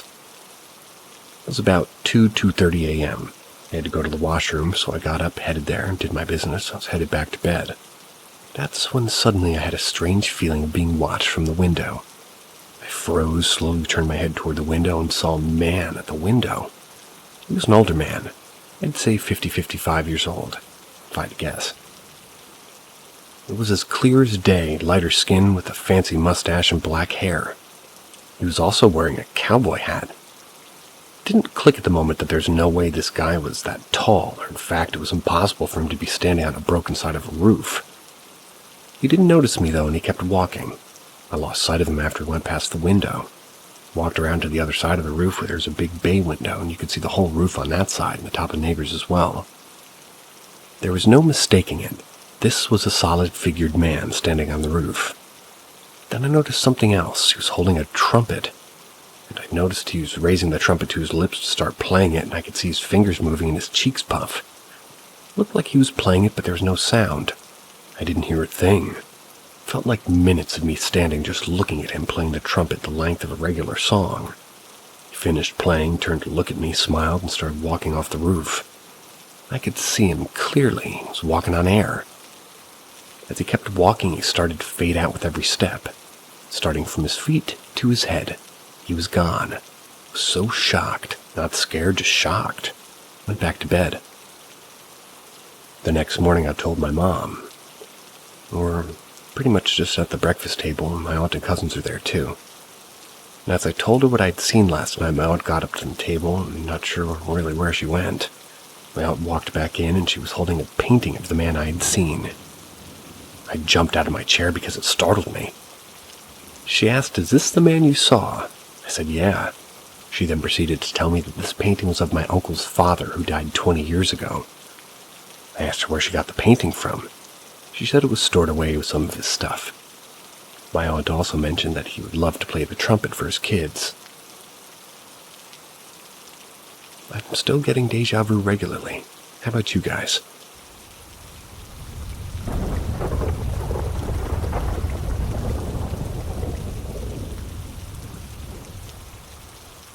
The Hammond House. That's what my husband, then fiancé, and I called it due to the neighborhood that we lived in. We lived there for 5 years before moving out shortly after getting married. Too many things happened to even begin recording them, but I'll try. It was built in the 70s. An elderly woman died there. It was heavily remodeled after a fire. And someone crashed their car through the living room at one point. That's all the history I've ever had in this place. The activity started off small, as it usually does, and escalated. The first night we had everything unpacked and the house fresh and clean and ready to be lived in. I was laying up awake in bed having a hard time trying to fall asleep. That's when I felt this overwhelming nagging sensation to look over the foot of the bed. I do. As soon as I look, the fattest cockroach I've ever seen in my life came crawling out from under my freshly swept and mopped floor beneath my bed frame. We hadn't even eaten in there yet. There was no reason for this roach to be there. Not necessarily supernatural, I know, but definitely an omen of what was to come. My husband had a shelf full of knickknacks and memorabilia that he likes to arrange in a particular and symmetrical pattern. Countless mornings we would wake up and come out to the living room to find that everything on the shelf had been shifted just a couple of inches to the left or right. Sometimes all of the items would be in a diagonal angle, but still in their proper positions. Then his signed football photo and memorabilia would be face down or turned completely in the opposite direction, so the photo would be facing the wall. We went over all the possible explanations, tested theories, maybe our speakers were vibrating, making things move, but none of the earthly explanations panned out. At this point, we began jokingly referring to these experiences as goblin activity. Several people lived with us in this house during the course of us staying there. My friends Charity and Lore, as well as his teenage niece and nephew, Allie and Axel. Everyone who ever stayed there reported hearing the voice of someone else who lived in the house while they weren't home. Axel said he heard me and Lore just laughing in my bedroom while I was at work. Lore said she heard me whispering loudly to my husband while he was asleep. Again, I was at work. Charity heard my husband pacing our bedroom having what sounded like a heated argument, when again he was at work. Allie heard me and Charity in the kitchen cooking when neither of us were home. My husband heard our cat meowing and running around the house while she was asleep in his lap. Additionally, Allie had terrible night terrors while she lived with us. She never had them before, and to my knowledge hasn't had them since. She would wake up in the middle of the night screaming in fear, convinced there was someone banging on her bedroom door trying to get in. Let her big husky, Kal-El, sleep with her on those nights. The way the house was built from my spot in the living room, I could see through the dining room window to my bedroom window. After the first time this happened, I started shutting the door always, never leaving the overhead fan on just to make sure I was seeing what I thought I was seeing. This only ever happened when I was home alone. I'd get a chilling feeling, look to my bedroom window from my spot and see the curtains on the window deliberately pulled back just a few inches, as if someone was peeking at me. No vents under the window, no airflow, no viable explanation. We ended up getting a curtain for the dining room window to help ease my wariness, but it didn't help settle my state of mind much. Again, not supernatural, but pertinent to the story, I think. Over the course of a year, all 3 of my dogs died in that house. My 2-year-old husky litter mates with a genetic kidney disorder they both shared. Symptoms only appeared once we moved there. Then Kal-El of cancer. Old age, he was 12. I know it's irrational, but I blame that house for stealing my babies. The puppies died before Kal-El, but they were his pups, and he became very attached to me. At the same time, he developed an almost aggressive distrust of our hallway closet. He would lay there constantly, all the time, sniffing under the door, pacing like he thought something was in there. We checked multiple times and got nothing. He was doing his nervous hallway closet guarding duties when I was home alone and in the shower one day. The bathroom was right next to this closet. When I bent over to grab my soap, I swear I heard an unknown male voice coming from the closet. Got out of the shower quick, still dripping wet, inched my way to the stand in front of the door, and I was listening. "Hello?" Nothing. I leaned my ear against the door like the whitest blonde woman in the horror movie, and just right against my ear I heard it. Scratch, scratch. I screeched, grabbed Kal-El in my bedroom with me, and holed up crying until my husband came home. Another night I was waiting for him to come home from work half asleep. I woke up to the sinking sensation of somebody slipping into his side of the mattress. Flung my arm out to feel for him, and nothing. No one was there, couldn't sleep until he got home. This is the last thing that happened before we moved, and I saved it for last due to chronology, as well as it being the event that shook me the most. I liked to lay back in the recliner, sort of on my side on the couch with my long hair dangling over the back. It's comfortable to me. My cat always saw this as an invitation to jump up and cling to my hair like it was a curtain. So when I feel the sensation in my hair getting tugged hard like that, I didn't think anything of it until I realized my cat was asleep in my lap. At the moment of realization, the grip of my hair released, and again I screamed, cried, and went to hide in my bedroom until my husband got home. There's so much more smaller things that I can't remember and don't feel like typing. Little items went missing all the time and then would show up in the strangest places. Always something we needed right at that moment too. A tool, a key, things for my vanity.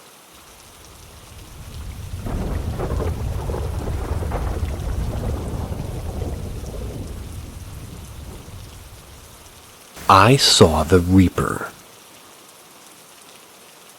This is a story of myself, which occurred when I was living in Mexico about 15 years ago. So I was 16 at the time. Anyways, it was at night, I'd say roughly around 2 in the morning. I was thirsty. I needed a drink of water. With it being Mexico, I couldn't drink tap water, so I had to get it from a water bottle which was located in the kitchen. Now the way this house was built is my bedroom was upstairs and the kitchen was downstairs. Right beside the kitchen was my mom's room. Needless to say, anybody in the kitchen has a clear view of the bedroom and the bed. But anyways, I headed downstairs for the drink of water. I got a glass, started to pour water. That's when I felt a chill run down my spine like somebody was behind me or something. But then the chill quickly turned into just a cold feeling all over, like the temperature dropped several degrees.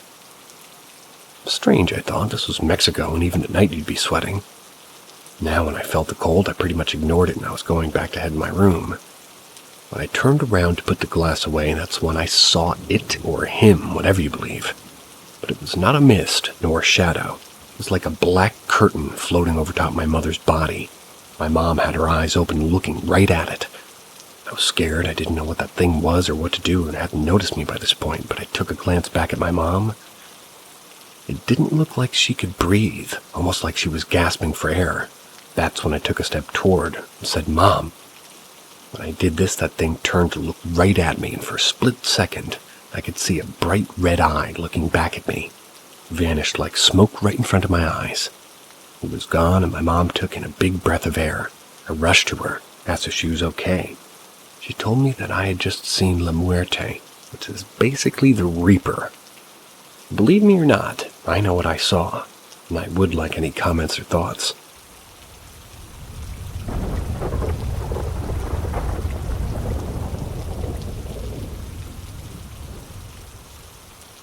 I think I drowned.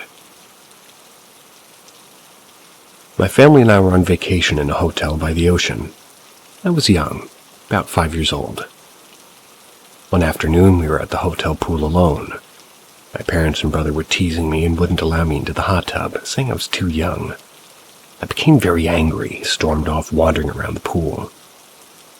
My next memory is sitting cross-legged at the bottom of the pool.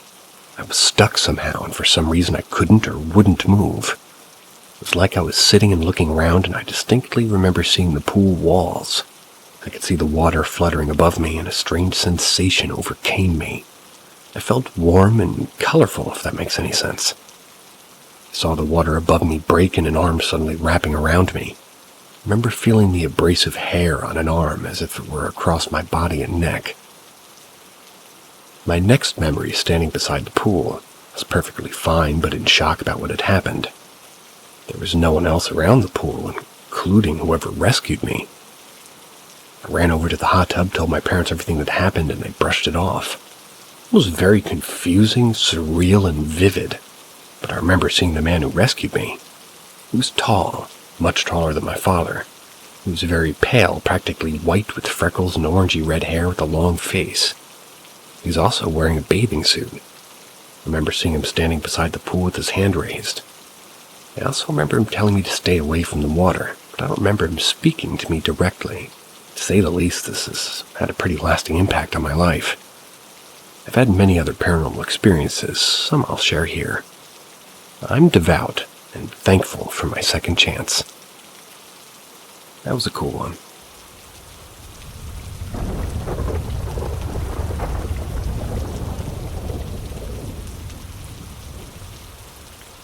Abandoned house story. I was 10 years old, and back then my friends and I would ride our bikes as far as we could, looking for adventure or discover something new and exciting. At this time, my community was a mix of new and old, and it was easy to find an old tunnel, the remains of a farmhouse, or decayed paths and trails. We set out that summer day with one extra boy. I had not formally met him yet, but nonetheless we headed out on our bikes. We came across an abandoned house near a farmer's field and forest. We started to explore the premises, and we decided to settle here for a while. We walked in, checked things out, and we were just hanging out and sharing our findings. I started to hear the sound of rocks or gravel being moved through water, like a slurry emanating from the basement. Thought it was my friends playing in the house, and I briefly ignored this. Suddenly there was wailing and the sound of gravel getting louder, like thrashing, like somebody was throwing rocks. Frozen. There's no way my friends could make that noise. Quiet, fast talking surrounded us. My one friend started to cry uncontrollably, and his brother, warrior-type kid, was preparing to protect his brother. Together we could see inside the house's front hall and stairwells. The new boy was giggling and gesturing us to come downstairs by waving us with his hand. We stood there, dumbfounded. How or what? How did he know the immediate danger that we were in, and that he was in? Wanted to get him as just thought it could possibly be his last moment on Earth. But I watched him return up from the dark stairwell leading to the basement. He was still giggling and marrying the exact same motion. He returned again downstairs and out of sight. We screamed at him, but he kept doing the exact same thing over and over. He was actually speeding up like 2 times, maybe 3 times faster. The noises from the basement I can only describe as pure despair, like an agonizing, painful, and doom-like quality. But they were human, or at least human-like. We screamed at the boy that we were leaving. Seemed like he was coming outside. Frantic, we just started biking as fast as possible, petrified with fear, and I couldn't look back. It was dusk now, and we had no time to reconvene. We separated immediately and just went home before we were grounded. I asked my friends the next day if anybody saw the other boy, and they responded. They thought that he was someone else's friend from our group. We didn't even know his name or where he came from, and we never saw him again.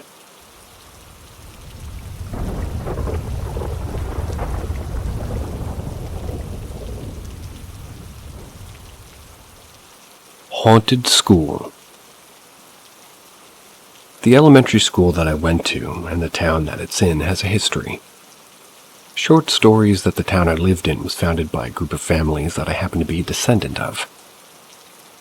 Anyway, the elementary was built over a Native American burial ground that's long since abandoned when more settlers came over to the New World.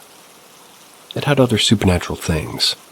Some creatures sometimes want to be heard or seen to warn of something or tell of something that happened in the past. Enough about that.